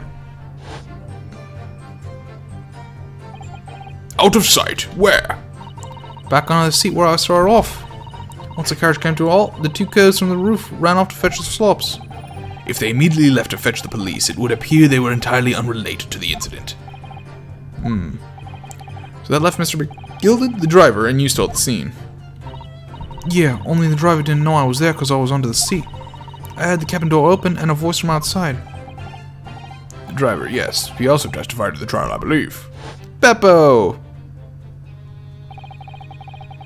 A fellow who went by the name of Beppo, if memory serves. Peppo was having a time. Did you see that? He was very cold. What did Mr. McGilda say and the driver say to each other? I don't know what happened and stuff like that, mainly. Guess when McGill slipped the driver some tin to do a run to the pawn shop roundabout. That pawn shop obviously being Windibanks on Baker Street. Just a moment, Counsel. Do you mean to tell me that the driver gave false testimony in that trial as well? Perhaps the excursion to the pawnbrokery slipped his mind when he was at the stand. Indeed, Lord Van Zeeks. McGill took out his coat and gave it to the driver. He folded it up all careful-like before handing it over. When I saw him do that, I remember thinking, that coat and water cigar be worth a few bob? Yes, Gina was sure that this must be worth more than Mr. Windibank was suggesting, wasn't she? I remember her quibbling with him over the price of that afternoon at the pawnbrokery. The driver looked pretty happy when McGill flashed some brass in his face. He went running off with a lick. And the bulk sort called me and told me to come out from the drag's cabin. He threatened me not to snitch, say nothing about what I'd seen or heard. Threatened you? How exactly? Told me I'd only be able to scamp if I did exactly what he said. Which included giving false testimony in court 2 months ago. Yeah, that's it. And there was one other thing he said. Which was? He told me I'd have to hang on to the ticket from the pawn shop and make sure not to lose it. The ticket? Well, I never. So that if he didn't show up to get the ticket off me before 2 months passed, I had to go to the pawn shop and pay the money to keep it in lug to stop it from being forfeited. Left me with some brass to pay for it. But really, why on earth would Mr. McGill have done such a thing? Depositing his overcoat with a pawnbroker before the arrival of the police makes no sense at all. It's because there was fucking Mason's blood on it. It seemed there would only be one illogical explanation, my lord. What McGill had the driver deposit at Windibanks was something he didn't want the police to see. Something very important that he needed to hide at all costs. Anyway, after that, he let me go, so I legged it before the cops showed up. Well done, Gina. Can't have been easy to tell the truth like that. Ginny's really put her faith in you, Ryuno. Yes, and to thank her, she'll have to face a charge of perjury once this trial's over. So I need to use the time we have now to get as much information out of her as possible. It's time to really go for it. Press her on every statement. I suppose I should. Oh, and another thing. What's that? Take a look at those two. Isn't it strange that they've been whispering to each other the entire time? Yes, that is strange. It looks like they're having a secret discussion about something. I'm not sure I'm completely comfortable with that. Wonder if there's anything I can do about it. Hey Gregson, what the fuck? Okay, so I have pressed her on everything, but I've not gotten like a note on them at any point.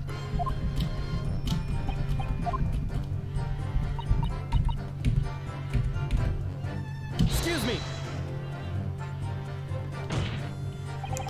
Is there something you'd like to share with the court, Inspector Gregson and Mr. Graydon?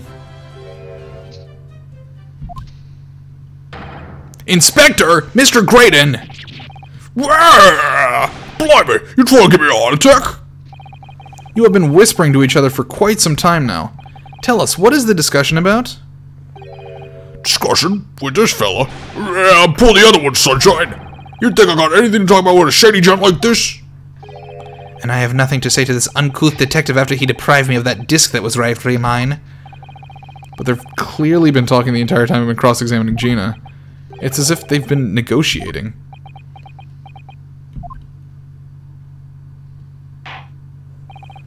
Thank you, Miss Lestrade. Thank you, Counsel. I've heard enough. I believe now we have a reasonable understanding of what actually transpired on the omnibus. It would appear on the night 2 months ago, a negotiation was taking place on the omnibus. A negotiation concerning this disc. However, matters did not run smoothly. When the parties involved began to quarrel over price, McGilda took what he wanted by force, at the expense of the other man's life. Which proves my point. The disc is clearly extremely valuable in some way. Although I don't understand why as yet. And 2 days ago, precisely 2 months after the omnibus incident, McGilda's coat and its contents were due to be forfeited. I didn't know what I should do with the ticket. I mean, the Cove died right after his trial. I knew that. So you decided you would try to claim the articles as your own. Well, why not, eh? They were only going to be forfeited. Why shouldn't I have got them? Anyway, you can't blame me for thinking about it. Thinking about it ain't no crime. Miss Lestrade, it would appear Mr. McGilden was prepared to kill in order to take possession of this disc. Do you know why that would be? I ain't got a clue.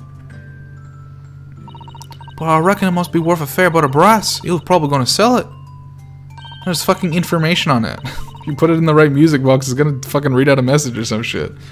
You can't blame me for thinking that. Thinking it ain't no crime. My lord! The evidence your lordship requested has been located and is ready for the court's inspection, sir.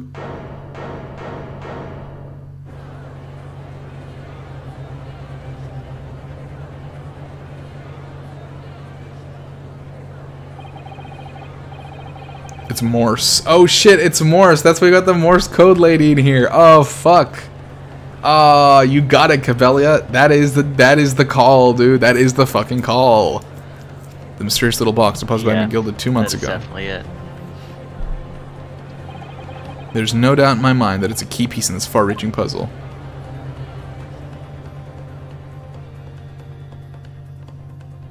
Alright, onto the final pit. Onto the final part.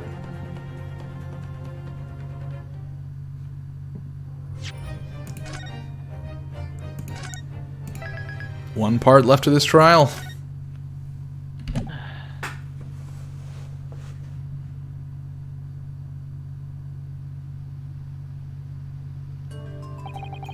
So this is the article in question, is it? The small box deposited with the pawnbroker by Mr. McGilden 2 months ago. And on the night of Mr. Vanderbank's murder, the only item on the shelves that was touched by whoever broke into the shop. Quick, quick, let's open it and see what's inside. It's gonna be nothing now. Oh, it's the music box! Oh shit! Good gracious, this is no ordinary box, it seems. Wow, although in truth I had an inkling that might be the case. It would appear that the box houses a miniature music box movement. Then, is it too much to expect? I think it would be reasonable to assume that it is a device for the playback of this disc, my lord.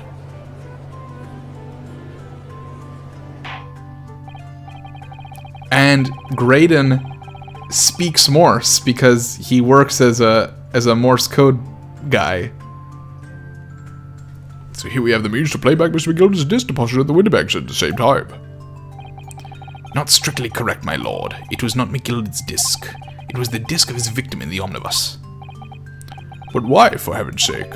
Are we to understand that the brickmaker was trying to sell this music box disc to Mr. McGilden? I answer. The answer will become clear if we listen to the music on the disc, my lord. Yes, very well. Let the court now listen to this curious disc at last. Wait! My lord! Good grief, what is the meaning of this, Inspector? The music box and the disc are, well, they're unrelated to the case. No need to spoil the somber atmosphere of the court with some silly bit of music. This disc may very well have motivated the culprit in this case to commit murder. Clearly, there's every chance that it's fundamentally important to the understanding of what happened. The prosecution has no objection. But no! That piece of evidence is police property now! You can't! Clearly Scotland Yard has some vested interest here. But it's the policy of this prosecutor to leave no avenues unexplored. And you, Inspector, have no jurisdiction here to prevent that from happening. Gah! No further delays, please. Play the disc.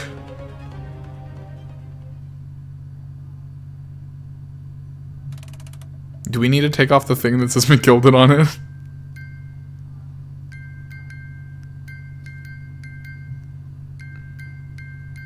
Oh, it's absolutely fucking Morse. What on earth? That's certainly not what I would call music. No. It's just the same note playing over and over again in an irregular sequence.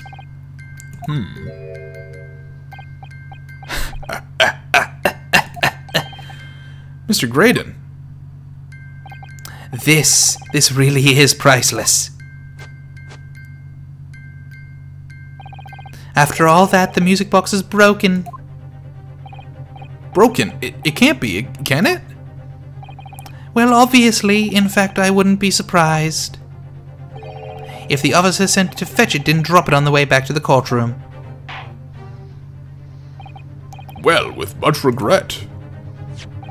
I fear the court must accept that this music box offers little in the way of clues. No. Are you ready to move on, Counsel? Absolutely fucking not. Come on. Yes, alright. It does sound as though it's completely broken, but is it? Could this music emanating from the music box possibly be a new clue? It could be a clue. I believe that it could be relevant, my lord. Good lord, but how can it be? It's an abomination, Counsel. Mere noise. I fail to see how it could have any meaning whatsoever. It does sound strange, I agree. But there's one thing bothering me. While Grant stands there chortling victoriously, the inspector beside him has a rather telling expression on his face. It's as if Gregson recognizes the sound, as if he's familiar with it somehow. And that's making him appear extremely on edge. If that's the stance of the defense, my Nipponese friend, answer me this. Oh.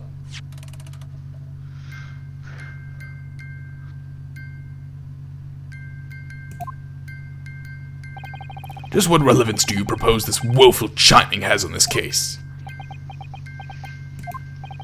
It's the defense's belief that the sound emanating from this music box is... An unusual genre of music. Hell yeah!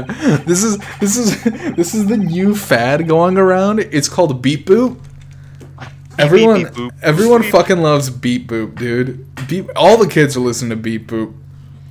This is just the first dubstep. This is proto-dubstep. Proto-dubstep. Proto-dubstep in the 1800s in London on a music box. I love it.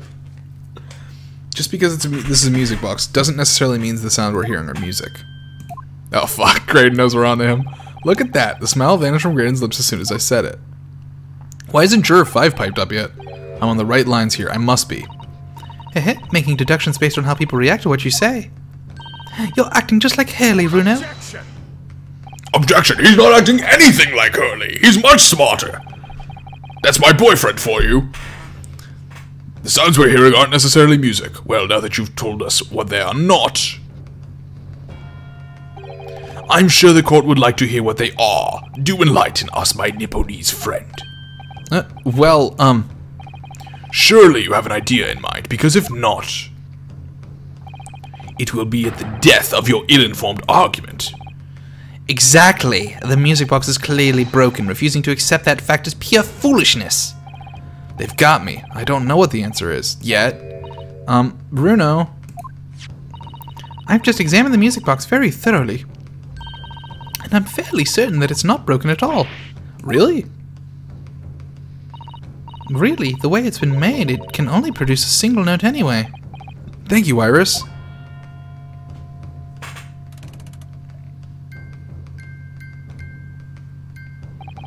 Alright, well, if the music box isn't broken, it must mean that the sounds it's producing have some significance that isn't musical.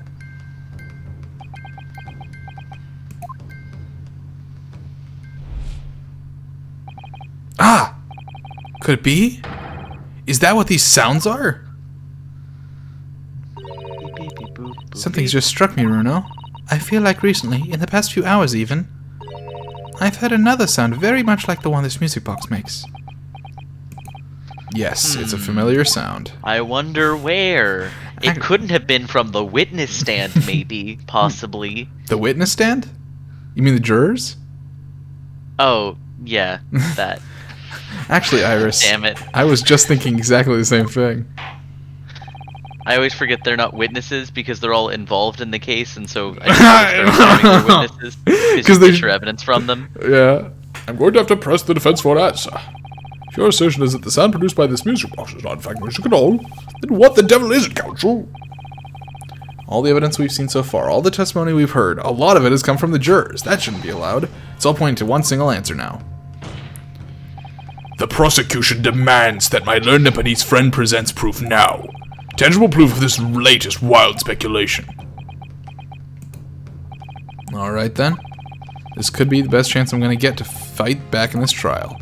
And if I'm right, it's going to join all the dots together. The evidence that explains the true nature of the sounds in the music box disc are...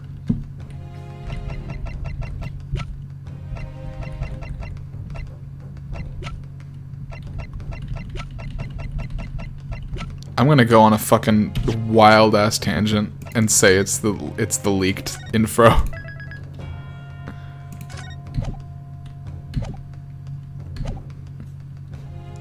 Take that! Today's paper, Council. The headline is Pawnbroker perishes in Big Bird's blood. Okay, I got that wrong. Hardly supportive of your cause. No, my lord, I was hoping you'd look a little further down the page. Further down, Ministry Mole classified secrets may have been leaked overseas from Ministry of Justice. Yes, this is very serious matter being investigated at the highest level, I understand. I have heard that international transmissions along supposedly secure lines are somehow being intercepted and leaked to various other countries. And presumably, those transmissions are in the form of wired telegrams. Of course. Juror number 5, your input, please. Stop. Oh, me, sir. Whatever is the matter? You told the court before that you worked at the same communication station as Mr. Graydon, did you not? Yes, that's correct. And the particular station where you work deals with government communications and newspaper reports. Oh, yes, we're not your run-of-the-mill communication station at all. Our work is extremely important. Then tell me, is this not a very familiar sound?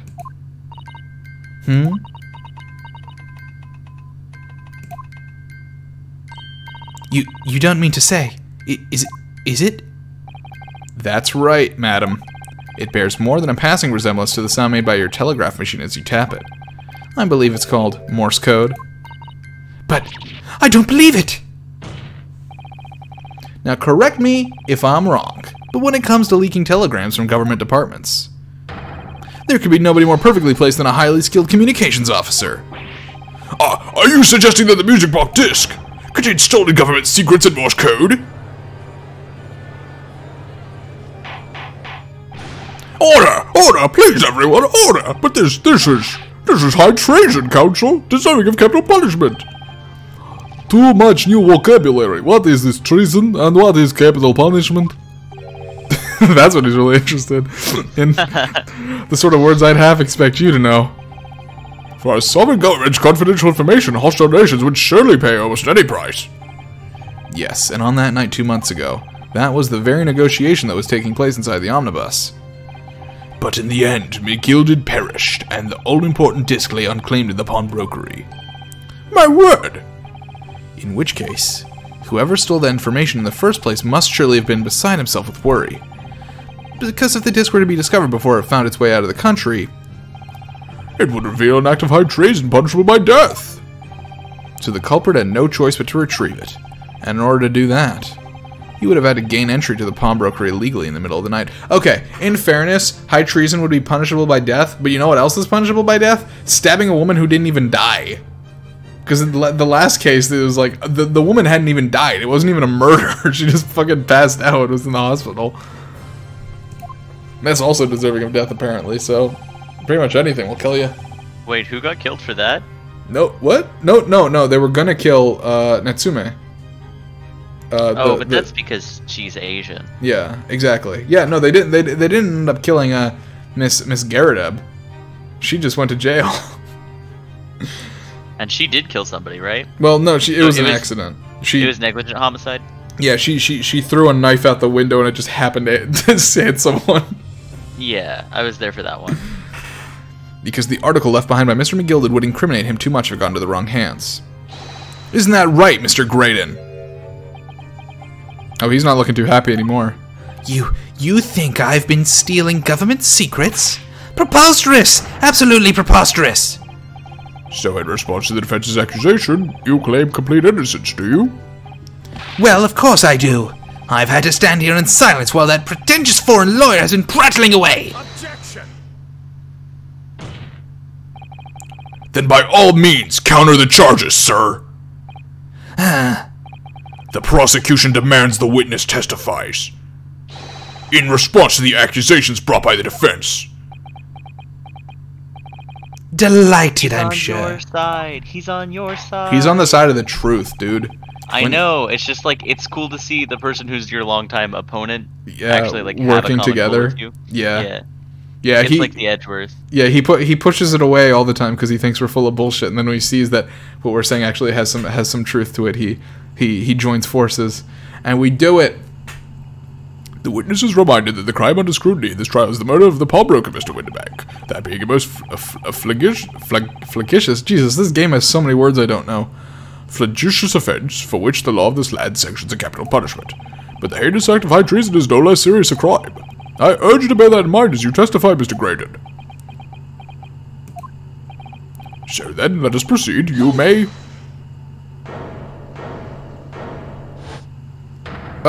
Hi guys. You gotta let us have a ride in ball here, governor. We got things to say. I beg your pardon. Who do you think you are? Name's Nash Skulkin. Occupation is professional baddie. Name's Ringo Skulkin, but we ain't baddies enough to sell in our motherland. That's right. We're what they call The three Skulkin brothers. Bad timing, fellas. Very bad timing.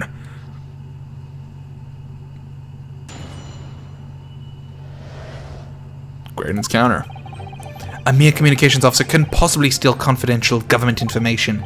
Besides, the sounds produced by that music box aren't even Morse code. It was some low-caste brickmaker negotiating with McGilded anyway, was it not? I have no relation to the man.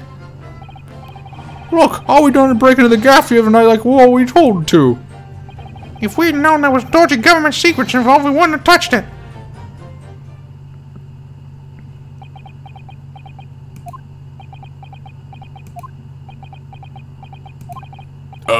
Mr. Skulkin.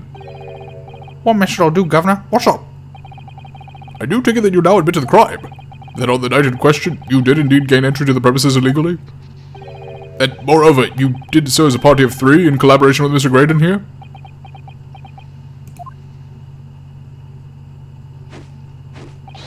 We did, Gov, we did! Graydon, you keep bad company, my man. Quiet down, please. What do you say to that, Mr. Graydon? I have no idea what these two ruffians are referring to. You little Ryan getting us mixed up in this monkey business. You never said nothing about no government secrets. We're supposed to be a straight-up job. And what about the geezer whose shopper was, eh? Poor bloke didn't have to die, did he? Nice to know who your friends are. Whatever these men say, I deny the accusations. Indeed. Well, I certainly wasn't expecting this little music box to become so significant in the proceedings. However, as it has, I will admit it into the court record as evidence.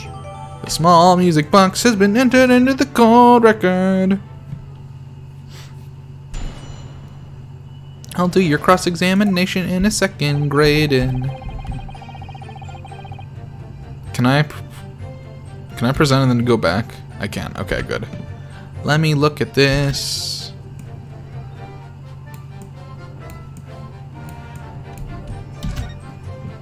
Is there a bullet in this as well? What the fuck? Oh, what is it, Bruno? I've just noticed something about this music box. It looks like the bottom of it opens up as well. Ah, you're right. Well, come on then, what are you waiting for? Let's open it. Alright then, here goes. And inside are dentures. Oh. Look at that, there's another movement on the other side. So, does that mean you can set another disc to play back on this side? Yes, I think so, and it looks like two movements are linked together. They're linked? So if you had two discs, they would both play back at the same time. That's super interesting. Oh, so both is half of like both is every other letter or every other what do you call it? Like boop in a Morse code message. So who would have thought there'd be a second movement on the other side of this box? And this movement is like the other one. The combs teeth are all the same length. So this movement also only produces a single tone like the other one? Yes, it must do. Except that the length of the teeth on the two combs isn't the same. So a single tone produced by this movement will be different to the single tone we've already heard. So you have dots and dashes. Right? Or am I doing that wrong? It's either dots and dashes or no, because yeah, they would have to give two tones because that's what you need for Morse. Yeah. Because Yes, that's what it is. wouldn't you only need one tone for like it's a dot if it hits and it's a dash if it's quiet? No, because there are also gaps, right? Oh, there's also gaps. Like You're true. That's right. Yeah, it's dots, dashes, and silence. So you The can't copy of have- the disc. Fuck, Cabelli, it's right. We have a copy of the same disc. It's the same disc. You need two of them. So the one that I don't know if you were probably not here for this, but Sholmes actually made an imprint of the disc in his caramel and then remade it at home. So we actually have a second copy of the disc. Oh, how would the same disc confer the message? How would the same? Well, disc because it's confer the a different length, right? If it's a different length of thing, it would not play at the same, or it might be a different rotation. I don't know. Oh, okay. Yeah, you're probably right. It's yeah. I don't know what the length of thing you're talking about is, but I'm starting to imagine. Yeah, although the length of thing it might just be the tone. I'm not entirely sure, but I think Cabelliot's right because we do have a second disc. Basically, each movement can only produce a single note, but the notes they produce are different. Also, Hawkeye, welcome. coming in at the climax. But the notes they produce are different. A music box that can only play 2 notes. We're not gonna log that in the court record. Okay. Hold it! So this is the newspaper headline accurate? Yeah, for sure. Yeah. Definitely, Hawkeye, definitely. Is this newspaper headline accurate? Government communications are being intercepted? How could I possibly know? What do you mean by that? Any important government communications are handled by high-level officers, by specialists. General members of staff in the station where I work would never be entrusted with sensitive information. Oh no, stop, I must say something, stop. Let me guess. Juror number 5. We regular communication station officers aren't as lowly as you're being led to believe.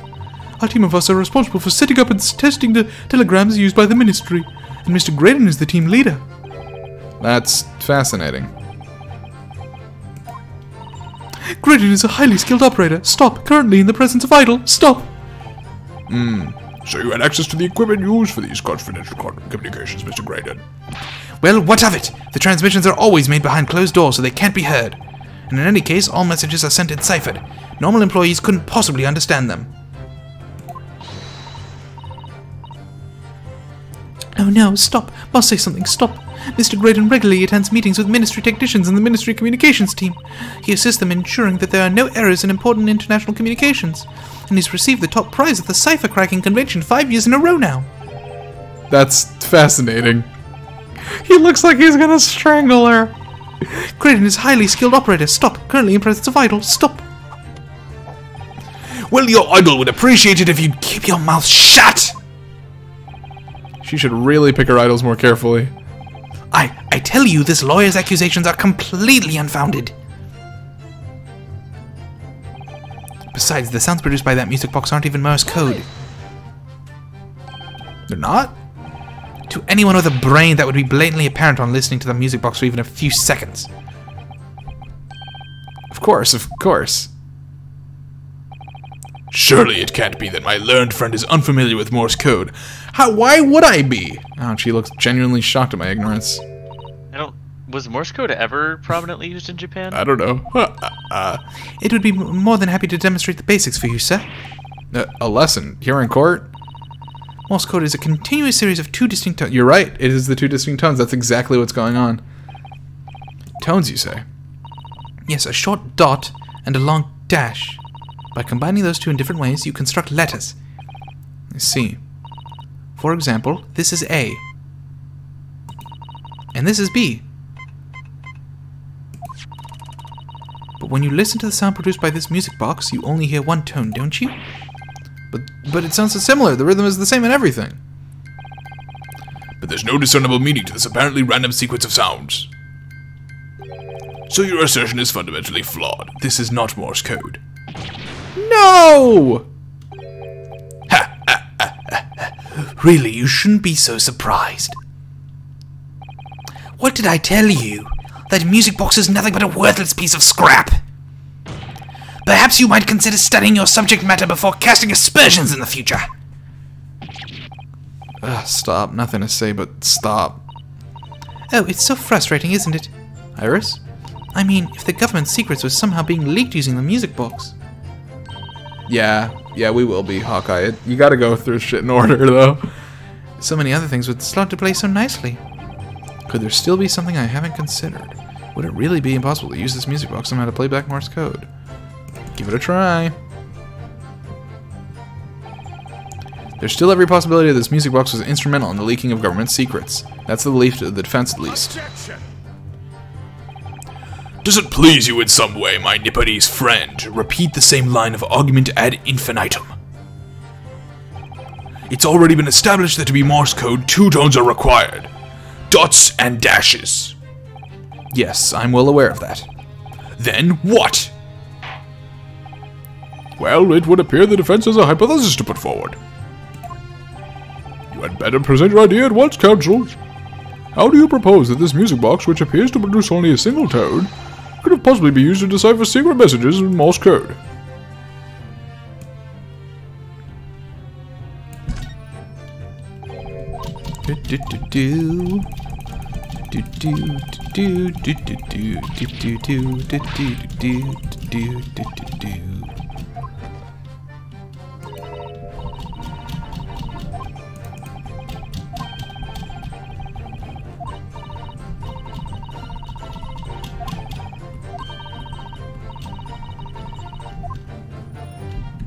I'm gonna go ahead and present that.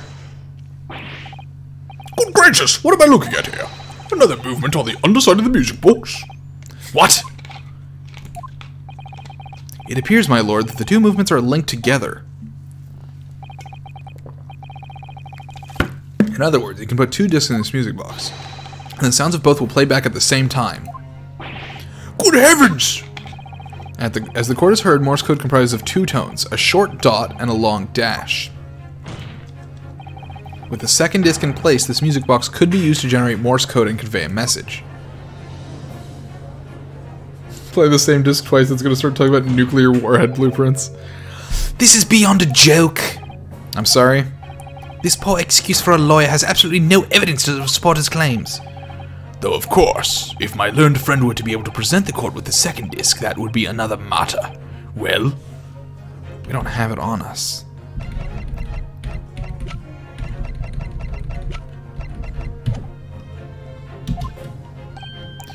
I can't, at the moment. And may I remind the court that, as the witness has pointed out, he was not the one in the omnibus with Miss McGilda 2 months ago striking a deal over the disc or discs. Indeed, that was Mr. Mason, the brickmaker. Exactly! I had nothing whatsoever to do with it. Though it has holes, I must admit the argument presented by the defense has much promise. I believe the cross-examination should continue. Well, Wilson doesn't have the second on her, I don't think. The link between Graydon and the victim of the omnibus case must be there somewhere, but I haven't found it out yet. Oh dear, it looks like you need to give your argument more strength, Runo. You'll reiterate your testimony if you please, Mr. Graydon. If I must, though, I maintain exactly what I did at the start of this pointless cross-examination. Yeah, we'll keep pressing. We'll see what else he has to say. Some low-class brickmaker negotiating with Miss McGilda anyway, was it not? So 2 months ago in that omnibus, Mr. McGill killed the brickmaker and stole the disc. Mr. Mason was a single man with almost nothing to his name. It seems he lived in an artisan quarter some years ago, but people there remember little about him. That doesn't make much sense, though, does it? How would a humble brickmaker come to acquire secret government information? How indeed. There must have been somebody else involved behind the scenes in all of this. Somebody who acquired the disc and gave it to Mr. Mason, in order to take the meeting with Mr. McGill and negotiate a deal. Dear me. You may have it in for me, sir, but I assure you I have far more class than that. An old brickmaker from an artisan quarter and this well-to-do communications officer. If only I could find some evidence to link the 2 of them together. If you have nothing more to add on that note, let us return to the witness testimony. Look, all we done is breaking in a gaff outside the other night. Look at what he told us to. Like Mr. Graydon told you to, you mean? That shit, yeah. Who else, eh? Silly me thought we was just popping over for a nut after all them years, but the Rada had a dodgy job for us. Ash.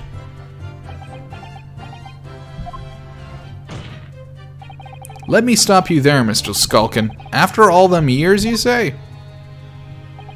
Do you mean to tell me that Mr. Graydon is an acquaintance of yours? We're the sociable kind of baddies, you know? Sure, let's say Graydon's an old China. Excuse me. He's trying to get away with. He's an old China. He's trying to get away with leaking government secrets.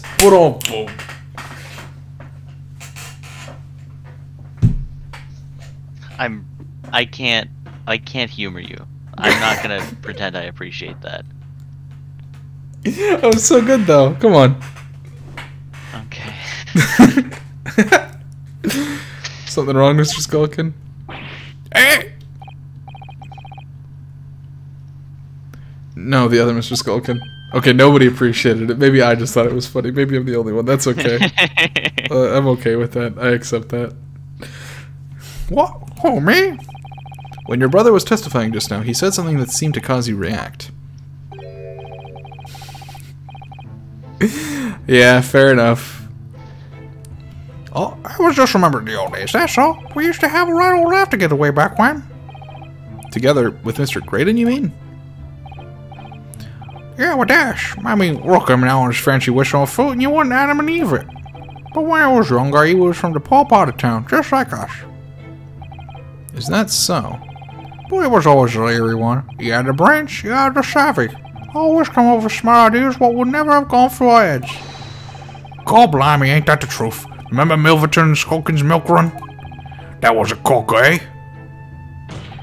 Save it until after the trial. Your reminiscing has no place in this courtroom. And neither does your fruit. Boy, the geezer asked a question, didn't he? And we was answering. Yeah, we ain't done nothing wrong. Nevertheless, the court is not prepared to accompany you on your trip down memory lane. Counsel, can we turn our attention back to the testimony, please? I don't know. Could that sentimental story be relevant somehow? Add it to the testimony. My lord. Yes, counsel? The brother's last sentimental statement could hold vital information relating to this case. Very well, counsel. I will permit the brothers to supplement their testimony with that detail. Briefly, I hasten to add. Say no more. A skulkin's never skulkin'. Milverton and Skulkin's milk run. God, them's was the days. I'm sure I'm gonna regret asking, but what exactly was that? Some kind of business? Just a little scheme we had going back when we was youngsters. A bit of fun, really. Delivering fresh milk to the locals, that's what it was all about. That sounds alarmingly legitimate. There must be a catch. I suppose since we're here, I should ask them to elaborate. But on what? The business name. Milverton, where does that come from? So this business was just a bit of fun, you say? I know it's just yourself and Mr. Graydon involved, so why Milverton? Yeah, that's it. Milverton and Skulkin's milk run, was it? Yeah, that's it. And where did the Milverton part come from? Oh, right. I thought a clever clogs like you would have worked that one out. This is... Enough of this! How much longer are we expected to listen to this drivel? I don't... Let me guess, you don't accept anything these two witnesses are saying. Tell me, why is it that it was only at the mention of the name Milverton that you decided to interject? Because well... It weren't the happiest of homes that one came from. Yeah, it was the old man struggling for money so much his wife walked out on him. She took the name Graydon, didn't she? But that will always be Milverton to us. Milverton. So that used to be your surname, did it? Of course not! This is all bunkum! I've been a Graydon since I was born! Do you really think you can rely on the testimony of these two thieves, You're a communications officer attached to the civil service. As such, your personal details will have been thoroughly checked at the time of your appointment. It would be a very simple matter indeed to subpoena those records, Mr. Graydon. Ah! Well, it would appear that Mr. and Mrs. Skulkin's testimony has been reliable, for once. You were born Ashley Milverton, then. Is that correct? Very well, yes. So Ashley Graydon was once Ashley Milverton. That information could change things, and could turn out to be extremely important. Ashley Graydon is now Ashley Milverton. He's a poser. All of a sudden, we seem to be up our necks in serious matter of national security. Although all this talk about interception of secret government messages is still just conjecture at this stage. It would explain a number of things, though, wouldn't it? The negotiation Ginny overheard on the omnibus 2 months ago, and the break-in at Windibanks. But the trouble is, it wasn't Mr. Graydon in the omnibus with Mr. McGill did. No, that was Mr. Mason, the brickmaker who was so horribly murdered. If only there was some link between the two men somehow. I know, but Mr. Graydon's testimony seems to be as watertight as ever. I wonder if the key to us making headway in the cross-examination here could be those two brothers.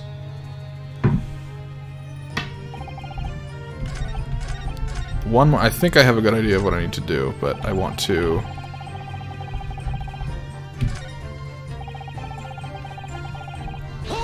I want to ask about their business model. Because I want to just link that since he used to be Milverton, he might have had relations to Mason, but I want to see if I can get a more direct... Well, every morning down the way, the milkman would come down with his cart to deliver mix, see? If you ever stuck your empties outside your front door, he would leave them full again, right?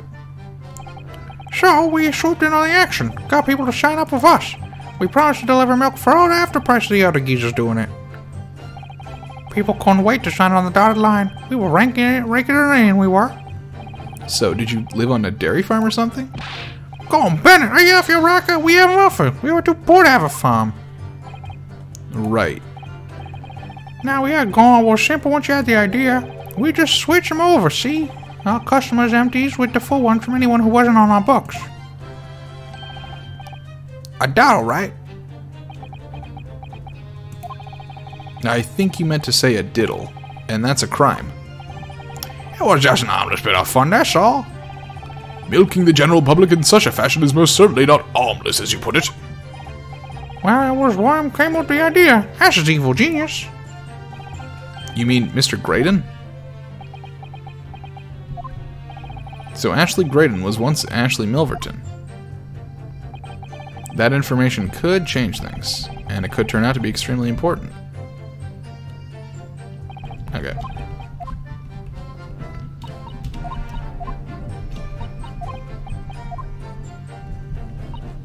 Okay, I'm just gonna go ahead and throw caution to the wind and try it. Low-class brickmaker. Well, you used to be low-class, as it were. Oh, can we not present people? Doesn't seem like we could present people. Okay. Maybe not.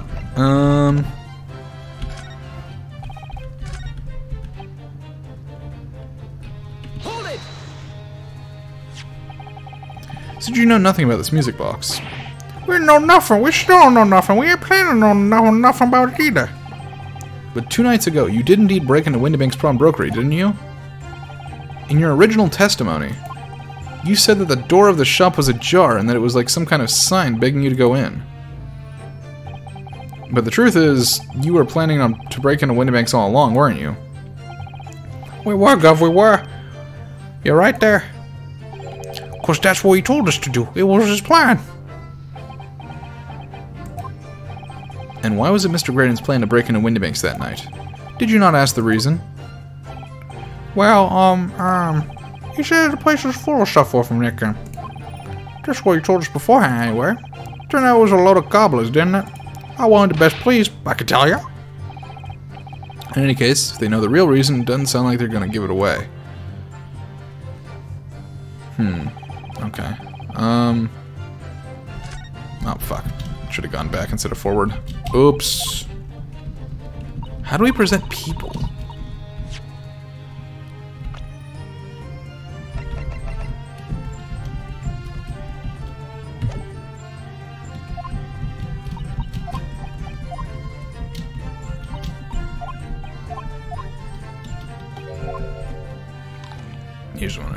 gonna try and press on this again. Hold it! So 2 months ago on that omnibus, Miguel had killed blah blah blah blah. Mr. Mason was a single man, seemed to live an artisan, little about him. Doesn't make much sense though, does it? How would a humble brickmaker come to acquire information? How indeed? There's been somebody else involved in the scene. Somebody who acquired the disc and gave it to Mr. Mason in order to take it from the meeting and negotiate a deal. Dear me. You may have it in for me.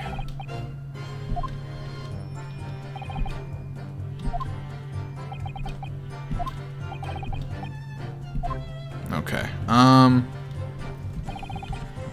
Okay. So we've pressed everything at this point.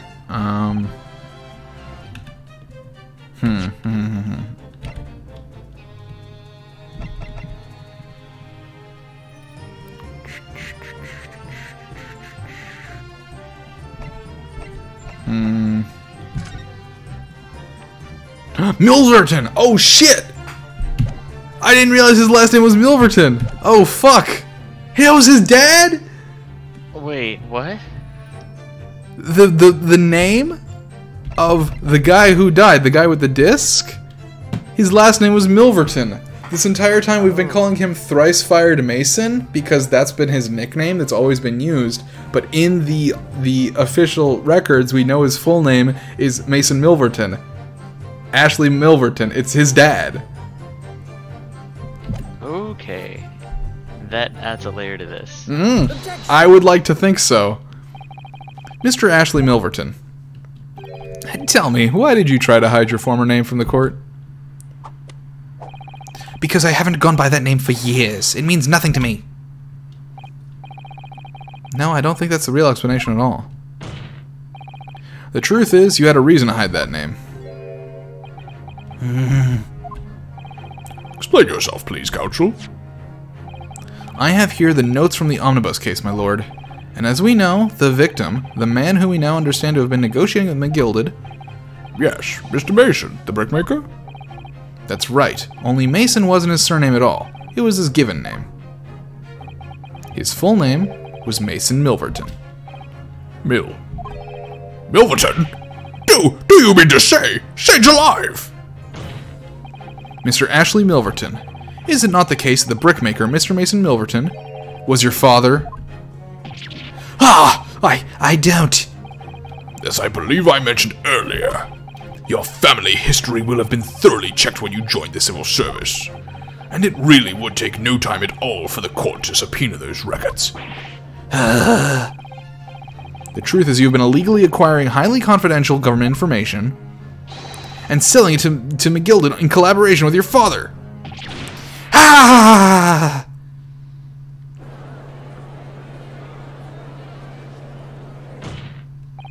The new facts and evidence unveiled by the cross-examination of this witness all come together to reveal the truth. The truth, you say? That you collaborated with your father, Mr. Mason Milverton, in illegal dealings with Magnus McGilded. By dint of this music box, you mean, counsel? Yes, stealing information being sent in secret government communications and selling it to McGilded. Mr. Graydon concocted this elaborate scheme by using 2 music box discs to encode the information, as presumably a safety measure against the information falling into the wrong hands. And a very effective one. I shouldn't have given the scheme any credence whatsoever. But the deal with McGilded went sour, and the brickmaker met his end. Yes, but before he was arrested, McGilded managed to temporarily dispose of the stolen disc at the pawnbroker. Then, having learned of the situation, you appeared at Windibank's 2 days ago, in an attempt to recover the 2 articles McGilded had placed in pawn there. But that attempt failed. One of the discs was seized by the police, and the other you never found. So that same night, you enlisted the help of the Skulkin brothers and broke into the pawnbrokery. This time, determined to recover the second disc. Are you suggesting that the second disc was inside the music box? We never knew enough about that. On the night that Mr. Windibank was killed,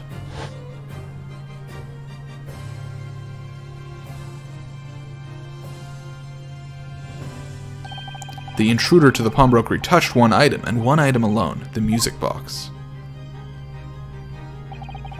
That's rather ingeniously demonstrated using the tool prints from the security camera, indeed. So the question that naturally begs answering is this: why was only that one article disturbed? The answer is obvious, because it contained the second disc, which the intruder was desperate to retrieve. Since, if it were to fall into the hands of the police, it would be proof of high treason. Well, Mr. Graydon, do you deny that all this has actually began on that fateful night 2 months ago?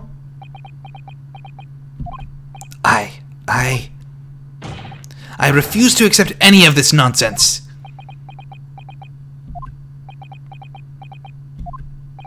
Sir, there appears to be blood seeping through the sleeve of your jacket. What? Ah!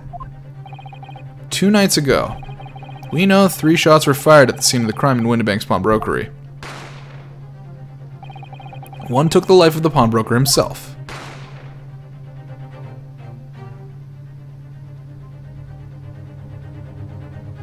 Oh no. Oh no.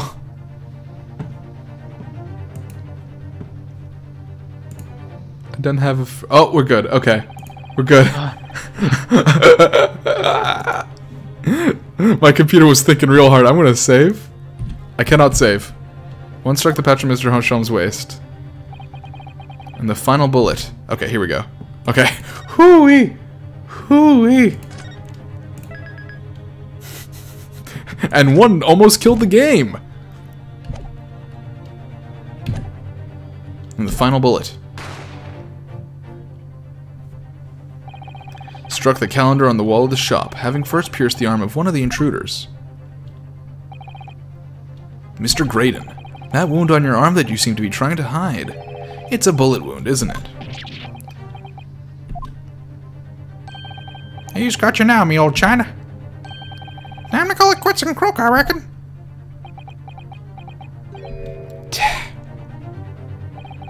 Don't acknowledge my presence there under any circumstances whatsoever. Those were my terms, remember, and I paid you handsomely to comply. Clearly I was a fool to think I could trust some common backslum thieves. Fine, I admit it. I was there in Windibanks that night. I paid this pair 10 guineas to accompany me, and as you've noticed, I sustained an injury in the course of my adventures.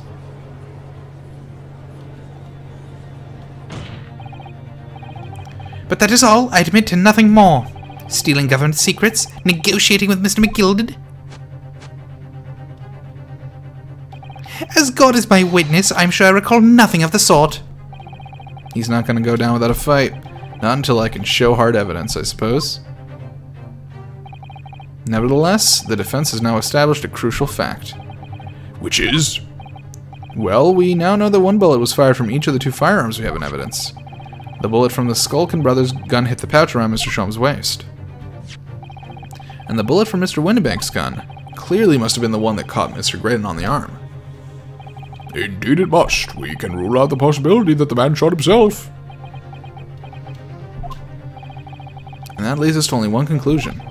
Mr. Windibank was shot by a 3rd gun, which can only have been fired by the 3rd intruder. Goodness! That's right, Mr. Graydon.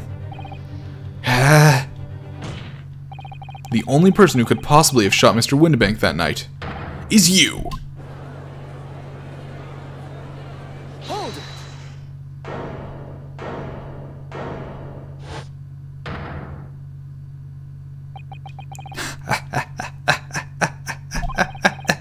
You little upstart. You made a grave mistake when you summoned me here. What? What's that supposed to mean? Yes, as you rightly say, I was there at the pawnbroker's. I did my best to hide the fact, naturally.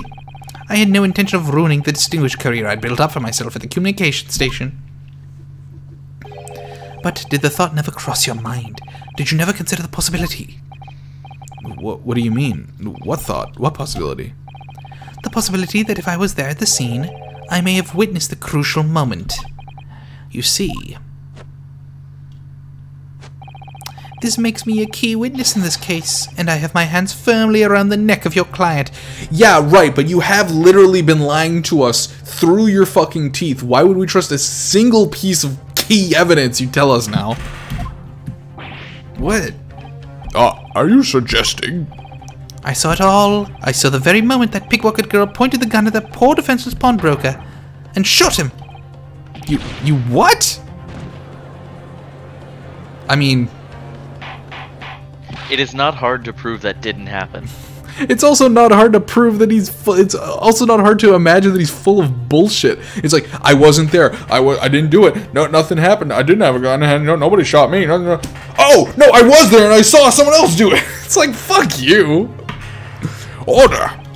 Well, it would seem we are finally entering the last act of this theatrical trial.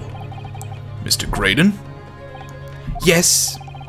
I trust you are fully aware of the implications here. If it is shown that your claim is false, you will have incriminated yourself as the killer. Oh, I understand fully. You have a gun, you're guilty of treason, you have attempted murder, you have committed at least 3 counts of undeniable perjury, you're a darn fool, perish. Then I must ask you to give your formal testimony once more. You will explain to the court precisely what you saw at the moment the defendant allegedly shot the victim. Nothing would give me greater pleasure. You think the judge ever just starts saying, this is bullshit? Out of the shooting. While these ruffians were jostling with the broker, I was still near the entrance to the shop. When Windbank threw Nash over the counter, I felt a sharp pain in my arm. I pursued the man, but he shut himself in the storeroom. I could see him through the peephole in the door, though.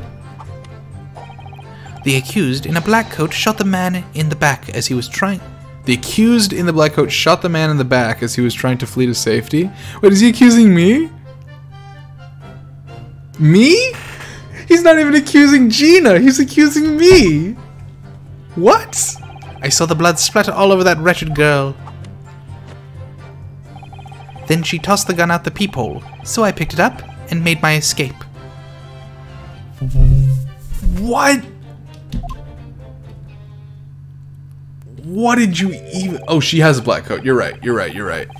I was thinking he's incriminating me. I'm like, man, you are at the end of your rope.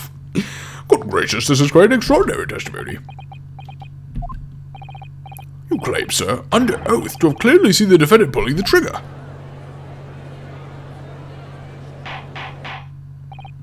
Order! Order! It wasn't my intention to testify in this way. I wasn't planning on testifying at all, but neither is my intention to be found guilty of a murder I didn't commit.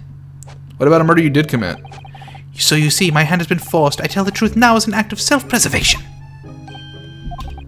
The truth? Until now, the prosecution was completely unaware of these details. Yes, well, sorry about that. Having shot me in the arm, the pawnbroker was then shot in the back by the accused. And as I said, she was showered in his blood. You say the blood splattered over the accused's coat. Are you sure on that point? Oh, well, we can prove that that's not his blood. It's a different color. Oh yes, quite sure. All over the black overcoat that pickpocket girl was wearing at the time. Really? If her coat could somehow be shown to harbor vestiges of blood, that would be conclusive evidence here.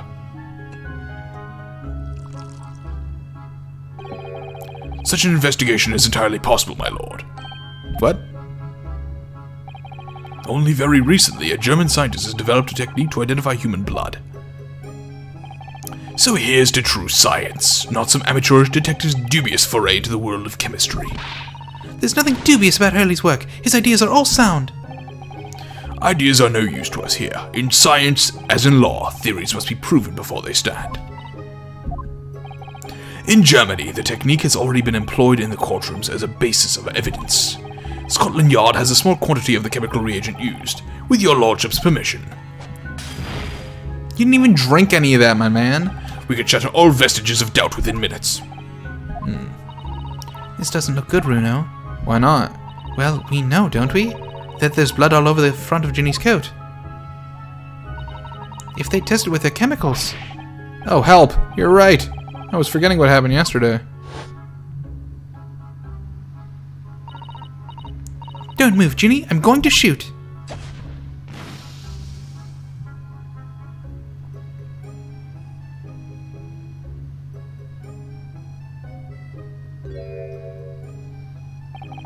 But that's not Mr. Windibank's blood. That stain is from 2 months ago. That's Mr. Mason's blood from when he was stabbed by McGilded, who was wearing the coat at the time. My lord, the defense objects to the test proposed by the prosecution. Overruled. Lord Van Zeeks, make it so at once. With pleasure, my lord. And once we wait the results, the defense may proceed with the cross-examination.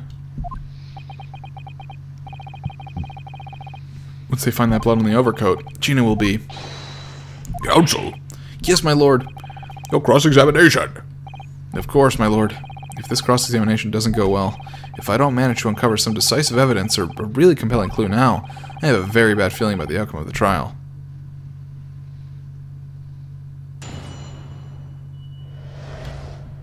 The moment of the shooting.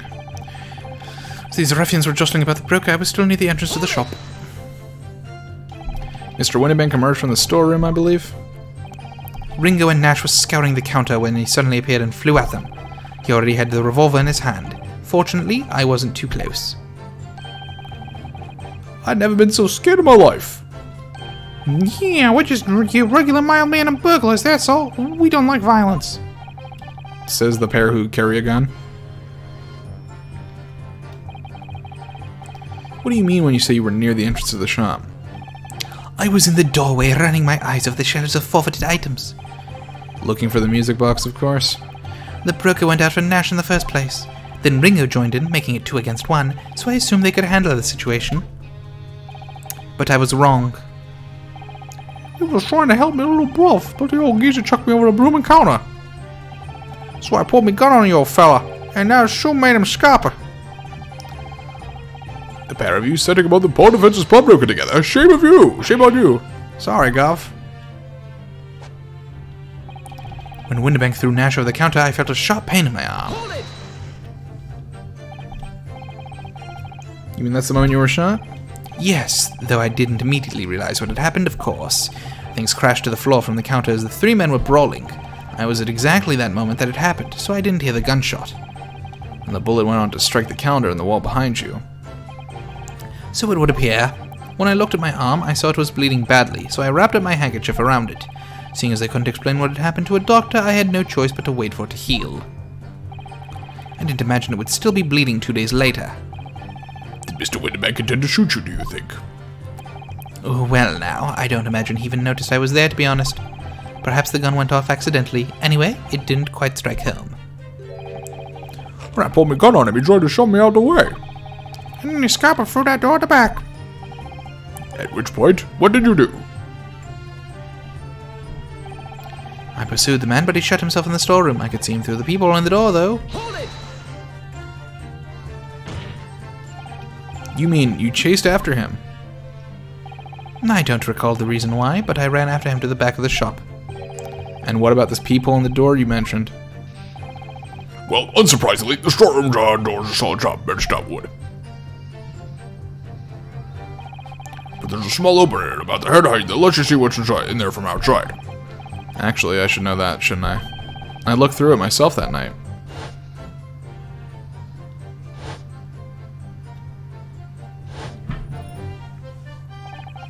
And what about you burgling brothers? Did you see what went on through this peephole as well? No, not likely, Gov. Didn't see nothing in the song, Calf. I doubt these 2 buffoons were even aware of the peephole's existence. So the Skulkin brothers were there, but they didn't see the killing of Mr. Windibank take place. Inside the storeroom, I could see the broker and that young girl standing there. The defendant. Yes, though neither of them noticed that I was looking. The girl raised a gun and pointed it straight at the man.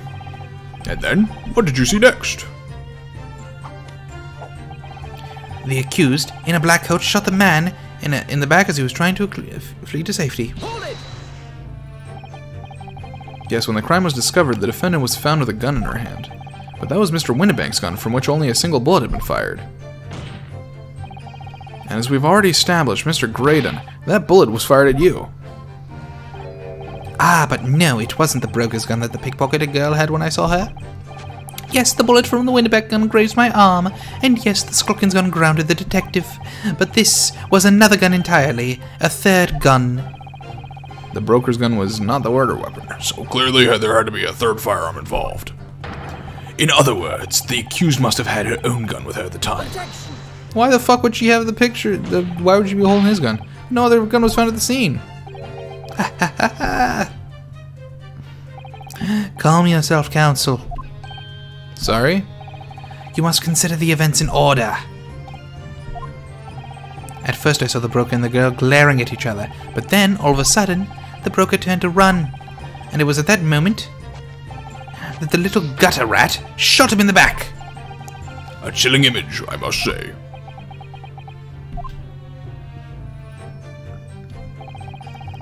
So the blood splattered over that wretched girl. Oh, all over her? Yes, through the peephole. I saw it clearly. Of course, the stains are invisible now, what with the coat being such a dark color. But I assure you that garment is sullied with the victim's blood. Well, it is sullied with blood, that's for sure. But it's not Mr. Winterbank's blood, is it? No, that's right. It's Mr. Mason Milverton's blood from when McGill stabbed him 2 months ago. It's so annoying. If only they'd accept Hurley's chemical analysis, we could prove that. But they won't. So unfortunately, we can't use it as evidence to support our case. Bother. Then she tossed the gun onto the peephole, so I picked it up and made my escape. Why? Why would you take a gun with you? Did I hear you correctly? She threw the gun out the room? That's right. After the broker fell to the floor, she started walking over. Over where exactly? In the direction of the storeroom door, to where I was watching. Of course, I quickly retreated. Yeah, she totally just shot a man, chucked the gun out the window, kept the door locked, and just fucking laid down and went to bed. That's totally what happened, dude. The girl dropped the gun through the peephole onto the floor on my side of the door. But why on earth would she do such a thing? I couldn't tell you. Perhaps she was hoping to distance herself from the murder weapon. With that thinking, I went and picked it up. I suppose I was worried about just leaving it there, in case any more tragedies took place. So it was you, in fact, who took the third gun from the scene of the crime? Yes, it was yours truly. I left the clear up to my lackeys and left. Clear up? We made a bit of a mess around the counter, so Mr. Whistle and Foolier told us to tidy up. He thinks we're a bloomin' mum sometimes. Well, I was paying you enough, by God! Tell me, Mr. Graydon, when you left the pawnbrokery that night, was it by any chance with the second disc in your jack pocket? You're like a bull at a gate, aren't you? Fuck, what the fuck? Excuse me. Gentlemen!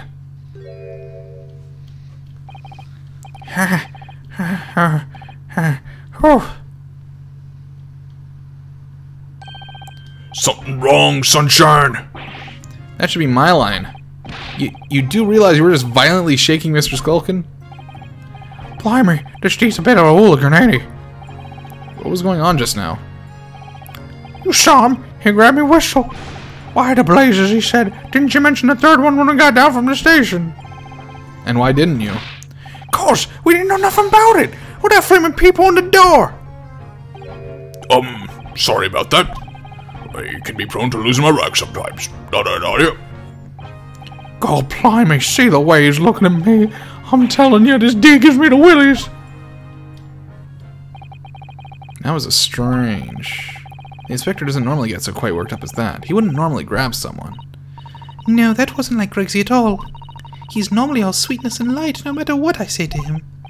Yes, well, I think you might be a special case, Iris. Well, anyway, that was definitely out of character.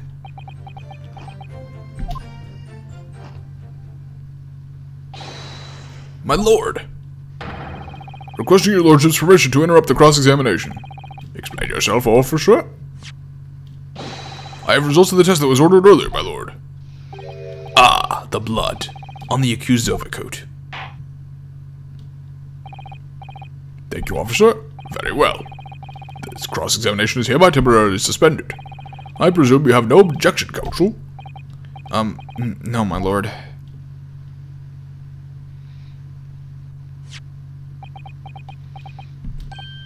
Well, there you have it. The report, please, Inspector. Yes, sir.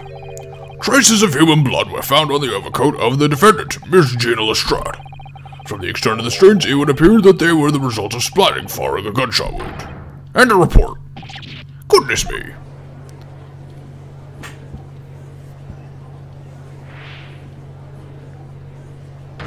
You bastard, you know where that came from. See, what did I tell you? No, the blood on that coat is not Mr. Windibank's. What on earth makes you say that, counsel? The coat originally belonged to Magnus McGilded. Just before his coat was deposited at Windibank's, McGilded had fatally stabbed Mr. Mason Milverton. So the blood on that overcoat is the blood of the brickmaker from the omnibus case. Well, the dead cannot speak. Isn't that right, my Nipponese friend? Sorry? It's a shame you don't have some sort of spirit medium or something.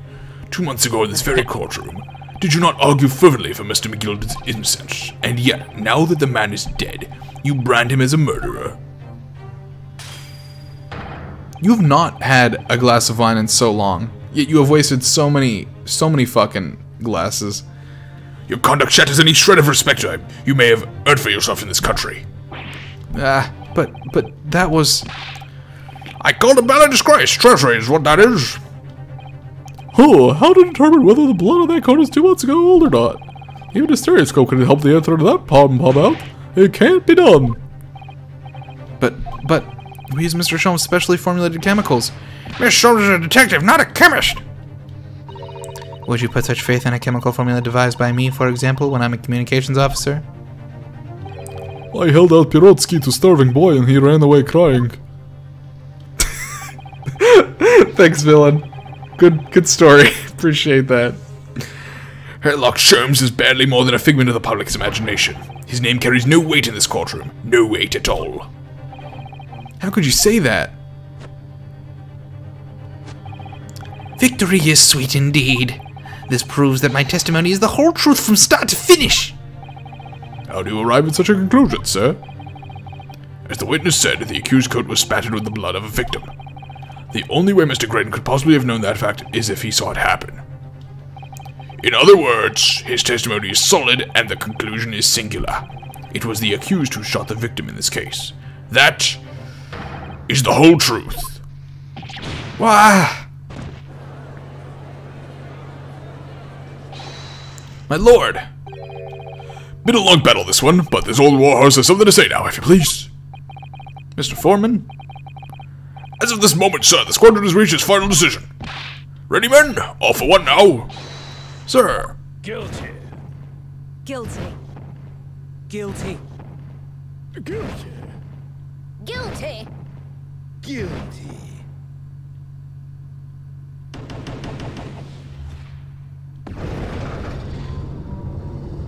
One more summation examination. Let's do it. Well, it would appear the ladies and gentlemen of the jury have reached a unanimous verdict.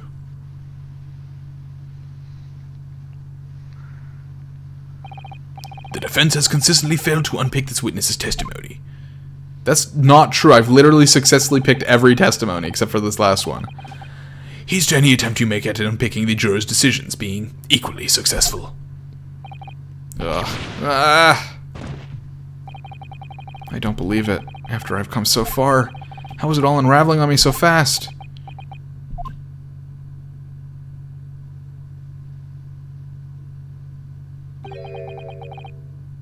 How very distressing to be held in such low esteem. He's fucking here. He's fucking here in the courtroom! Wouldn't you agree, Mr. Naruhodo? I have... If this isn't fucking Sholmes, I'm gonna eat my hat on stream. Officer, you've delivered the report now. It'll be fun to watch. That will be all. Thank you. It occurs to me with some regularity, Mr. Naruhodo, that scientific truths are determined not by science, but by none other than the human mind. I know that voice. Fuck yes. Fuck yes. Am I going mad? Ah! This is gonna be so good. Oh my god, hell yes. Mr. Sholmes! What? What is the meaning of this? Oh my god. Order! Order! What business do you have here, detective? The last I heard, you were recuperating in hospital. As well I would be, had I not been set upon an errand.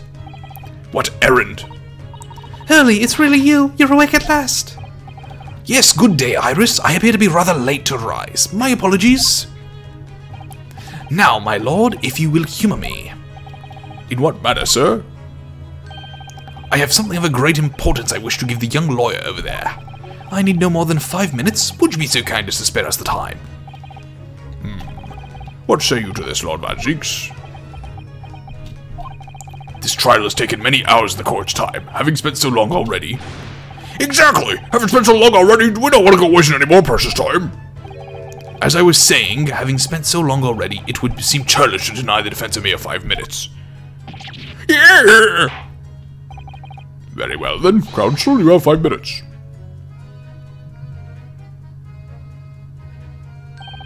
My dear fellow, I apologize for my tardy arrival. Mr. Sholmes, are you alright now? Alright, I'm all wrong! Sorry? I've only just managed to summon the strength to stand, man. I asked the judge for 5 minutes. But I fear that even that may prove too much for me. Pray forgive me should I pass out. He's gonna die on the stand. Let's make this discussion as short as possible. Hurley, this place is full of idiots. None of them can see how wonderful your chemical blood analysis is. Ah well, that concoction of mine was really just a bit of sport to assist me in my investigations. I never took the verge of dying. Why is he smoking? I think he's just holding a pipe up to his mouth.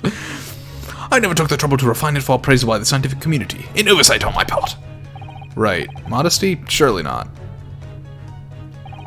But enough of that. I'm here to give you this, my dear fellow. What's that? A lavender Furoshiki wrapping. A leaving present from Miss Susato. From Miss Susato? If possible, matters were to be settled without me giving you this. Those were her instructions when she asked me to do this favor. I don't understand. Miss Susato foresaw today's events, I believe. She knew that the culprit would attempt to escape justice by means both devious and underhand, and that you, Mr. Naruhodo, fighting fairly as you want to do, would find yourself in considerable peril. At that very moment in crisis, you were to be given this small parcel. Those were the dear lady's instructions. A leaving present from Susato-san. Whatever could it be? Hold on. Is that a That's not a stereoscope. What No. is that? I'm pretty sure that's the machine that makes cat doors. What? I forgot about that. First off. Oh, it's the machine I made. Ah. How is this gonna help? Meow. Look, I use this. It's my latest invention. What is that? I call it the cat flapper-mat. It can make a cat flap for a little fully friend like Waggy in seconds. We're gonna put a cat flap in the fucking doors of the of the courtrooms so the fucking Waggy can fucking come to the courtroom and go on the stand. What's Susie up to? It's not gonna happen, but it's so Alternatively, you're gonna punch a cat flap into into Grayson's face. Yeah. Just kill him. I'm gonna punch a cat flap into his ass so the cat can fucking wriggle up his ass and murder him. I mean, by the way, Sholmes, you should know this, but you have a scalpel inside your stomach. Like, definitely. Fucking juror number 4 is like, "Ah, Mr. Sholmes, do you mind if I open you up again? I may have left something inside you." Mr. Zato muttered the following words before she left. I'm a failure. I don't deserve to be a judicial assistant. What? Didn't she say something like that?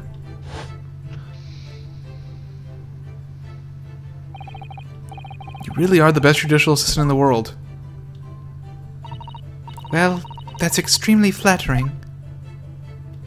But I'm sorry to say that I've been a complete failure.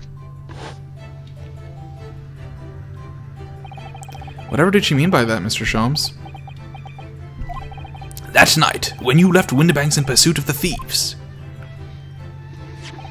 Miss Susato made use of this contraption for a certain purpose. That is your answer, my dear fellow. Not at all cryptic, then. Susato-san used this cat flap mat that night? But why? The cat flap mat has been entered into the court record. What in the fuck? Oh, there he goes drinking. Ah, and there it goes. Just one sip. Your 5 minutes is over. Alright, let me take a quick look at this.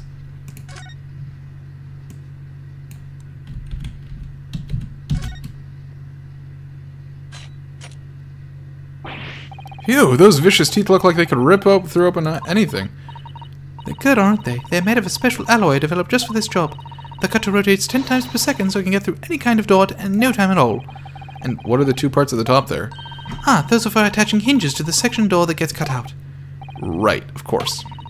Nothing can match this machine for power. It can make mincemeat of even the toughest doors. What about the toughest faces? Sounds so charming and friendly when you say what it's for, but it feels like the reality of the cat flap mat is that it's a grim weapon of doom destruction. Of door destruction. That guy is so adorable, there's nothing I wouldn't do for him, even developing deadly weapons. Mood.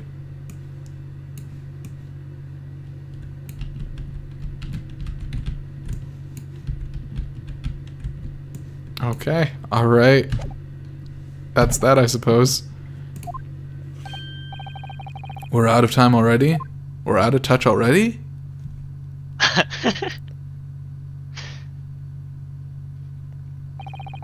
I'm grateful to you for affording us that brief recess, Mr. Reaper.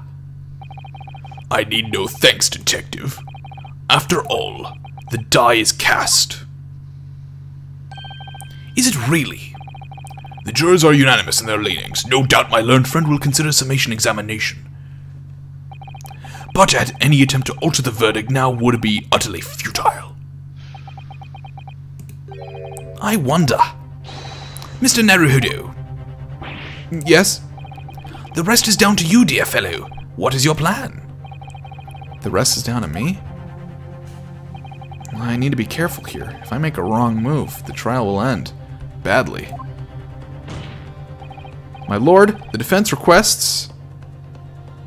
Oh, fuck. I don't know. Oh, man, I don't know.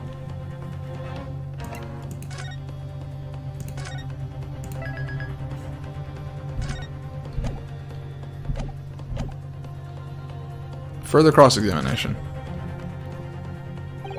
Further cross-examination.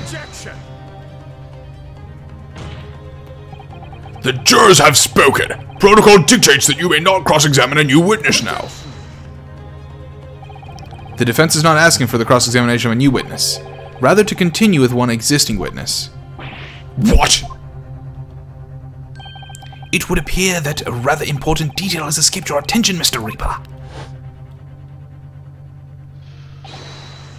My lord, request your lordship's permission to interrupt the cross-examination.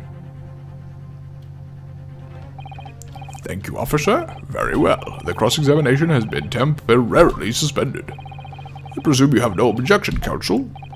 No, my lord. So nobody can say anything then? If Runo has to resume his cross-examination of Mr. Graydon... The court is obliged to allow it. This is absurd!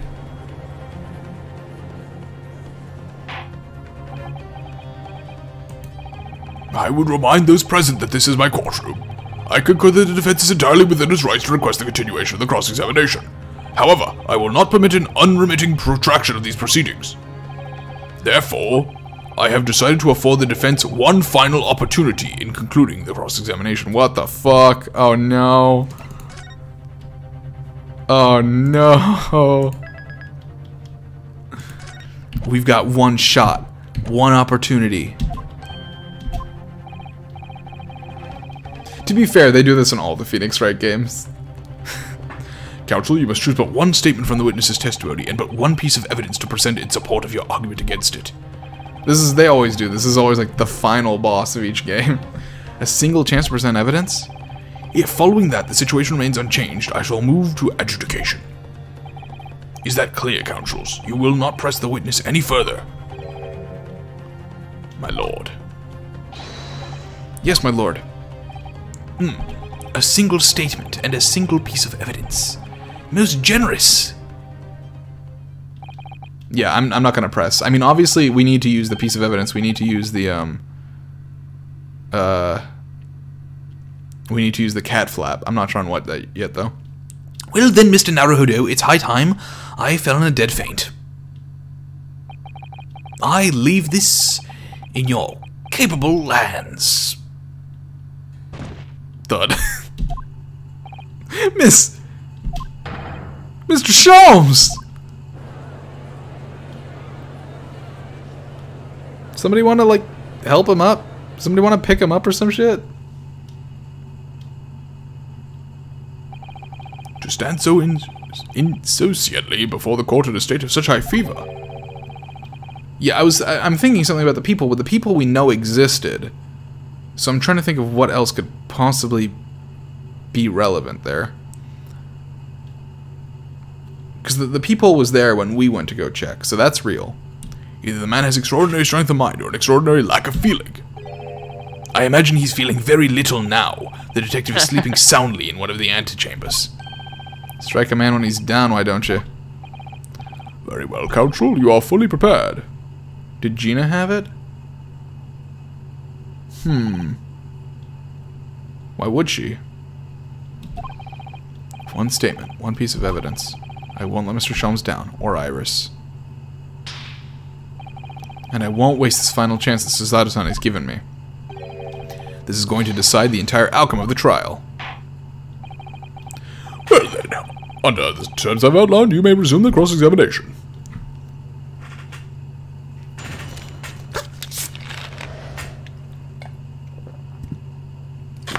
Yeah, I'm gonna save again.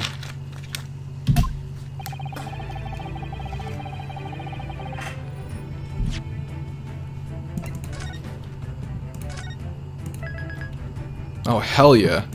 This song is going.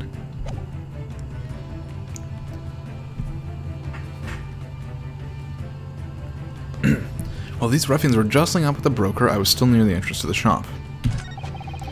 When Winbank threw Nash over the counter, I felt a sharp pain in my arm.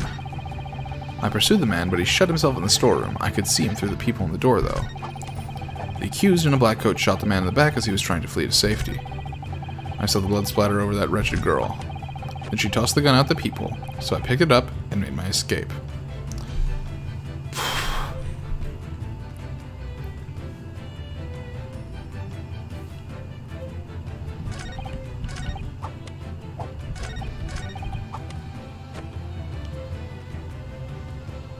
Does his position at the front of the shop line up with the bloody mark on the wall? Yeah, it does. Damn, this song's going in!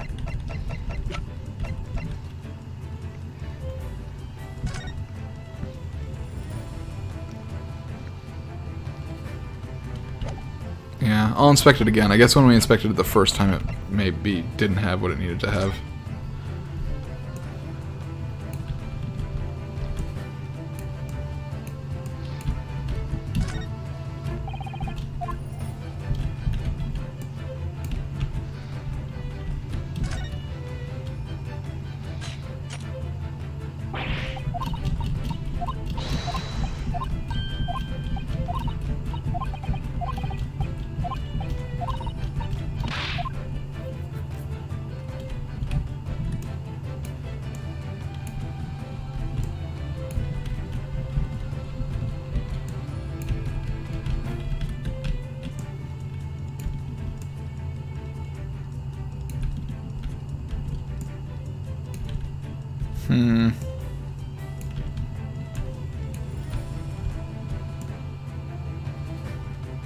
pull the trigger? I think that's what I did to like make this come out. I think I was just doing it from the wrong angle. Because I think it was like here, but it was like going through it. So I think I did pull the trigger. I think that's what activated this. I'm getting real world anxiety looking at this, hoping that it doesn't bite my human hand off when this is all happening in a video game. It's pretty, yeah. There's something oddly threatening about this device. I wouldn't say oddly. I would say the threat is very not odd. Very normal threat. Normal threatening.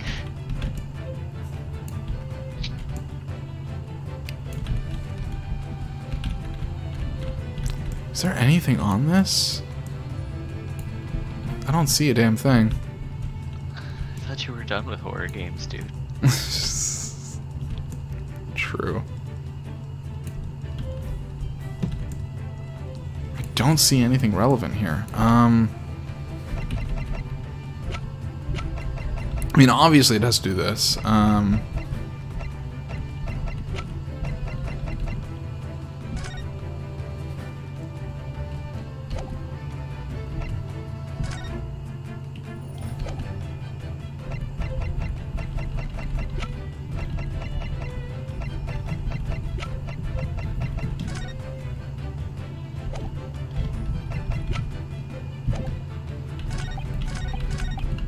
Maybe the sharp pain? No, that doesn't make sense because he left before Susato got there.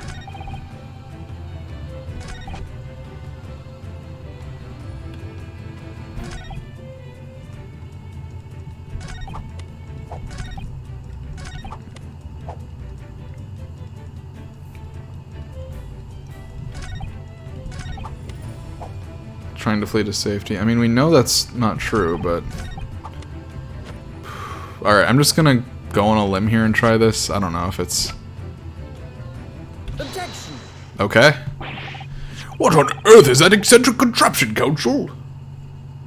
Could he see him through the peephole? Could he see who?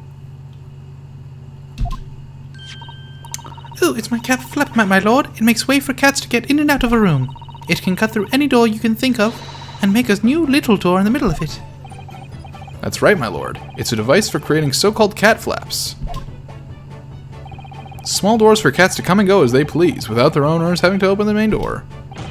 I'm sure we can all work that out for ourselves. Ah! But that cat lover's contrivance has no possible relevance to this case. Oh, really? Of course it doesn't. To start with, there was no cat flap in the pawnbroker's door. Not being a keeper of cats myself, I'm afraid I fail to see what this has to do with the matter at hand. Perhaps it would help if I described its function another way, then. This contraption is able to create a peephole in any door you can imagine in practically no time at all. I beg your pardon? A peephole, you say? 2 nights ago, we arrived at the scene only minutes after the murder of Mr. Winnebank had taken place. That's right. According to the paperwork in the yard, it was you, your Japanese assistant, and Sholmes. Yes, the 3 of us were together, and it's recently come to my attention that my assistant made use of this device at the time. Your assistant did what? There was a peephole in the storeroom door. I can attest to that. Because I looked through the peephole myself in order to see inside the locked storeroom. This is ludicrous. What are you trying to say? Of course there was a peephole in the door. I said as much as my testimony. How else could I have witnessed the crime, for pity's sake? Yes. How could you? What? Counsel, Kindly say what you mean. the peephole was added after he left? That doesn't make sense, though. We saw the peephole before, I think. Alright, it's time. Time to strike the final blow. What I mean is this, my lord. My assistant made the peephole in the storeroom door, and until such time as she did, the door had no hole in it to look through.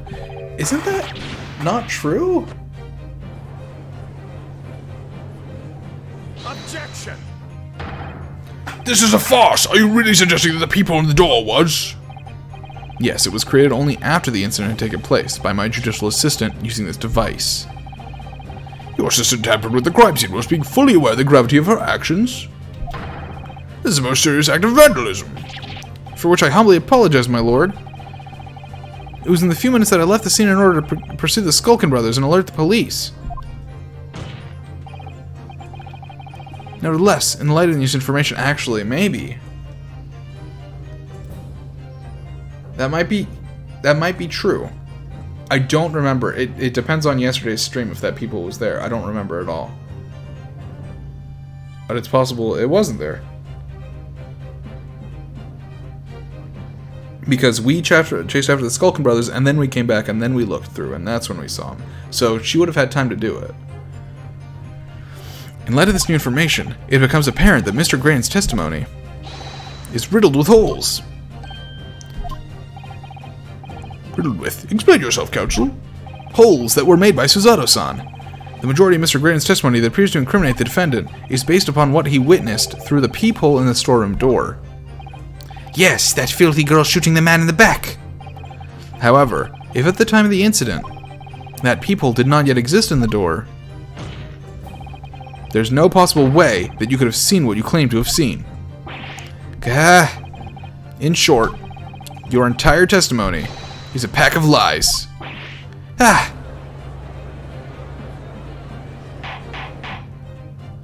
Order! Order! Order! Is there any credence in this revelation? None whatsoever, as my learned friend must surely realize. Exactly. This is just some cheap trick designed to discredit me. I'm afraid not, sir. Of course it is. Do you seriously expect people to believe that plaything can cut through a solid wooden door? Do we have a picture of the place beforehand? Oh, we do. Wait, hold on. Oh, there wasn't a peephole. We can see for... Oh, wait. Oh, shit. There it is. There's the hole made at 1:30, but it wasn't there at 1 a.m. Boom. Boom. Fucking Suzato MVP. Thanks, Suzato. Oh yes, I designed to be very powerful. It can cut through even the toughest of doors. That's absurd! I don't believe it for a second! Haha, I had a feeling you'd say that. What? Let me demonstrate on your face, Mr. Graydon. Waggy, cooey, time for dinner.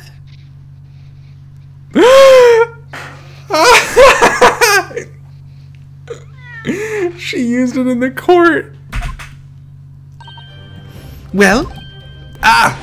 Young lady, this is the Old Bailey. What does not make cat flaps in the oak paneling of the Old Bailey? I'm not done yet, don't worry. This doesn't mean that the peephole in the storeroom door at Winterbanks was made by your machine. And there's no way you can prove it was. No, but it's easy. What? The cat flaps my cat flap knives create are all of a fixed size, and the dimensions of the peephole at Winterbanks are an exact match. Hee old Silky's lost for words. Excellent work, Iris. Thank you. And now it's my learned student's friend turn to be lost for words, I feel.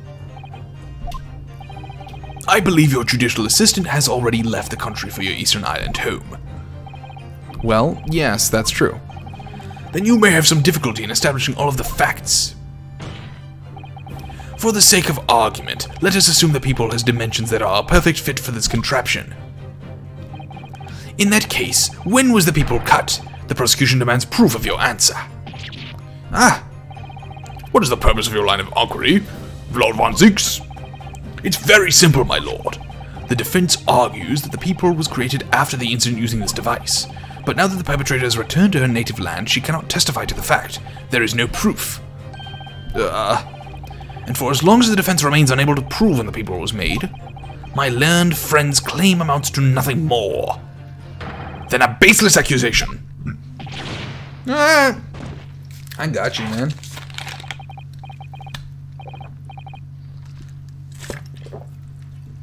One piece of evidence allowed. One piece of evidence is all I need, baby. Don't give up now, Runo. This is the time to create your own opening and force your way through with a cat flappermat.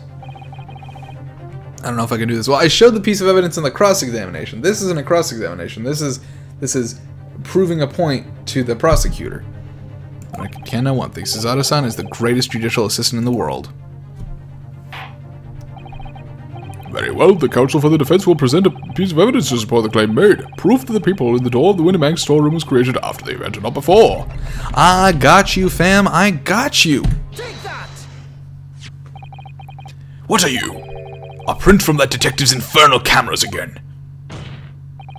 My judicial assistant, Miss Suzato Mikotaba, is an extremely intelligent and capable woman, which is why I never had any cause to doubt that she would have considered the scenario and made sure I had the necessary proof. And the necessary proof is this photographic print, counsel. This print shows a scene in the shop moments after the defendant entered the premises. Agreed. And it also shows the accused mercilessly wielding a gun in the direction of the defense's broker. But, more to the point, it pictures the storeroom door in the background. Let me see that print again. I don't believe it. This really is quite remarkable. The door to the storeroom is completely devoid of any people of any description. Ah! Mr. Graydon, you couldn't possibly have witnessed the crime as you claim to have done. Because at the time it happened, there was no people in the door. Ah! In other words, your testimony is utter bogus, baloney, catalog of lies. Yeah.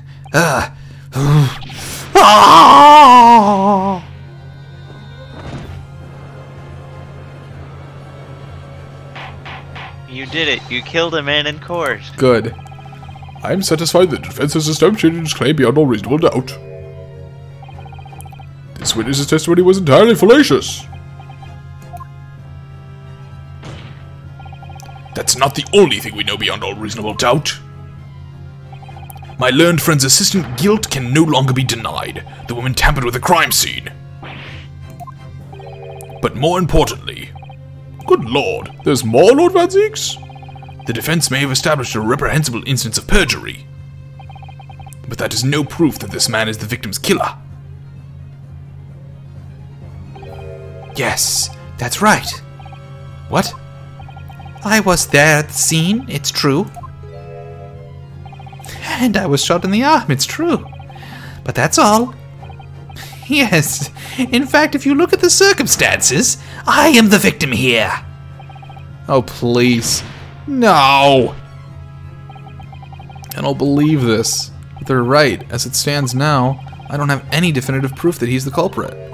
Still, he can't worm his way out of it now. Iris? You know what they say. There's no point locking the cat door after the cat has bolted. Isn't that right, Runo? As Hurley always says.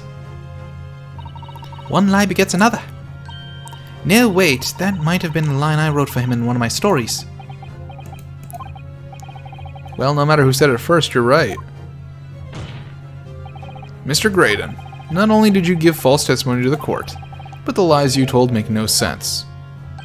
Make no sense. What do you mean by such a remark? What you said in your testimony reveals that you know something you shouldn't have known. In other words, there is a fundamental inconsistency in your statements. What? Objection!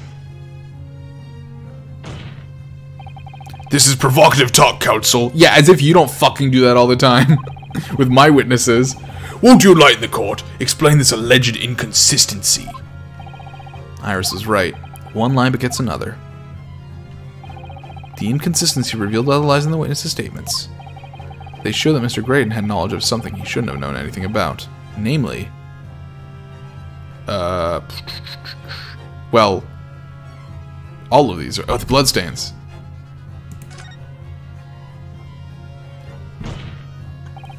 The bloodstains that were present on Miss Lestrade's coat. That's right. The victim's blood splattered all over her when she shot him. But how could you possibly have known that? Obviously because I saw her do it through the peephole in the...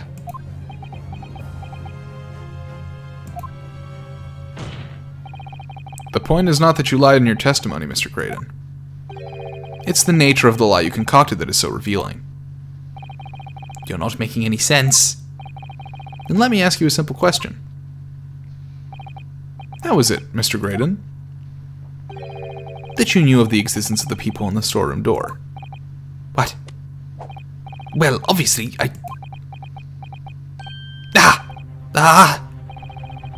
Has the cat caught your tongue, witness? The people in the door was made after the incident occurred, and once I returned to the shop having failed to catch the 2 burglars, Scotland Yard's investigators arrived immediately.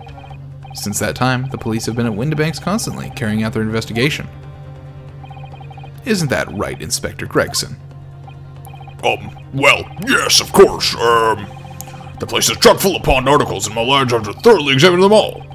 So I gave the order to have officers work around the clock in shifts so we get through it all. And consequently, there is no way that you, Mr. Graydon, could have gained access to the shop. Therefore, you should have known nothing about the people in the storeroom door. So the fact that its existence forms the basis of your testimony is completely inexplicable. Ha! Yeah. No, Hawkeye, I think all 3 of the answers would have been correct there. Potentially. And yet the fact that remains that Mr. Graydon did maintain that he witnessed the crime taking place through the people in the door. How on earth is that possible? Could I have a word, please, Lord Francis? Speak, Inspector. It's just that I really ought to be getting back to the station now to put my report. There's really not more I can add to this testimony, so if it's all the same to you, permission denied. Oh. It's not all the same to me, Inspector. Not at all. You will remain exactly where you are until this trial concludes. Of course, sir. Mr. Graydon. You should have known about the existence of that people. Which can only mean that you must have been informed about it by somebody else. Objection! Stop there, my learned friend. You realize, I trust, that the words you just uttered have extremely serious implications. Yes, but the defense believes that the details about the case that Mr. Graydon claims to have seen must have been revealed to him by a certain person before his testimony.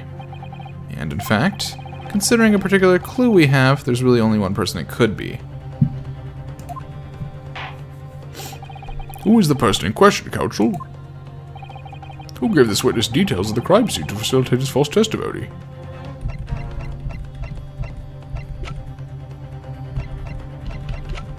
Is it Tobias? It seems like it could be. The truth is, it can only have been you, Inspector Gregson. Hey, me! Objection! You had better have some proof to substantiate such a rash claim, my learned friend.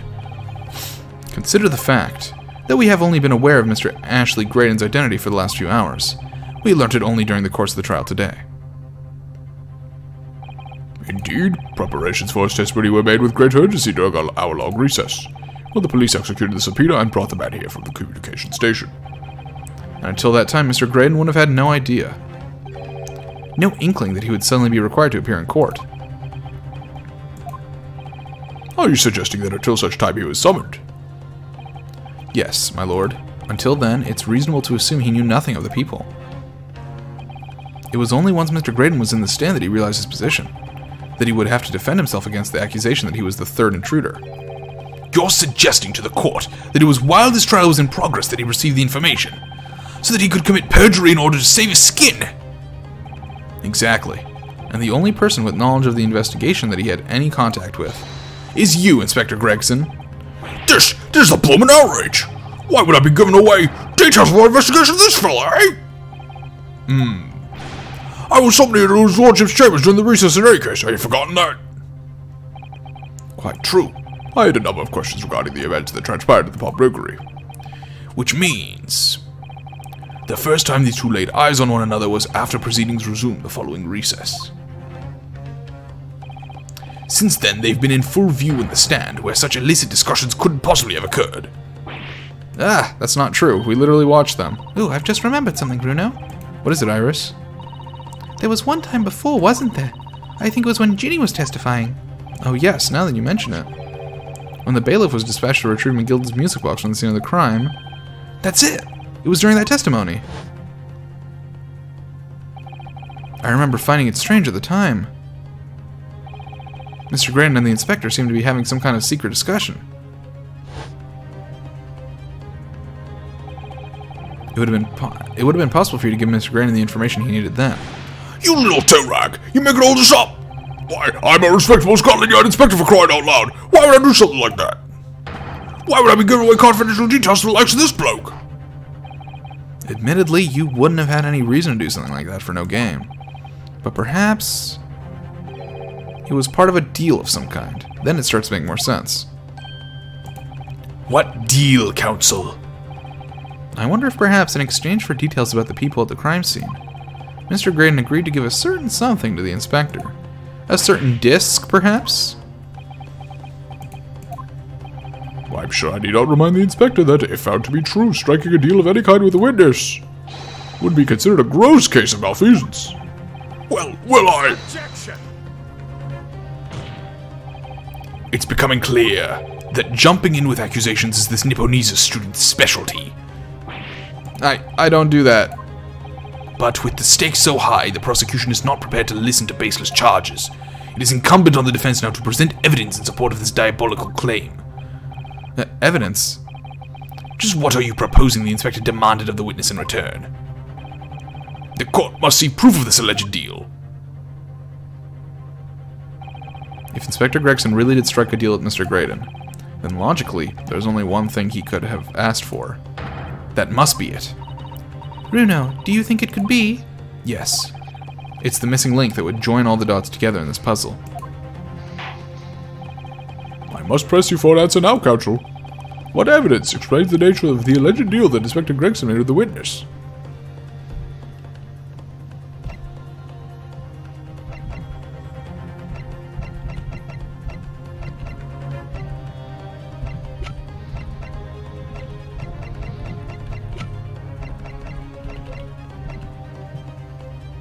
My attorney's badge.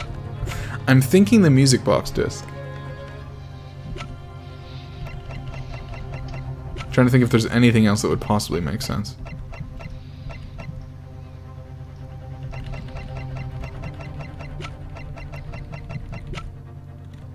Take that!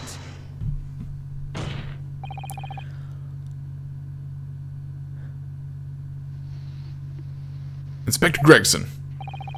Beside this murder, is it not true you've been working on another very important case? What? Why are you getting out now, sunshine? Is it possible for this other top-secret case is what's alluded to in this newspaper article here? The classified secrets being leaked overseas to the Ministry of Justice? How the bleeding nor could you... We discovered, during the course of this trial, the music box deposited at Windymax by Magnus McGilded, a special music box designed to play 2 discs at once. It would seem very likely now that encoded on the pair of discs that were in McGilded's possession are the leaked classified secrets.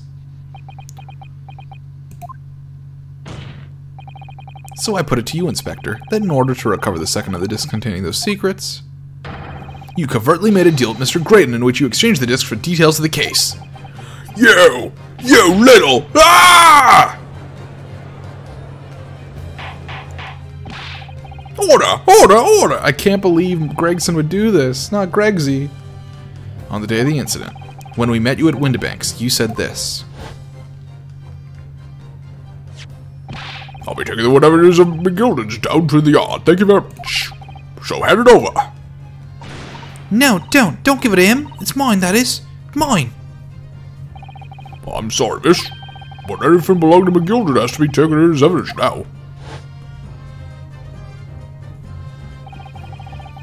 Scotland Yard already knew at the time, isn't that right? That Magnus McGilded was involved in the stealing of government secrets. My orders were, recover the medium used to convey the secrets leaked from the ministry, and do it on the QT, strictly hush-hush. And that explains why, when I presented this disc as evidence to the court, you objected so heavily, I presume. Because you knew that it contained highly confidential information. Blimey, not likely. I mean, I wasn't that sure of it myself. I realized that there was a possibility, that's all. Inspector, surely you're not saying that in order to acquire the second of these music box discs, You did indeed reveal confidential details of the crime scene to the witness. To aid and abet this man in giving false testimony? There's no other way that Mr. Graydon could have known about the existence of the peephole. It's the only explanation. A deal struck between these two men. No! Gah! Objection! If, and I stress if, this sobering assertion turns out to be founded in truth, it would mean that the second disc is, as we speak, here in this very courtroom. Wait, Because it's what? on... It's on Sholmes. Why is it on Sholmes? Or, wait. Why would it be on Maybe I'm Sholmes? confused. Wait, what? Wait, didn't Sholmes make the second disc? No, he made a copy of the first disc. Oh, okay. Yeah, no, the second disc was in the music box, and Grayson stole it. He opened up, like, when they went in that night, he opened up the music box and took the second disc out and put the music box back, which is why it was slightly moved. How could you possibly make a claim like that? Because Inspector Gregson is a Scotland Yard detective. What? What's that supposed to mean, eh? As is a seasoned policeman, the inspector will have approached this alleged deal with caution. Certainly, he would not have accepted a gentleman's agreement in this matter. No, he would have insisted on having the article agreed upon in the palm of his hand. Good gracious, then you mean to say... Inspector Gregson already has the item in question in his possession. He has the second disc actually on his person. The defense demands that the inspector is searched at once. Definitely. They could only have struck a deal with each other when Ginny was testifying before. And Gregsy hasn't moved from the witness stand since. That's why he was trying to get away so fast. My lord, please order an examination of personal effects immediately. Well, Inspector...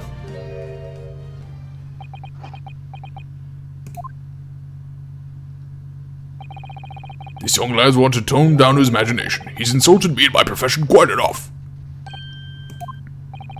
However, if it'll put this matter to bed and dispel any doubts about my involvement, then I'll happily submit him to a body search. What? He's going to agree to it. I presume you're aware of the precipice on which you now teeter, my learned student friend. You've made a most serious allegation against Scotland Yard here.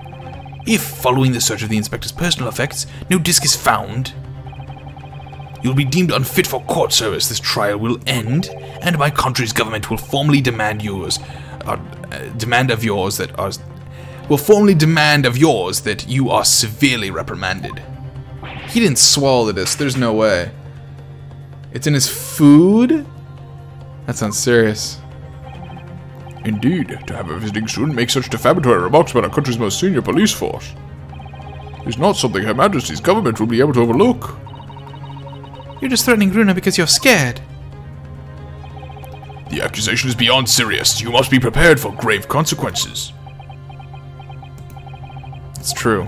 I can't imagine Gregson would have accepted a gentleman's agreement for something so critical. The disc must have physically changed hands, which means the inspector should have it. But somehow, something doesn't feel quite right here. Very well, counsel. You know the implications, so let me ask you one final time. Yes, my lord. Do you still persist in formally requesting a search of the inspector's personal effects? Search someone else? That's an interesting concept. Can we look at people? Who could Gregson have possibly given it to if he gave it to somebody?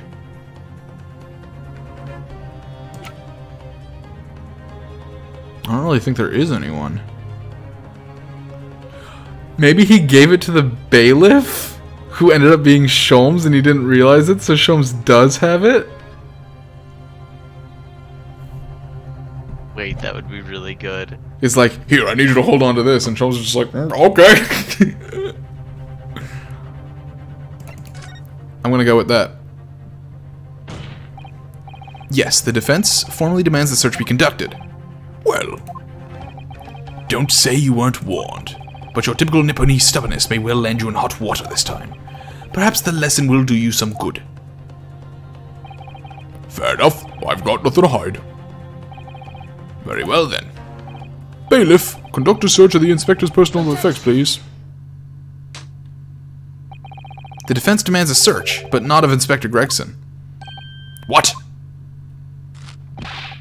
Now what's all this? Then I'm the one you're accusing, aren't I? I thought you wanted to search me. No, Inspector. Not you. Somebody else. What's the meaning of all this, eh? Lost at last, have you, sunshine? The court shouldn't have to put up with this nonsense. You're being completely irrational. What's all this then? What? Be quiet, all of you.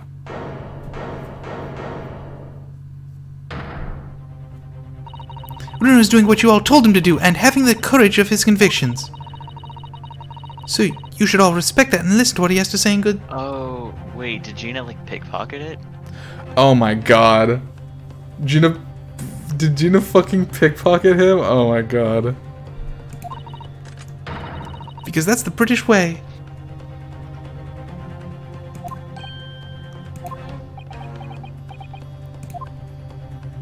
That makes so much more sense. I hate that. Well said, young lady. Indeed, this court is in awe of the defense counsel's conviction and eagerly awaits his next words. You what? Don't be hasty. Well, okay, like here's... I think that's the right answer, but here's my question. Why... If he got pickpocketed, he wouldn't know about that, so he wouldn't have so readily agreed to the search, right? Yeah, so he had to have handed it to somebody, and he wouldn't have handed it to her unless he was planning to frame her for it, but why would she agree to that? Yeah. No, don't be hasty, my lord. If I'm not I mistaken... feel like Sholm should have told you, but also he's enough of a dumbass that he could have just forgotten. He would have known since he had to check. Hanson wanted to leave. But why would he want to leave if he didn't have it? That doesn't make sense. He wouldn't want it to stay with Gina, would he?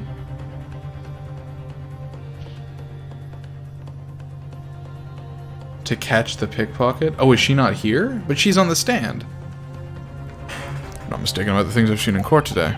I'm fairly certain I know who has that disc at the moment. There's only one person it can be. Is that right? Which he didn't know was Gina? Oh! That's a fair point.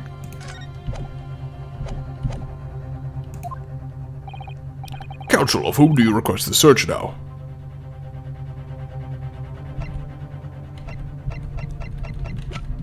I'm gonna say Gina. Take that! My lord! The defense demands this person be searched at once. Nope. Oh, great. What possible relation could exist between that person and the carriage, counsel? It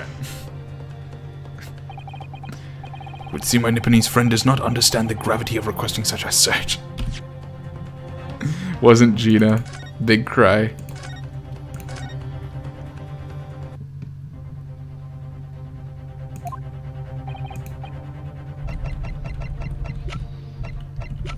One of the burglars? I doubt it. Oh! He did grab Nash at that one point. He did just like start like throwing Nash around for no good reason. Take that! That's what it is. He doesn't normally just mess with people. Yeah, he planted it. That's got to be what it is. He definitely planted it on Nash. Because in the middle of Grayson's testimony, he just fucking grabbed Nash for no reason and started like, ah, which everyone agreed was kind of weird of him. Of my lord, Mr. Nash Skulkin. Well, I never. Blimey, me, him. Very well then, bailiff. Really, restrain the witness and conduct a thorough search of his personal effects. Please, my lord. Inspector. Scotland Yard, Master, object to the search. Objection! Unfortunately for you, Inspector, your objections carry no weight here. Hey, In this courtroom, only the prosecution and the defense have the authority to object. but Lord Van Ziegs. I have no idea what forces are in play that might influence your actions. But personally, I have no intention of obstructing the course of this trial. Yeah. Man, there's some weird shit at play at Scotland Yard in this country. Bailiff, carry out the search. Poor Nash, he doesn't deserve this.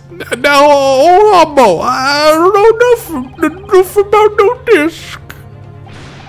Cut it out! Ah! Here, my lord, in the witness's pocket. I found this.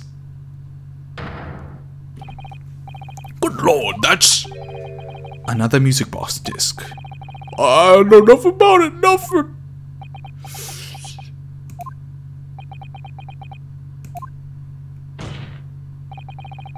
Gregson's about to lose his chips. That is the second music box disc left behind by Magnus McGilded. Is it not, Inspector Gregson?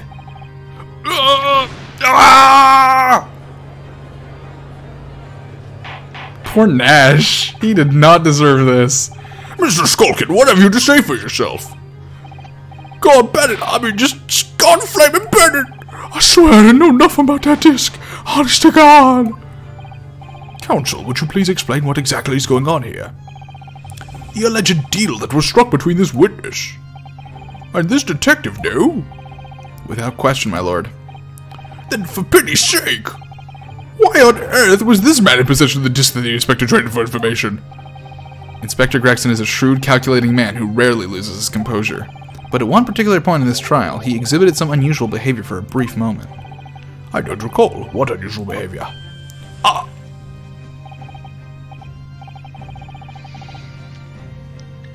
The Bumblebees wouldn't have wanted to steal it. They don't want work. The Bumblebees? Who's that? Do you know who the Bumblebees are? Blinks? I don't know what he's making reference to. That might be a British Do they have thing. striped outfits? Then it might be another British thing. Butchering the word more. I'm not sure what that is, but it was, yes, during my cross-examination of Mr. Graydon.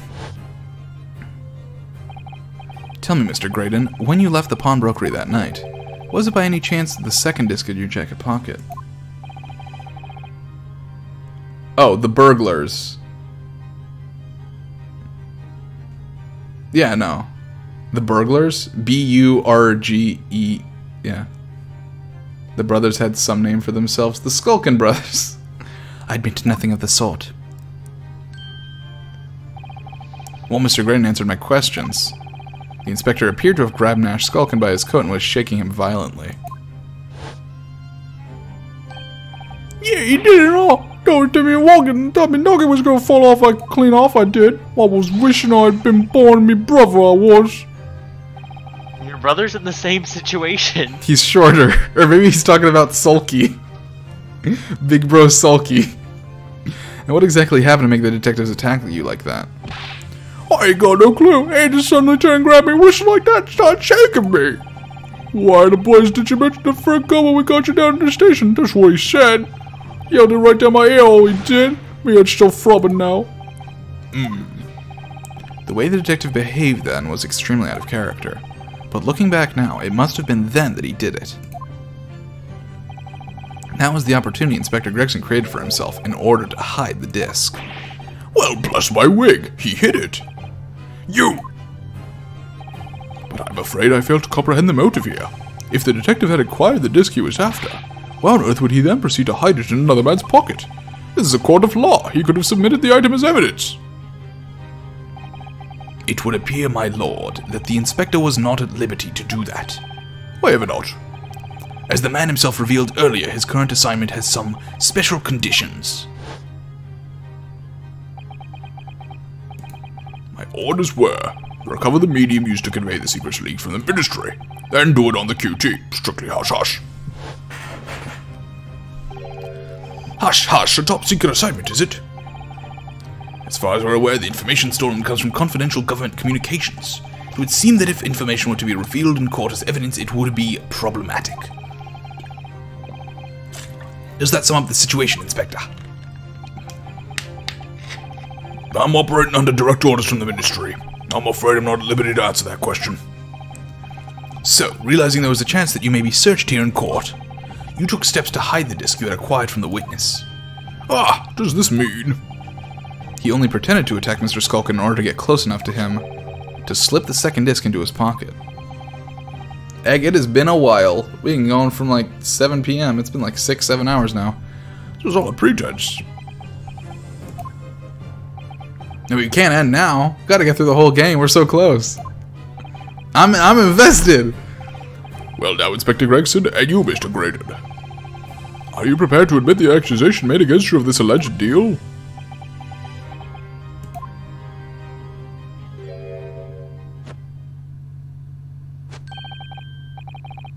Admit to it, yours truly, please. Mr. Graydon. Clearly, our Eastern visitor has some uncommonly active imagination. However, there's no proof that I passed that disc to the inspector. But then, how do you explain the reason why you knew about the people? I am under no obligation to explain. What? Yes, I lied in my testimony. That I admit, so sentence me accordingly. But that is all I admit. Murder, leaking government secrets, striking a deal with a detective, all of it is this young Eastern man's fancy. I have no idea what any of that is about. You... What?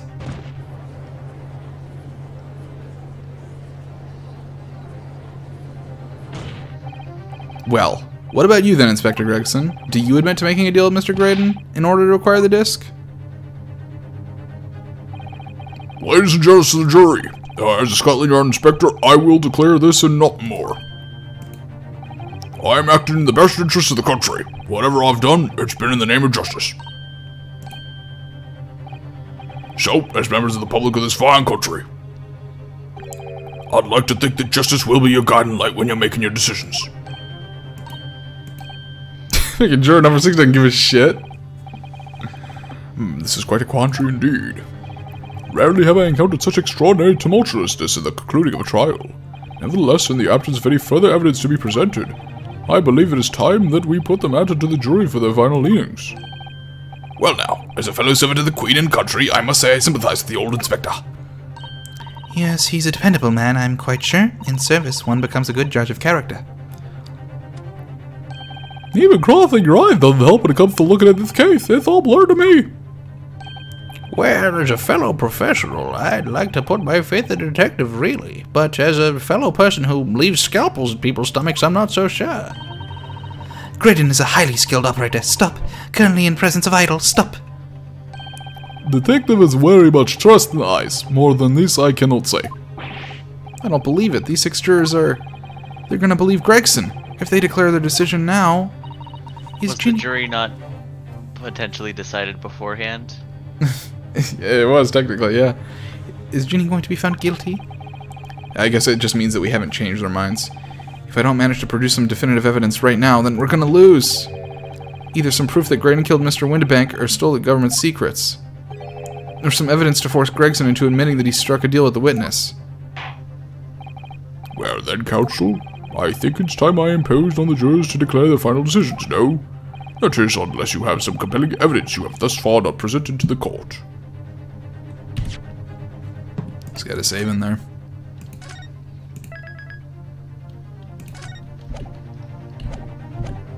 Should have gone for the gun. If I let the judge call on the jurors to announce their leanings, Gina will be found guilty. So there's no choice then, Runo. You have to throw some more evidence at them. This is it now. It all comes down to this. Who do I present evidence against? Gregson or Graydon? Who do I present evidence against? Definitely not. I don't think that's relevant. I understand the legal representation. Defendant Gina Lestrade, alleged offense, murder of Front Street broker. That doesn't seem relevant. This doesn't seem relevant. You got this, Techno. Thank you! I'm doing my best. I'm not sure what I'm presenting yet, though.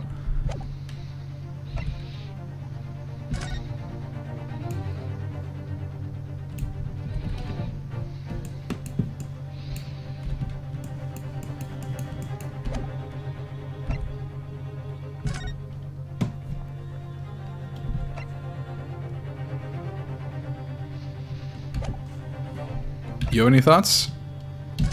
Me? Yeah. No. Anybody in chat? Anyone got any idea? I'm just looking through everything I have. I'm trying to figure out who I would want to present against here.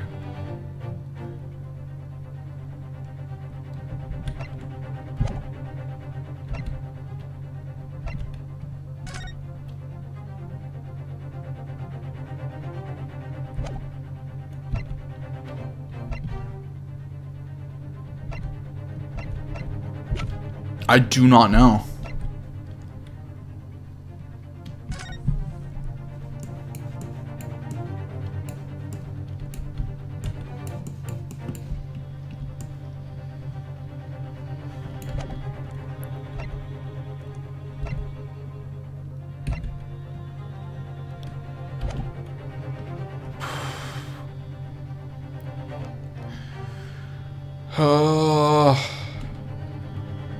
Present evidence? God, I don't know.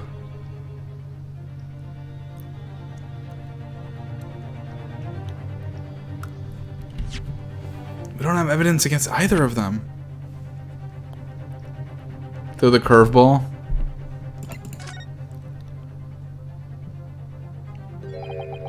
I can't possibly decide this. I think all I can do is leave it in the jury's capable hands at this stage. No, Runo! Look how far we've come. This is the final stretch. You need to pick the most explosive piece of evidence and throw it at the weakest witness. Hard. Just before you do, you reserve an explosive punishment for that weakest of decisions. Okay, yeah, we're not taking that. Sorry, bud.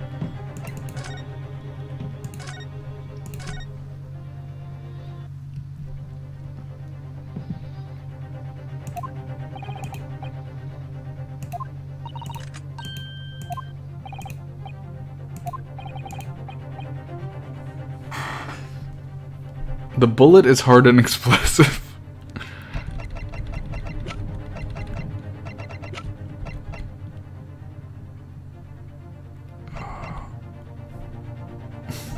I'm just gonna throw it at him.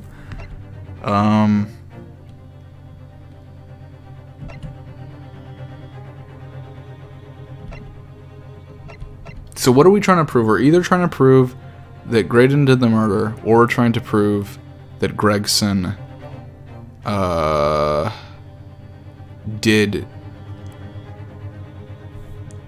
make a deal. And how can we prove that? I think Gregson's who we have to go for. But how? How would we prove that?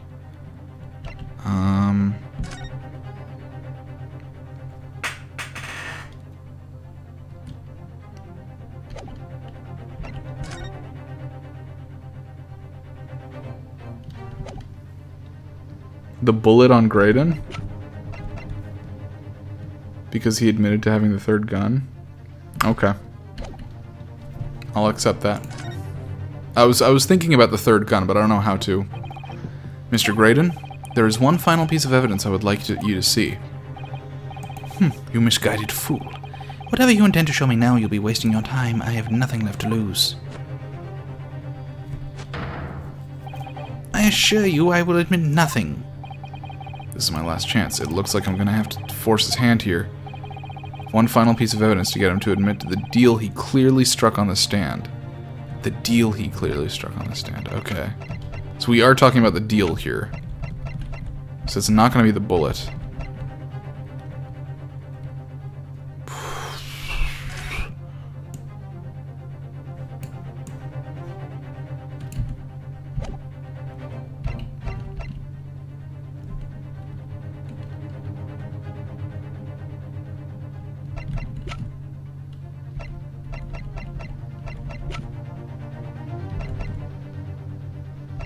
I don't know.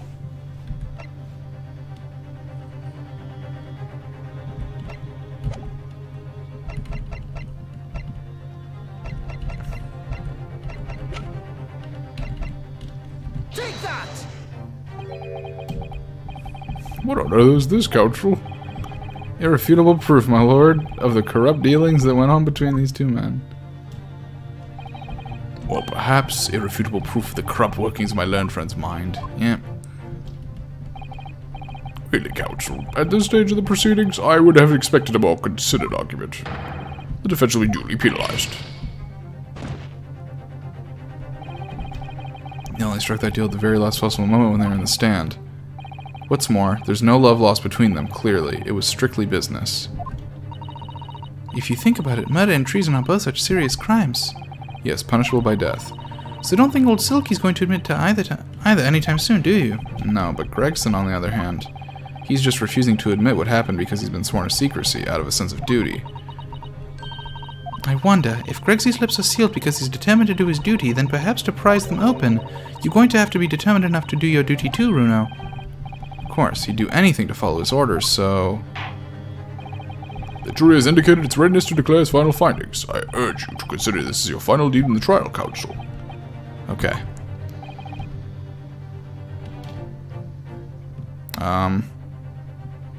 Okay, let's pop on back so that I can...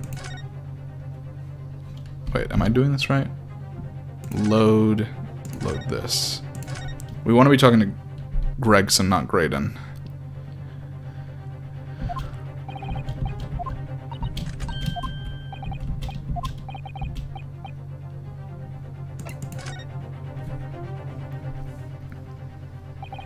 Inspector Gregson, there is one final piece of evidence I would like you to see. What's that then? If you refuse to acknowledge that you did in fact strike a deal with the witness here today, then you leave us no choice but to examine this piece of evidence thoroughly. Well, go on. This is my last chance. It looks like I'm gonna have to force his hand here. One final piece of evidence. Okay, so we don't want him to look at what thoroughly? We don't want him to look at Iris's story manuscript? Is there something in there about... What info do we have on this? The Hound of the Baskervilles. That's right, I used Daddy's notes to write it. I think it's a great story. I don't know why Hurley's forbidden me to publish it. Now it's strange, isn't it? Perhaps it's the problem with the title? Perhaps Mr. Chumps is a family friend of someone who has that name or something. Well, it doesn't have quite the same ring to it, but I could change it to the Hound of the Naruhodos. I'm fairly sure that Mr. Chumps is a friend of someone who has that name too. I think it is this. I think it's the script, potentially. Because if we read through this, it's probably going to give away some information, which is why Sholmes didn't want us to read it. Take that! No. No.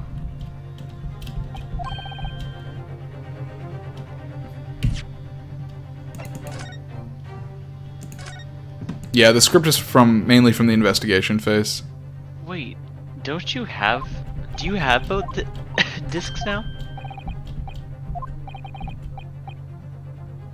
Oh, we have one. We have both. So yeah, we could just try and play it. You're right. Hawkeye MVP.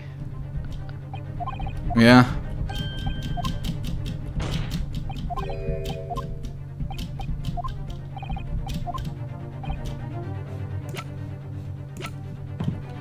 Take that! Damn. Hell yeah. Hawkeye, you did it. Is that Mr. McGilden's box disc, Council? Yes, the first disc of 2, which has already been placed in Mr. McGilden's special music box ready to play. I think perhaps now would be a good time to listen to the sound produced by the music box again. Both of them. Just reveal a bunch of secrets to everybody who understands Morse code. Only this time, with the second disc we've just discovered set in place as well. Goodness, this disc, Council. Hold it! No! Wait! I can't let you do that! Why not? Because it's got nothing to do with the case. That's why. Objection! Not true, Inspector. The defense has already proposed that the sounds heard by the court earlier from this music box were part of a Morse code message. We know that Morse code comprises of 2 distinct tones. The defense believes that the second disc contains the second tone needed to complete the message. And now we have a chance to confirm that theory. For crying out loud, Sunshine! We're talking about state secrets here! If you go letting the whole courtroom hear confidential information like that, it's treason! Then do you admit the charge? That in order to protect those state secrets, you engage in unlawful dealings with the witness? You're mad! You let that secret information out in the public domain! You'll be making an enemy of the entire British government, you idiot! Objection! Let's not forget, Inspector, that you, a Scotland Yard officer, leaked confidential case details to a witness. that you continue to lie in court, and all because by fair means or foul, you're determined to do your duty. Well, by fair means or foul, I'm prepared to do mine. Don't you dare! I will stop at nothing to protect my client. I don't care who I make an enemy of.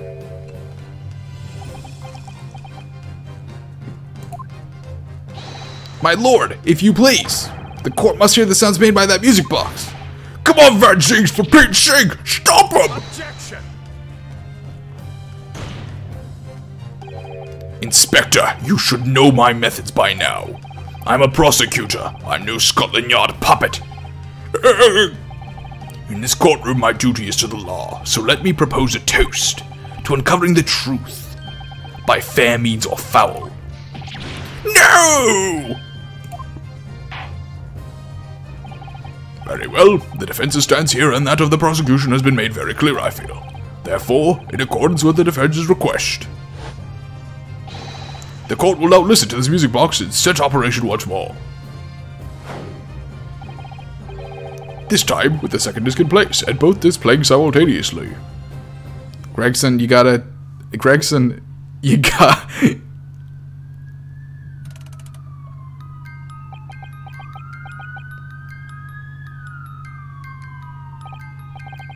Oh, listen to that. It's unmistakable now. It's Morse code.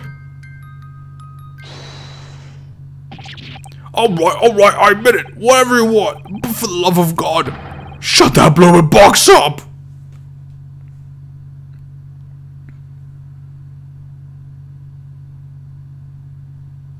Villain Bolshevik is fucking doing this with his hands.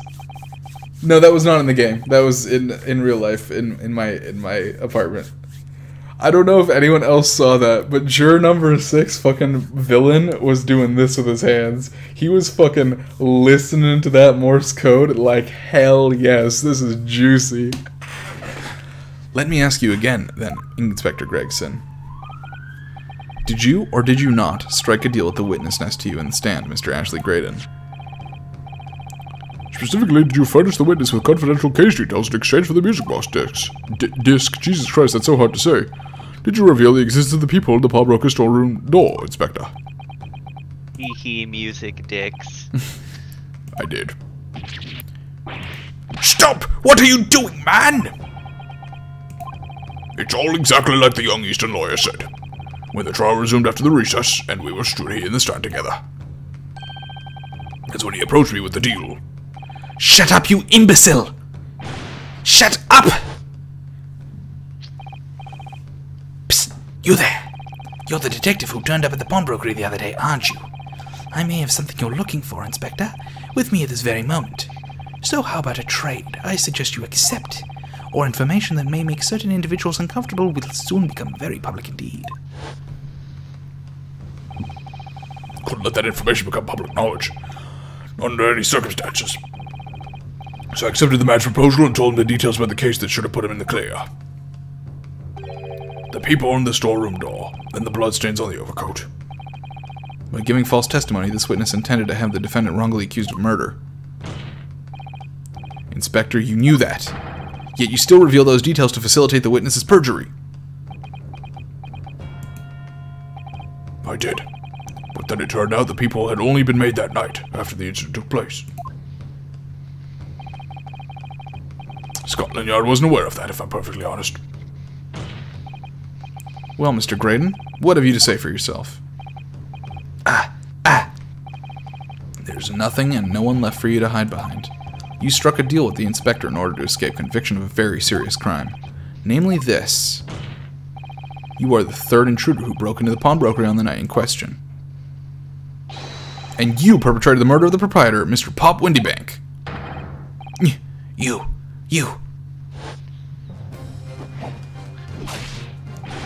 Traitor! Oh, good lord! Oh no! Oh, he's gonna fucking kill Gregson! No! Holy shit! What's that? Bailiff, restrain that man! He's gonna kill Gregson! Secret Trial 6, you have to, like, prove this guy killed the guy who everyone just saw him kill. That's it then. It's all over. That's all this then.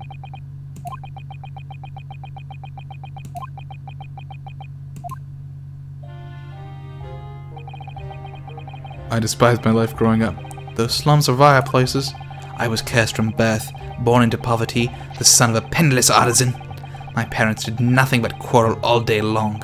What little money they had was never spent on me. Aw, boo-hoo! So I set about studying, to better myself, to one day escape from that hellhole. And you eventually became a communications officer. I admire your determination. You really shouldn't admire anything about this guy. But then you decide to try to sell government secrets? Why?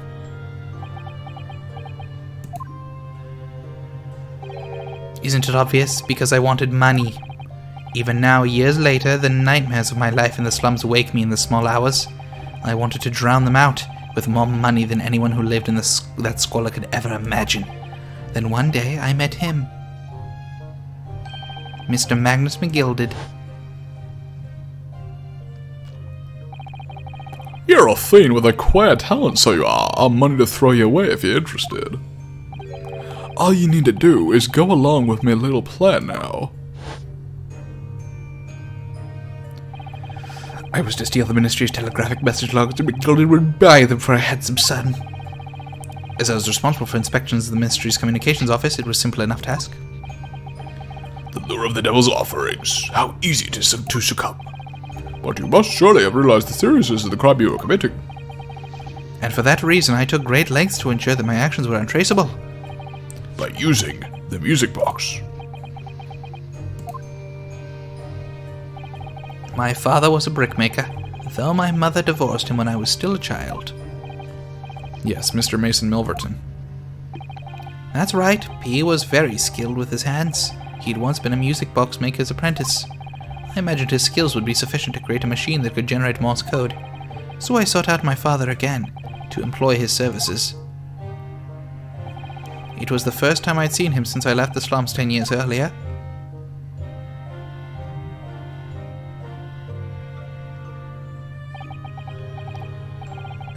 Look at you, Ashley. What a fine gent you've become, eh? He was a different man than the one in my memory, a thin, frail old man. But poverty had never broken him, never corrupted him like it had me. I was sure he wouldn't help me if I told him the real reason, so I made up a story. I've got some work for you, Father. I need some music box discs made. Music box discs, sir? A musician? A musician friend of mine has written some music he wants to sell to the public. I've brought the score with me. There are 2, actually. I'd be delighted, son. It's been 20 years since I did any work like this, though. Fetch me my tools, would you? They're in the loft. That's how I had him make the 2 discs. Thereby splitting the information in 2. You were taking considerable precautions indeed. It was to protect myself as much as anything. It meant that I could deal with Mr. McGilded in 2 separate transactions. The first involved this first of the 2 discs in the music box for playing them. I exchanged them with McGilded for 10 guineas. Then on receipt of the second disc, he would pay 1,000 guineas. So, what happened on the omnibus 2 months ago? Was the second part of the deal the exchange of the second disc? Yes. I'd sold the man information that way a number of times already, but it seems he became reluctant to part with his money. Well, that doesn't quite make sense, Mr. Graydon, for why was it, on that omnibus 2 months ago, your father, Mr. Milverton, was the one dealing with Mr. McGilded and not yourself? When I received the 1,000 guineas after my first completed dealings with McGilded, I decided to give 200 to my father for his troubles.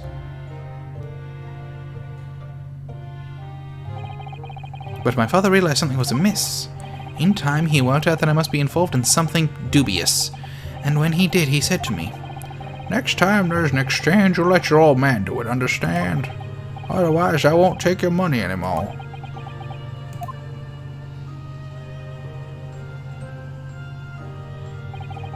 That was my father's way of dealing with it, I suppose. Climb into the omnibus, hand over the second disc, and take the money from McGilded, that's it. He had no idea what was actually on the discs I'd asked him to make. He never knew. Just like I'll never know why everything went so horribly wrong that night. All I know is that the disc was taken from him, and he never returned home.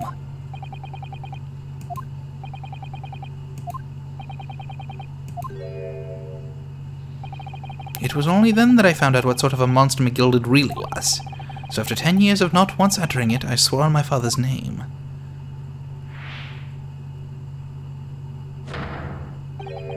To exact revenge. Revenge?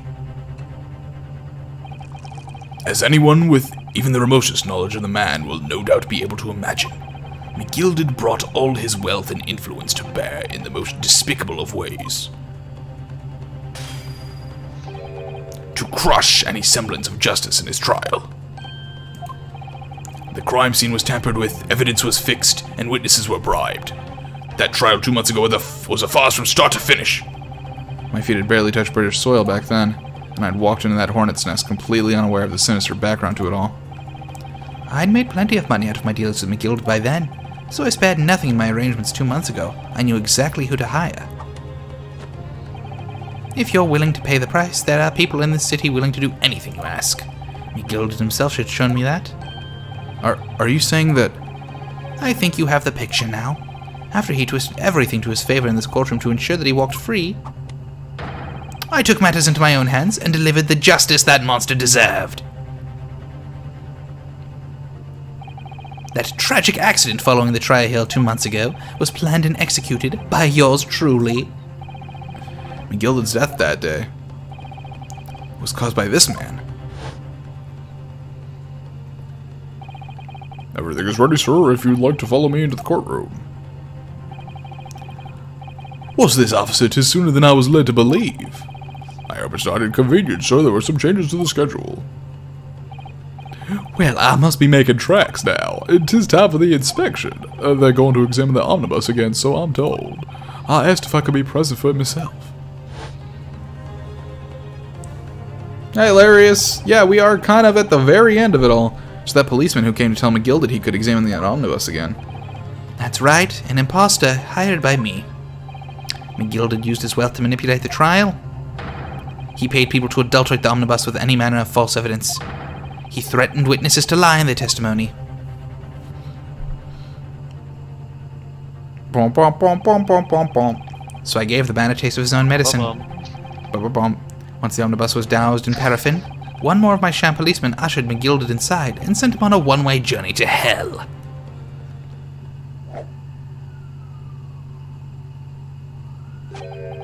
An eye for an eye. That's how I avenged my father's death. A spine-chilling account indeed. But that wasn't the end of it for me. There was a loose end, you see. A loose end? Yes, I should think it's obvious. The second disc, which my father had taken to exchange with McGilded. Ah, yes. There was indeed no mention of it in the man's trial 2 months ago. Clearly because it had been removed from the scene of the crime. When I realized it was missing, I remembered something. Something from the first time I dealt with McGilded.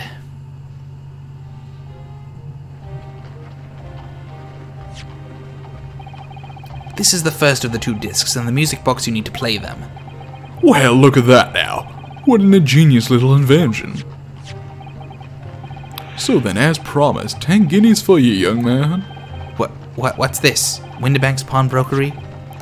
Ah, 'tis a pawnbroker's ticket, so it is. You can use it to redeem an article I've deposited there for you. There's no need to give it a name. Just hand over the ticket and tell the fiend the watchword. I'll put a jewel in pawn for you. It'll fetch a good 10 guineas if you sell it, so it will. I've never heard of a pawnbrokery being used quite that way before. Have you not, Mr. Graydon? London's pawnbrokeries are very useful places, you know. Each one is like an extremely secure vault.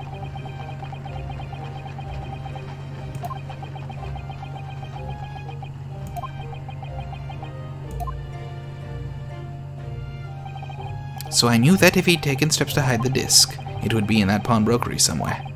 And on that night he killed my father, he must have entrusted the ticket to someone. Yes, to Gina. I remember now.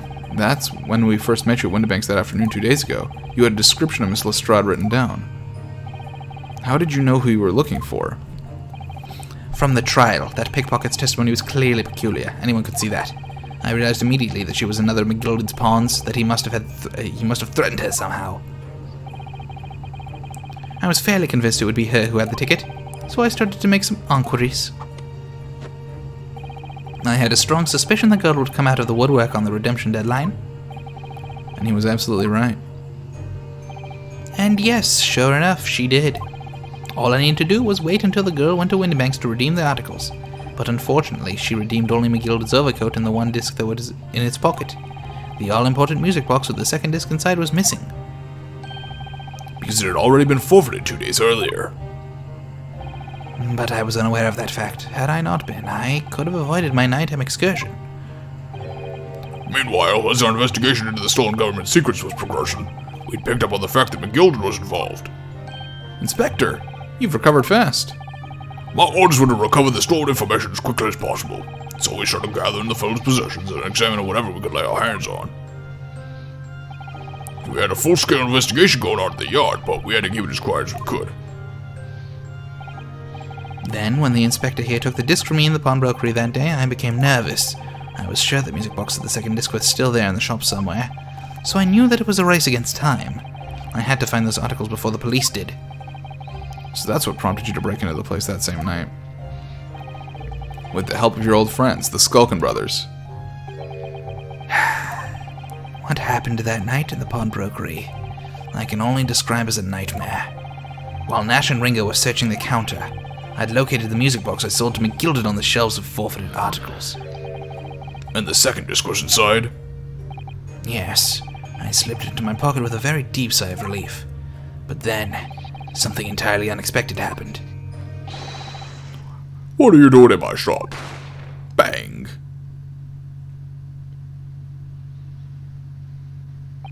A gunshot rang out in the shop, and I felt a sharp pain in my left arm. The broker fired his gun, and the bullet pierced your limb. Yes, exactly. But unfortunately, I decided to bring my own gun with me that night, just in case.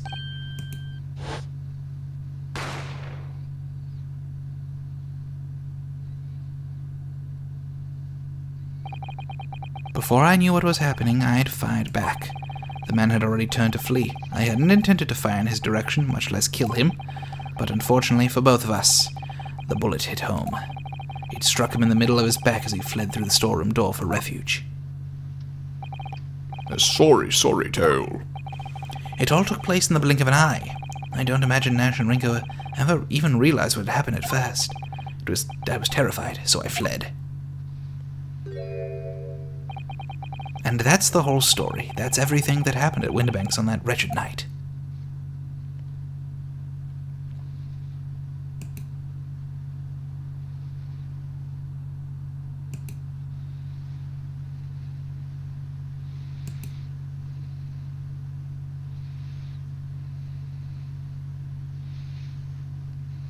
You doing alright there?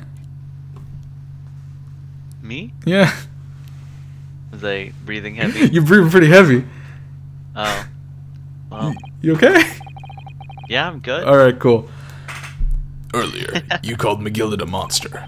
A man who used his wealth and influence to distort the facts and escape justice for the crime of murder. What tragic irony, for what you have done is exactly the same. You've become the very monster you saw and despised so deeply in McGilden. Yes, I think I have.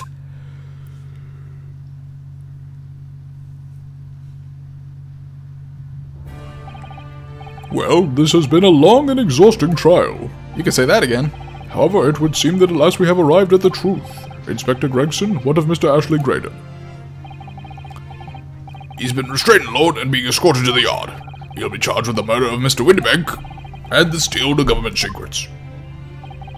Very good. And you, Inspector. Regrettably, you will have to face charges yourself. Yes, my lord, of course. It transpires that you were complicit in helping a criminal escape justice. That fact remains whether or not you were doing so in the line of duty. The crime is a serious one, Inspector, and inexcusable.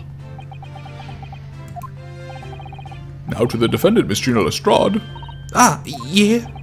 It is time for the final adjudication. Is the jury ready, Mr. Foreman? Yes, sir! Garrett Squadron, stand by, sir. This is really it now. The last push, the final call, the finishing whistle. My men are ready to deliver the verdicts. Thank you, Mr. Foreman. Guilty. Very well, ladies and gentlemen of the jury. You will now declare your final decisions to the court. Not guilty. Not guilty. Not guilty. Not guilty. Not guilty. Not guilty.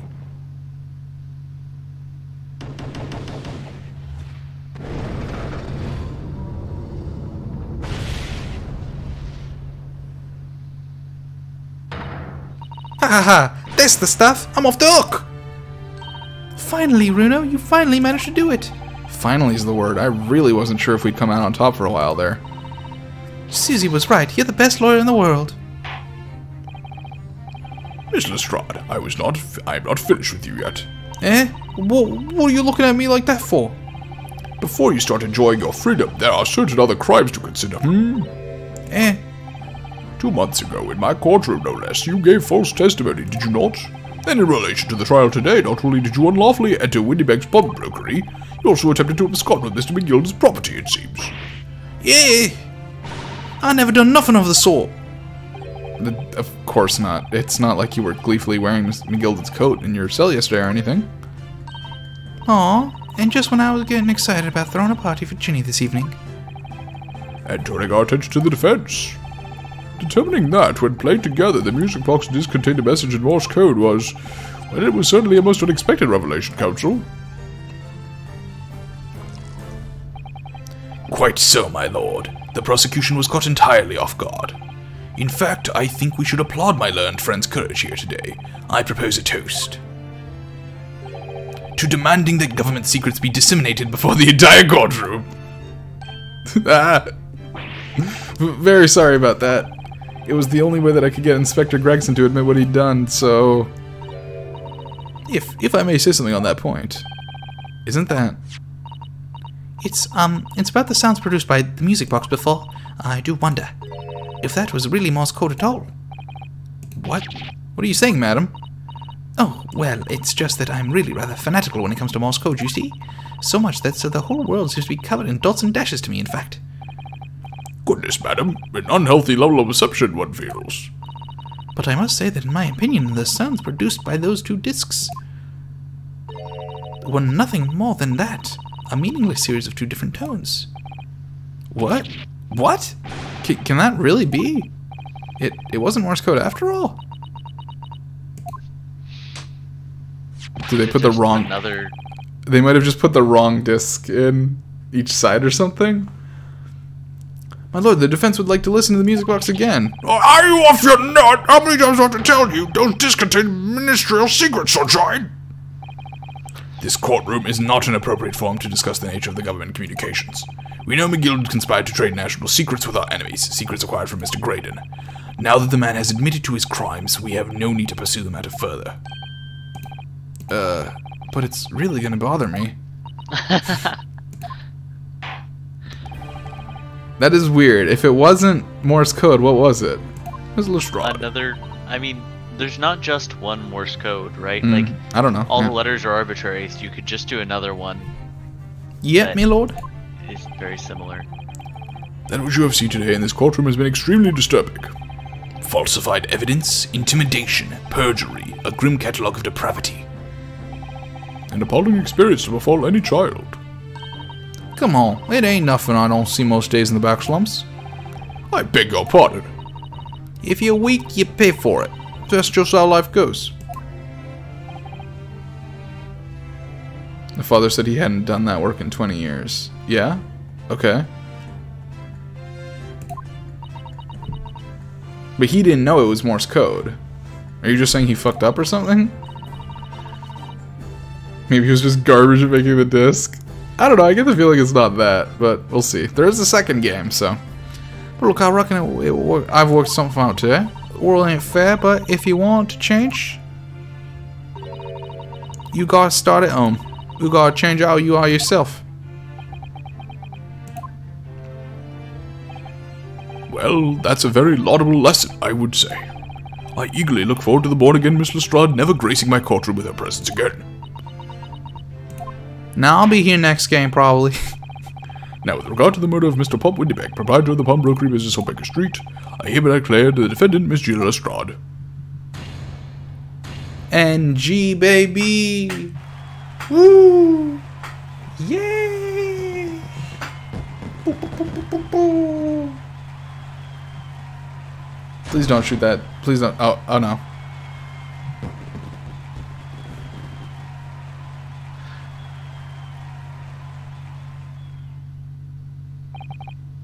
That is all. Court is adjourned. Hell yeah. Pretty wild fucking case. Oh, hello, boyfriend. How are you doing? Why is it just us in here? Is this our first date? On a personal note, I must say you've surprised me, my Far Eastern friend. He's changed from Nipponese to Far Eastern, hell yeah! Oh. Despite being a Nipponese, you saw through the pretense to the malice that festered within that Englishman.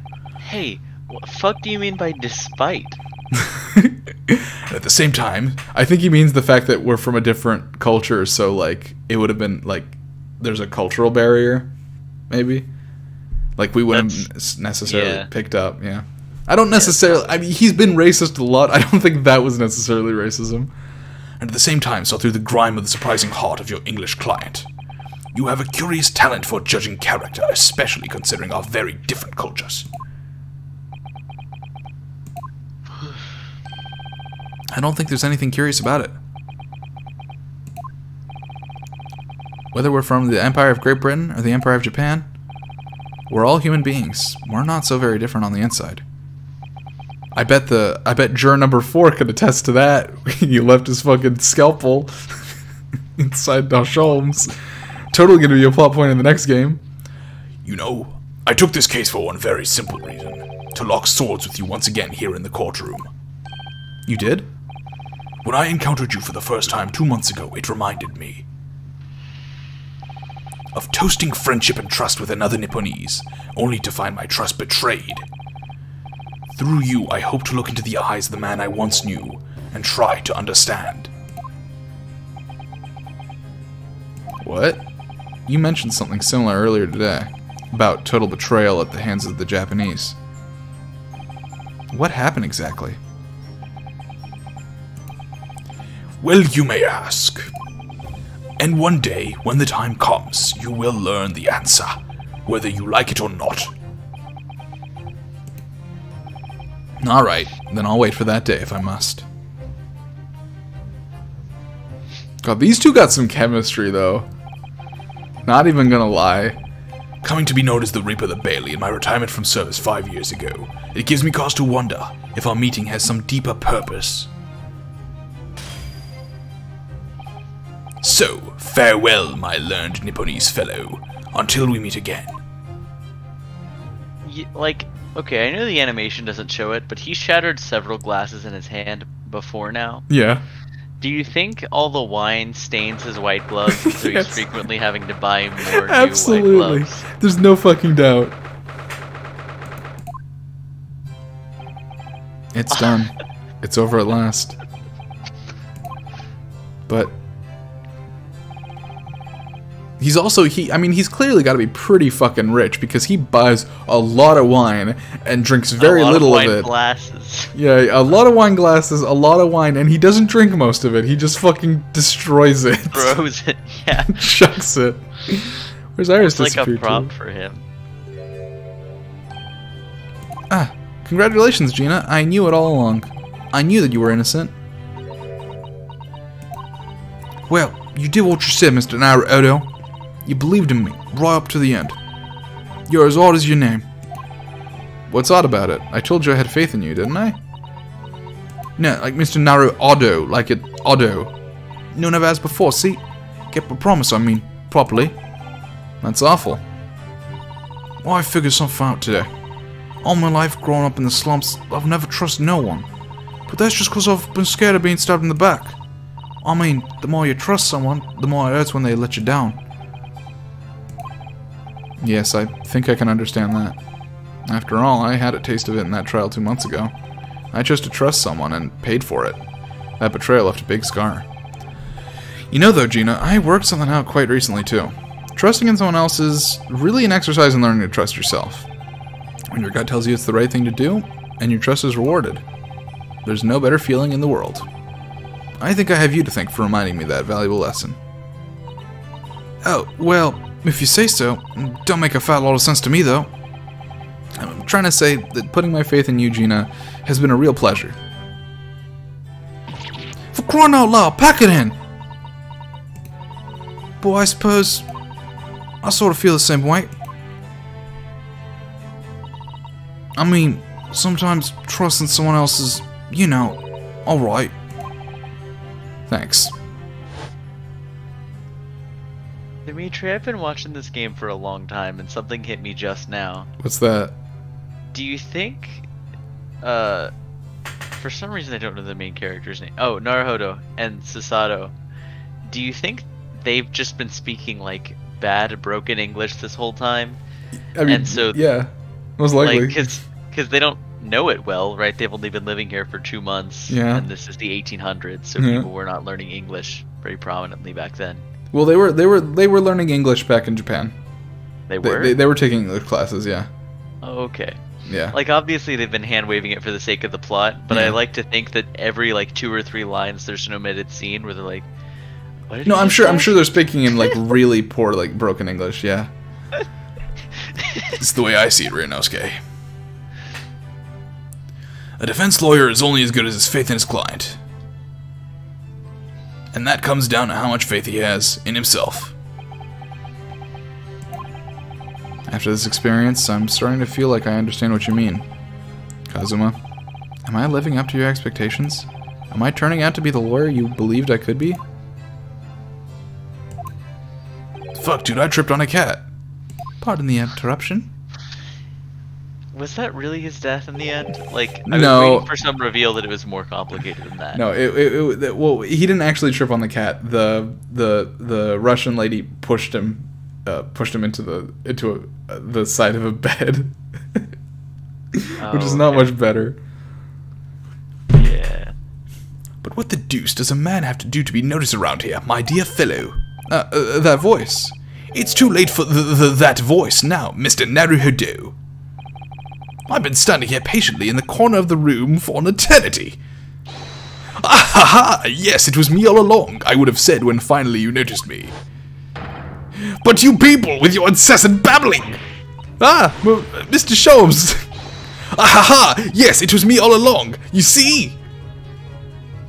Fucking Sholmes. I'd assumed you'd been taken back to the hospital, to be honest.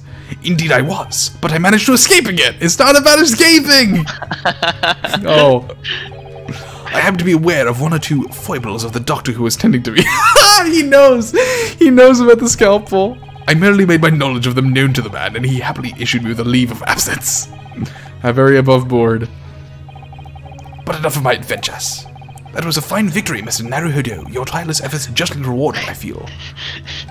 Sholmes knew that the dude left a scalpel inside him, and instead of saying, hey, get the scalpel out of me, he said, hey, get me out of the hospital. He's like, hey, I got dirt on you that you left a scalpel in me, so you're gonna let me out or I'm gonna tell people. It's like, well, you've both made a mistake in this situation. Congratulations. Yeah. He's cool with it. He's a robot man now. He's got metal inside of him forever. Yeah. $1 billion man. Congratulations, On Order. As a close friend, I tip my hat to you. Oh, thank you. Some great detective you are. Great at being cold as an ice, maybe. Have I irked you in some way, Miss Lestrade? While you've been having a snooze in your nice soft bed, some of us have been fighting for our lives. I mean, he was too. Ah, well, that bullet did cause me to lose a substantial amount of blood, it's true. So I have indeed been feeling somewhat cold. Not perhaps as cold as ice, but, well, have a feel! Could you take your hands off my neck, please, Mr. Sholmes? And, in some way, I suppose, congratulations are in order for you too, Miss Lestrade. What's that supposed to mean? Why are you so half-hearted? Well, naturally, it is my intention to alarm you, but... An acquittal in a trial that particular prosecutor is perhaps a little precarious. Well done, Mr. Sholmes. Not alarming in the slightest. Oh, the Reaper, you mean? Of course, anyone who's found not guilty in a trial he was working on winds up dead anyway. Was that it? The very point I was trying to make. As exemplified by the fate of Mr. McGilded, in fact. Ah, but of course, I pay no attention to such irrational drivel myself. Yeah, well, it don't bother me. Oh, really? Of course not. The way I see it, the Reaper's a bit like I'm upstairs. Him upstairs? You mean, like God? Yeah, him upstairs knows what's what, right? He knows what people are like on the inside. I actually meant Santa Claus. Santa Claus, you know, of the North Pole. You won't have got the wrong end of the stick. There's some cows like that bog trotter who are rotten to the core. At the end of the day, him upstairs make sure they get what they deserve. I suppose that's one way of looking at it. Divine justice is one thing, though. The Reaper taking matters into his own hands and claiming lives is another. Well, it ain't like the McGilds of the world, so I ain't scared. I got principles, see?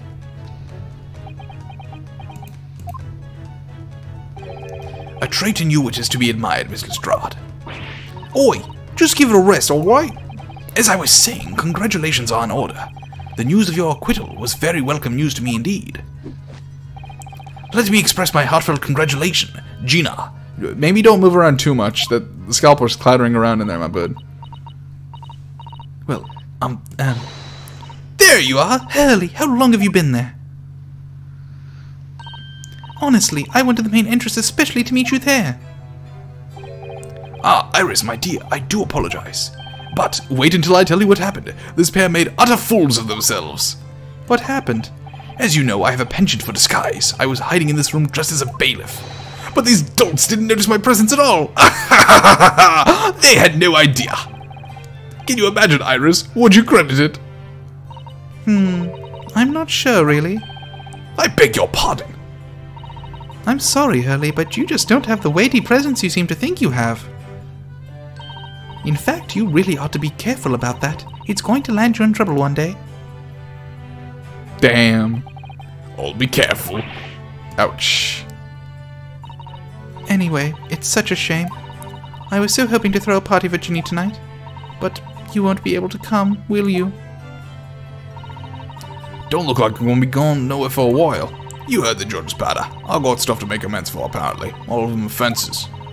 What was it again? Breaking and entering, taking the bog trotter stuff what was in the log, blah blah blah. Yes, I think you'll find that basically being a pickpocket is the main offense. But diving ain't an offense. It's a job, innit? I don't think so.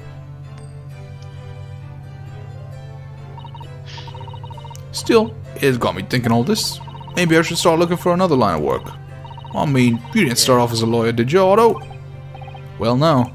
But I never was a pickpocket. Well, anyway, I reckon I can make a change. Make some change with a change. I want to do something for all them lot like me slums. Something that makes a difference for them. That's a wonderful idea, Ginny, and I'm sure you can do it. Is she the player character of the next game? Who, Gina? Yeah. I don't think so. It's still the great ace attorney, so I'm pretty sure it's still Ryunosuke. Oh. Okay. What is it?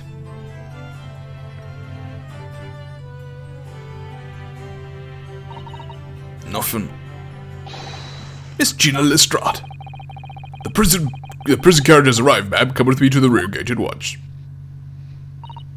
Right. Well, looks like I'm off then. Yes. Goodbye, Gina. Good luck.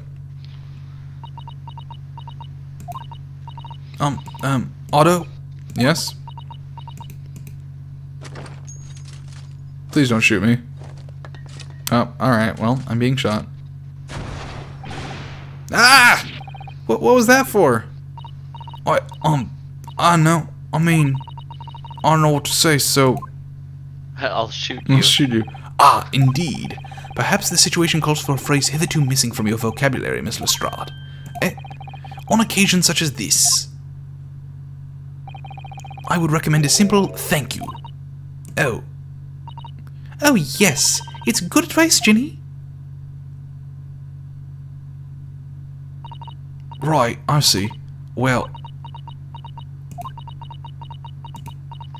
Gina's social skills are incredible. Oh, she took her head off. Thanks, Otto.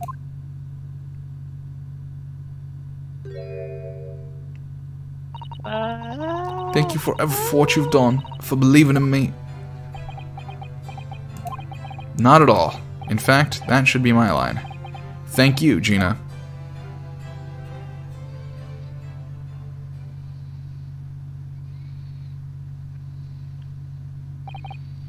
Well, there she goes. I wonder if I'll ever see her again. Well, quite the indomitable pig purse. Oh, I nearly forgot. I bought a paper outside. It's a special edition and this trial is all over the front page. Pickpockets, innocence proven.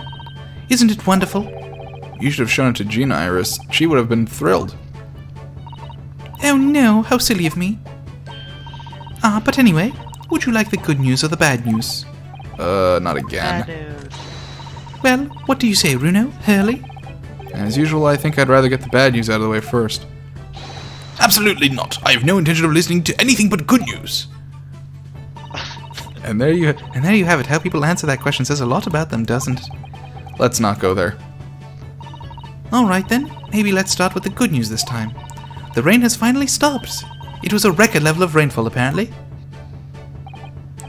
Well, that is good news indeed. We can journey back in greater comfort. Alright then, what's the bad news? The huge storm has left the seas very choppy. The channel in particular is awful, so sailings out of Dover have been delayed by a day or more. Wait, Dover? Bend over? Bend over for Dick Justice? We may still make it in time to weigh Susie off. But there won't be a train, surely. We couldn't be that lucky. Who do you think I am, Mr. Naruhodo? Mr. Sholmes? You're Mr. Sholmes, I think?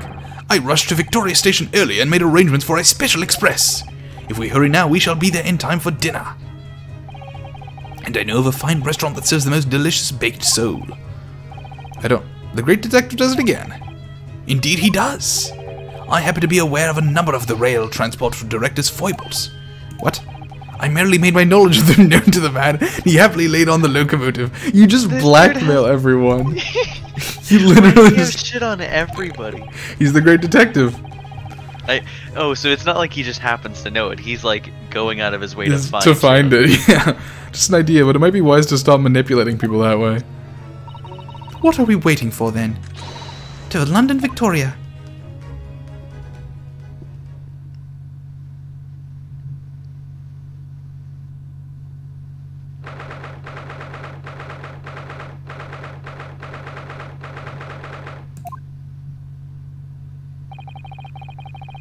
That took somewhat longer than I had anticipated.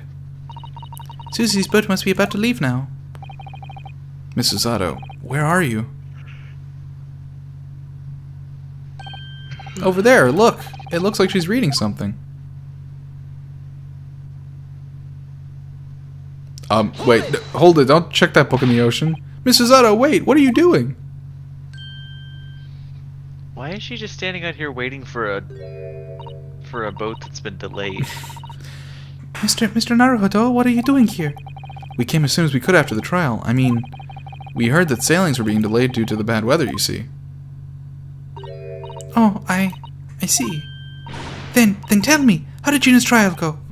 It went well. She was acquitted after like 8 hours. Yeah, dude, holy shit, it's 3 AM where you are, isn't it? Yep. That's wonderful, really wonderful news. This is maybe the longest stream I've ever done besides that Bugsnax one. And not by much. I finished Bugsnax in like 10 hours. The book you were about to throw in the sea. It was your Encyclopedia of British Law, wasn't it? Oh dear, I was hoping you hadn't seen that. I'm not worthy of practicing law in any way now. So I was saying my final farewell. You were saying goodbye to law? You, Suzato-san? Would I be correct in assuming? It's because of the peephole, Mr. Zato. I deliberately altered the scene of a crime, and then I tried to hide the fact. What I did is utterly unforgivable. That reminds me. How did you even come to have this, Susie? On the evening of the incident, Mr. Sholmes had invited Gina to dinner, if you remember. Oh yes, we had a wonderful time. Well, Gina gave us a little introductory lesson, didn't she? To the art of pickpocketing, I mean. Oh, that was so much fun. I stole Runo's armband. Yes, please don't do that again, Iris. That band's very important to me. Well, if it's so important, you should pay more attention to it. You didn't notice for ages. On a whim, I thought it would be fun to see if I could take the cat flapper mat, so I put it up my sleeve. Really? And then I rather forgot about it, until I found myself in Mr. Winterbeck's shop with it later that night. I see. And then...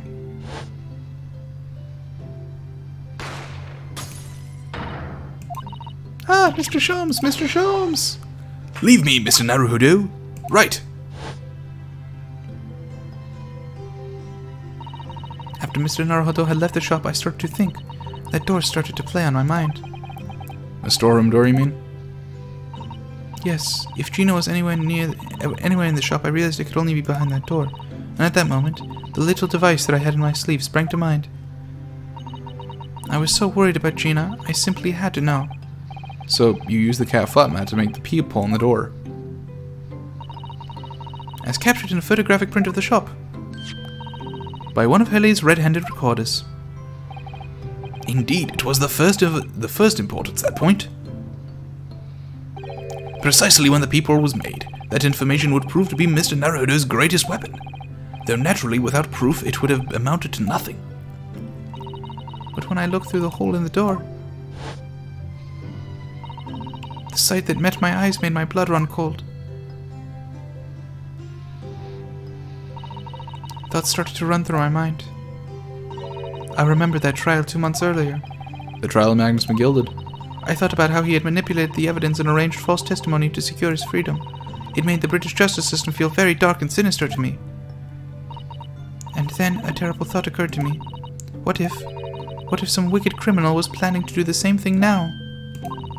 Because from the appearance of the crime scene, it looked exactly as though Gina had shot Mr. Winterbank. Even though I was sure she would never have done such a thing. You were worried that the true culprit would try to frame her for the crime. That's right, but then I realized. It would be very difficult for anyone to give false testimony in this case. What do you mean? Well, the crime appeared to have happened behind the door of a locked room. For someone to claim falsely to have witnessed it, there would have to be a way to see beyond the door. Ah. For which, a peephole would be the very thing. Only the peephole I had made wasn't actually there until after the crime had been committed, of course. And the criminal would know that, so it wouldn't make any difference. But the possibility of a rather ingenious trap was there, was it not? A trap? Is that why she did it? So, is that why you kept it a secret, Susie? You never mentioned that you made the peephole to anyone, not even to the police. I know, and I knew at the time what I was doing was wrong, a criminal offense even. That's why I decided to confide in Mr. Sholmes. If Mr. Naruhodo was completely backed into a corner with no other possible means of escape, the truth about the peephole could save him. That was my plan. She really does think of everything. But then, why didn't you just tell me everything before the trial began? My dear fellow, you're not thinking straight. If she had done that, it would have rendered you complicit in the whole escapade. Ah. You could have been disbarred if you had seen to have knowingly tampered with a crime scene. So Mrs. Otto decided to shoulder the burden of responsibility alone. For your sake, and Miss Lestrade's. Mrs. Otto. The truth is, when it happened, I did it because I'd lost a little of my faith in the law. Oh. I was worried that the right person wouldn't be convicted of the crime, but the moment I allowed myself to think that is the moment I lost my right to call myself a judicial assistant. What you did isn't comparable to what he did. Graydon is the one who lied in the witness stand, using that peephole as a way to implicate Gina. And besides, if the peephole inconsistency hadn't existed, I'm not at all sure that she would have been acquitted in the end. Mrs. Otto, what you did saved Gina's life. Well, with your kind words, Mr. Naruhodo, you've saved me too from my regrets. Aww. Well, we must all be thankful that Miss Lestrande's freedom has been assured. Yes, exactly. Although some of the loose ends in that trial will continue to play on my mind, I'm sure. But the revelation that the music box disc contained secret messages, Mr. Naruhodo. What a triumph to work that out. I'm full of admiration. Well, actually, that argument wasn't quite as compelling as I thought it was. Oh? It wasn't? There was a communications officer among the jury members, you see, a telegraph operator, and she said that the majority of the sounds on the disc were just meaningless tones. As one would expect. After all, we are talking about secret government communications. No doubt they were written in cipher to avoid being readily understood, as they should have been intercepted. In cipher? I see. So then we could never have hoped to understand the message anyway. Nonsense, my dear fellow. It's quite a zero-byte problem, I assure you.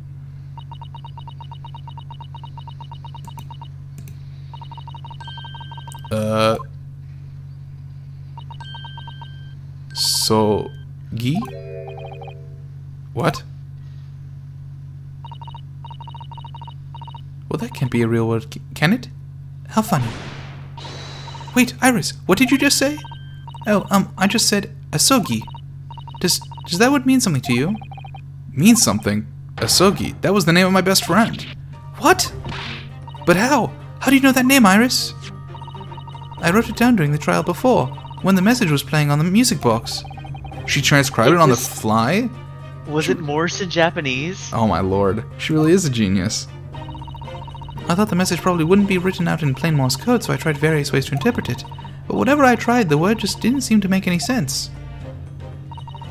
That is, in English at least. Oh! It suddenly occurred to me, you see? There's more than one Morse code, not just the English variety. Various countries... I said this! Yeah. I said this! You did, it's true. Various countries around the world have altered and added to Morse code to use it in their own languages. I don't believe it. Are you saying... That's right. I've only actually seen a chart of Japanese Morse code once before, but I think it's based on the Iroha pentagram, isn't it? And you mean to say that in Japanese Morse code the message says asogi? Yes, I think so. Sorry, but I don't remember all the Japanese Morse code. Iris, would you let me see that? Miss Susato, do you know it? Do you know Japanese Morse code? Yes, I spent some time studying it. What? Because I'm quite sure Morse code will become ever more important for international communications. Like in World War II. She knows 2 world wars are gonna happen. Yeah. Then might I recommend, my dear madam, that you focus your efforts on the English version. Be that as it may, Iris, show me that message, please. Of course.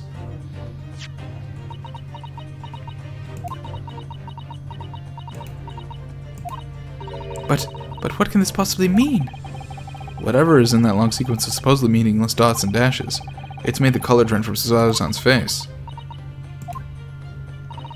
There's no doubt about this message is written in Japanese Morse code. So the British Empire has been using Japanese for its secret communications? I don't understand the reason why, but the message appears to be a list of 4 people's names. 4 names? The first is Kei Asogi. Kazuma Asogi. Why? Why was his name on that disc? The second is A Shin. Shin? I don't recognize that name. The third is T. Gurguson. I think that might... Gregson? Yeah, Gregson. Yeah, Gregson. Ah, it would seem Tobias Gregson is the 3rd man on the list. And what's his name doing in a secret government communication as well? And the last name... What's the matter, Miss Susato? It's Ryunosuke. It's just so strange. So unexpected. Oh, what is it, Susie? Don't keep us in suspense. H. Schultz. The last name is J. Wilson. Oh shit. What? Wilson? John H. Wilson? You mean Daddy? It says only J. Wilson, so I'm afraid I can't be sure. Then, after the 4 names, it reads, if I translate from Japanese, that is all 4. And that's the end of the message. Or rather, the end of what you noted down, Iris. I just can't believe it.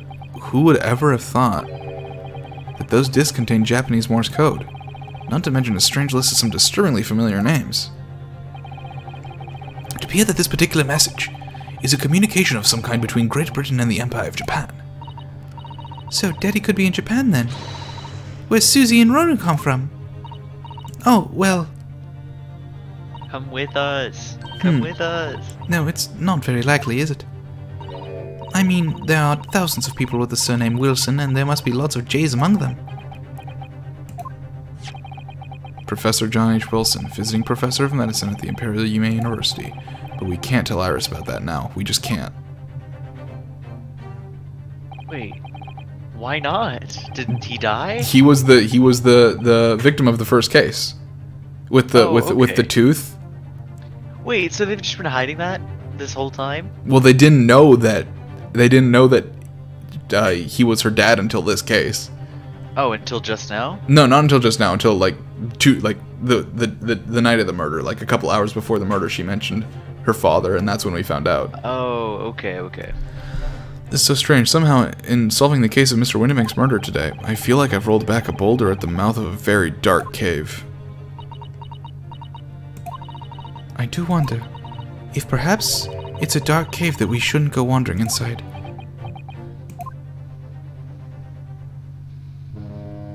Honk. Get on the boat. End the game, please. For the love Oh of dear. God. The ship's going to set sail soon.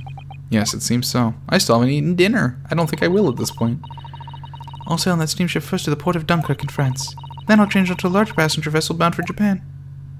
Dude, I'm hungry because I ate dinner 7 hours ago. You're really going then, Susie? What'd you have? I had a burger and some potato wedges. It was Delicious. great. But when I got up and like early in the stream and I was like, I'm gonna go have dinner. That was A while 7 ago. o'clock my time. Mm-hmm. Mm-hmm. Yeah. Yep. We wish you a safe passage, Miss Susato. Thank you so much. I wish all of you the very best. Miss Susato, I had hoped to have you always at my side, to guide me and support me. Mr. Naruhodo! Please, come back soon. As far as I'm concerned, you really are the very best judicial assistant in the world. I'm quite sure. I'll be back before you know it. Really, Susie? Oh, now don't forget, Iris, I made you a promise I've yet to fulfill. A promise. About your manuscript.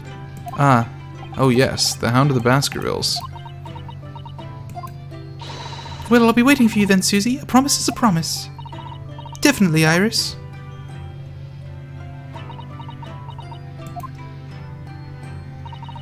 Mr. Naruhodo, Yes? do you remember the first time we met?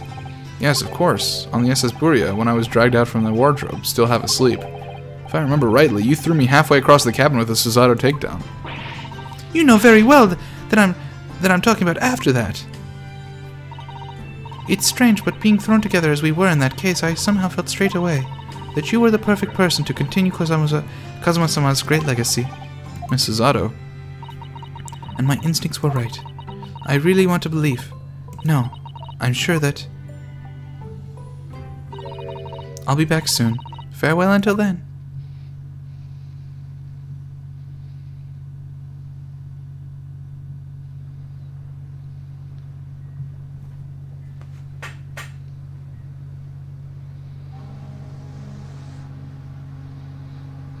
Somehow we seem to have come to the end of the adventures of Ryunosuke Naruhodo. Or the first volume, at least. Anime portion. Looking back now, it feels as though fate has led me Cat. on this journey. Is Waggy.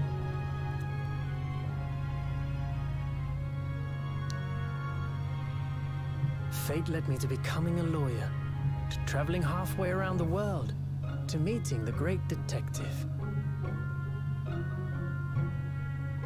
I'm sure there'll be trials and tribulations ahead. Of course there will. But whatever happens, I know I'll be able to turn my fortunes around.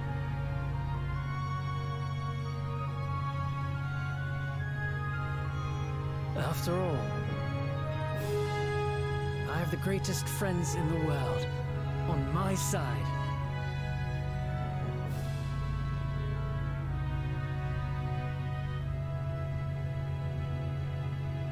Dimitri, you did it. I did it.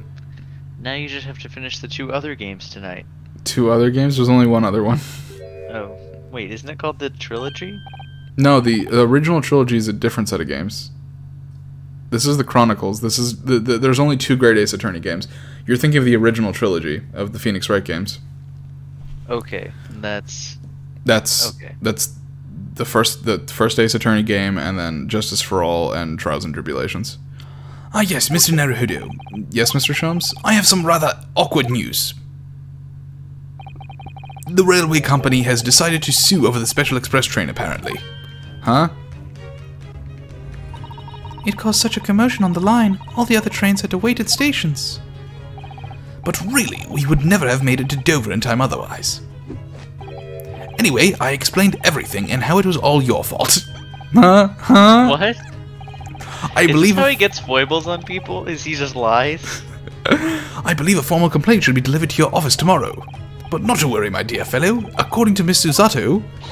You love defending yourself in court. Huh? It's alright, I'm perfectly happy to testify. He really didn't look like the sort of man who'd do something so outrageous. See? Mr. Sholmes, go fuck yourself. A word, if you don't mind. Why, certainly. Any word you'd like. Bellow out, my dear fellow. Oh, yes. I love Runo's words, and I know just the one he'll use here. Fuck. Then I really must say, objection! Hell yeah.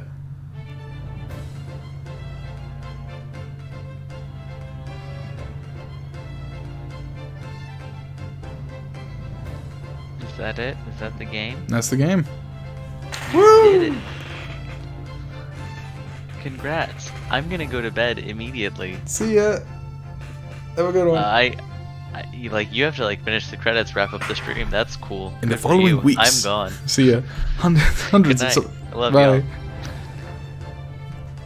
So I advertised them for sale with, used by Mr. Sholmes to solve an important case. And the money I've earned consulting detective work pays a pittance by comparison.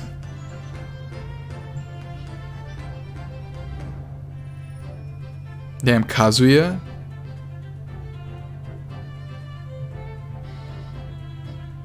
I haven't slept a wink. This manuscript is due tomorrow now. When I'm this busy, Hurley usually cooks me breakfast. Well, cooks is an overstatement, for some dry toast and insipid coffee. I do miss Susie and her lovely Japanese breakfasts.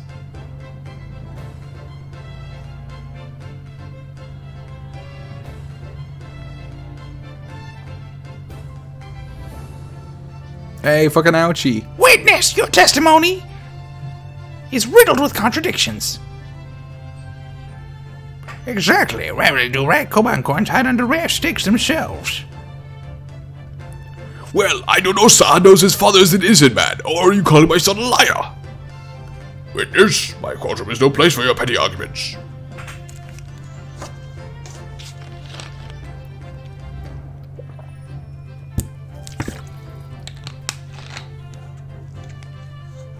Having delivered the Russian dancer to shore in Shanghai, I laid low on the steamship for a while.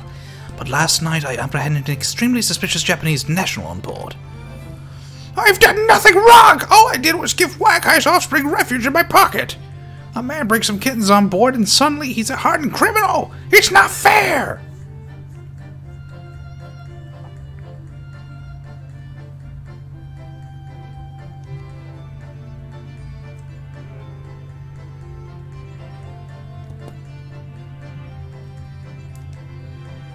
Scientific investigation will be the gold standard for policing in the new age. I dream of a world governed by the tenets of order and discipline. Like a great clock, in fact, whose hundreds of parts mesh together in perfect unison. You still give me the skeevy-jeebies, dude. Now, excuse me, I have but 2 minutes and 37 seconds until my next appointment.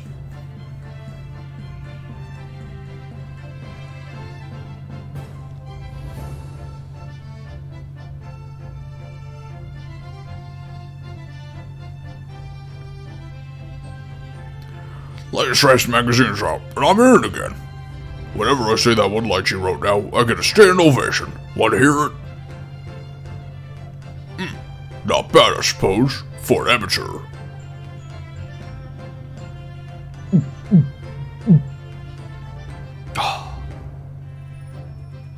Ah, your ladyship puts me to shame.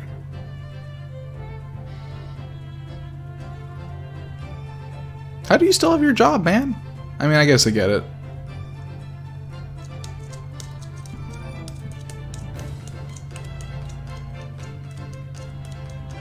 Been visiting the old guard on a daily basis, of course. Jody, my old jailbird. Must say, battling with those belly stairs every day has done wonders for the dicky peg. Managing rather well with the housework, too. Got this maid business taped up, I'd say. Hope the gossiping neighbors don't realize the man of the house is his own maid.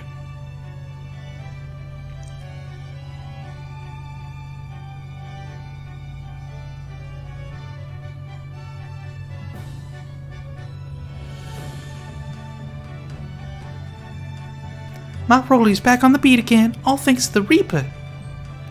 There's nothing I enjoy more these days than hunting out small change in the gutter. I'm a better Bobby now, looking out for Londoners that are drop halfpennies and my lovely wife. Oh, Pat. Oh, Rowley.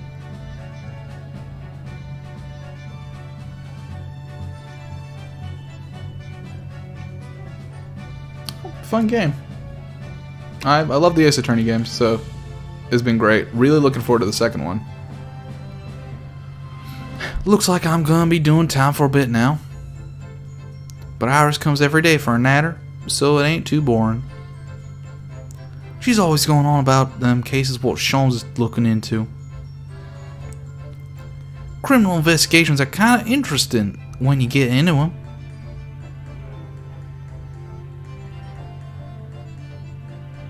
Oh man, I am tired. God, remember like 2 hours into this when I was going to stop early because I was tired? And now we're here 6 hours after that. Yes, I renounce my upbringing and chose a life of sophisticated crime. But regrets? Please. Give over, bro. That ain't the answer we used to know. We got Tommy here to kind of come back and Milton and Skulk and Milk Run, right? The Three Musket Watsits. Milking the neighborhood for all it's worth.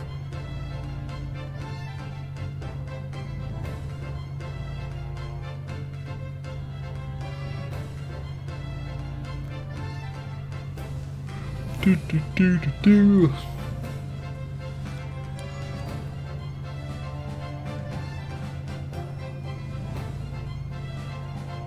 You shouldn't be here.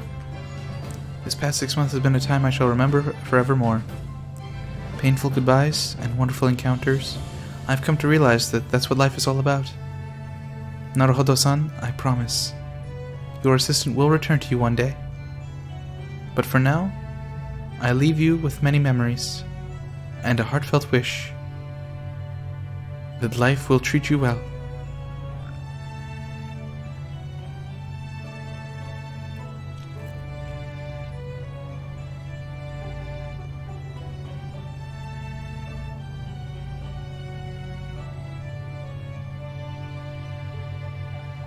Hell yeah.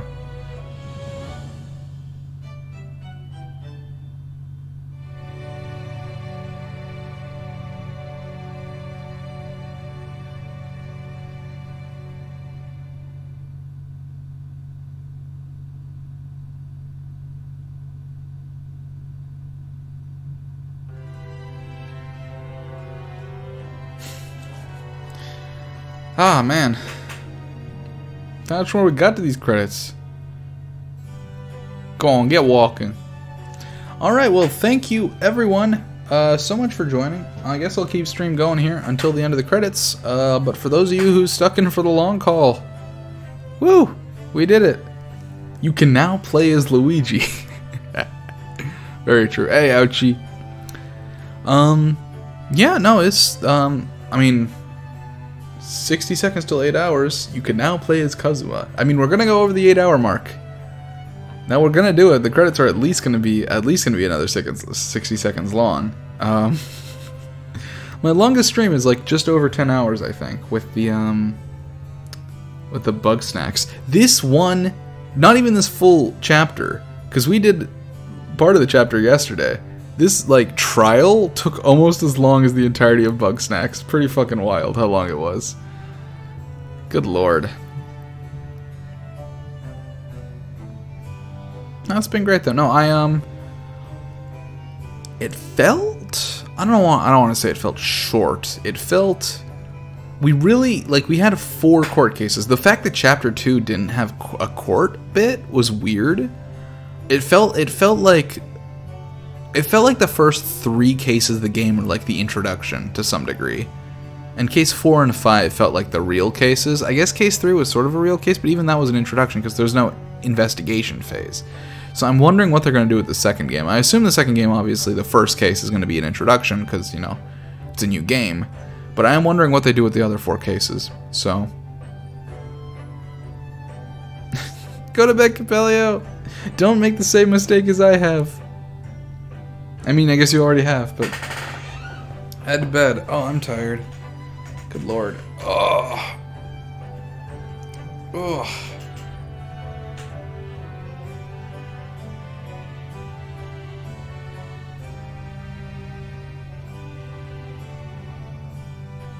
Oh, here it comes back. I need to get to bed. Oh, I'm tired. But it keeps going. It keeps going and going.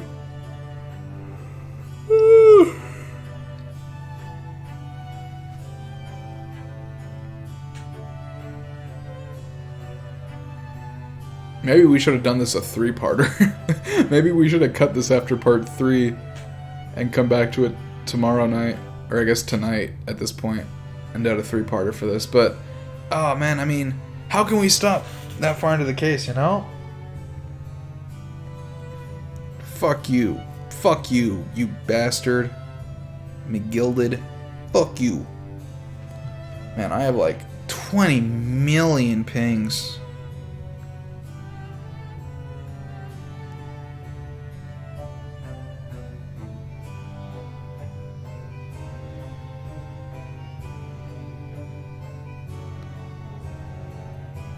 Russian dying message moment. True.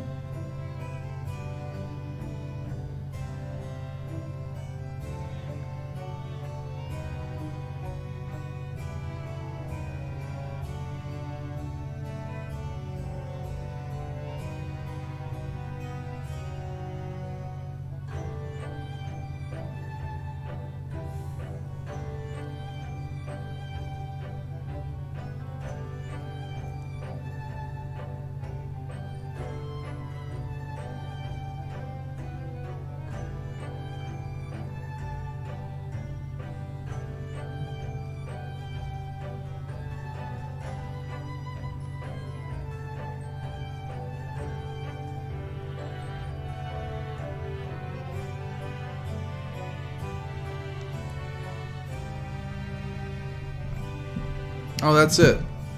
We're finally, hopefully, at the end. There's Gina. Don't shoot me.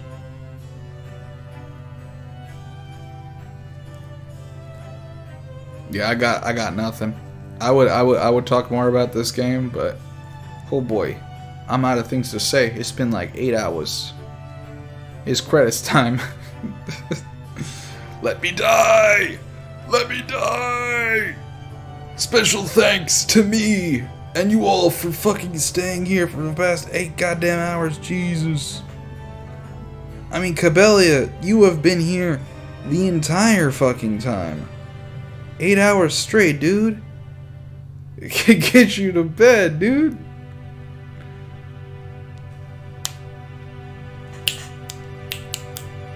The Great Ace Attorney Adventures Fiend. Whee! It's past 3. It's like 3:30 where I'm at. Good lord. Give me that save functionality, baby.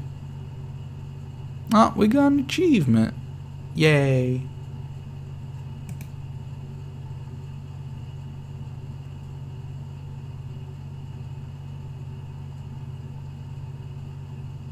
No save? Okay.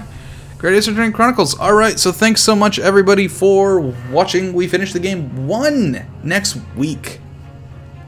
Game 2. We start with the tutorial case. I will see you all then, and it has been a goddamn pleasure, and I am also very tired, so good night!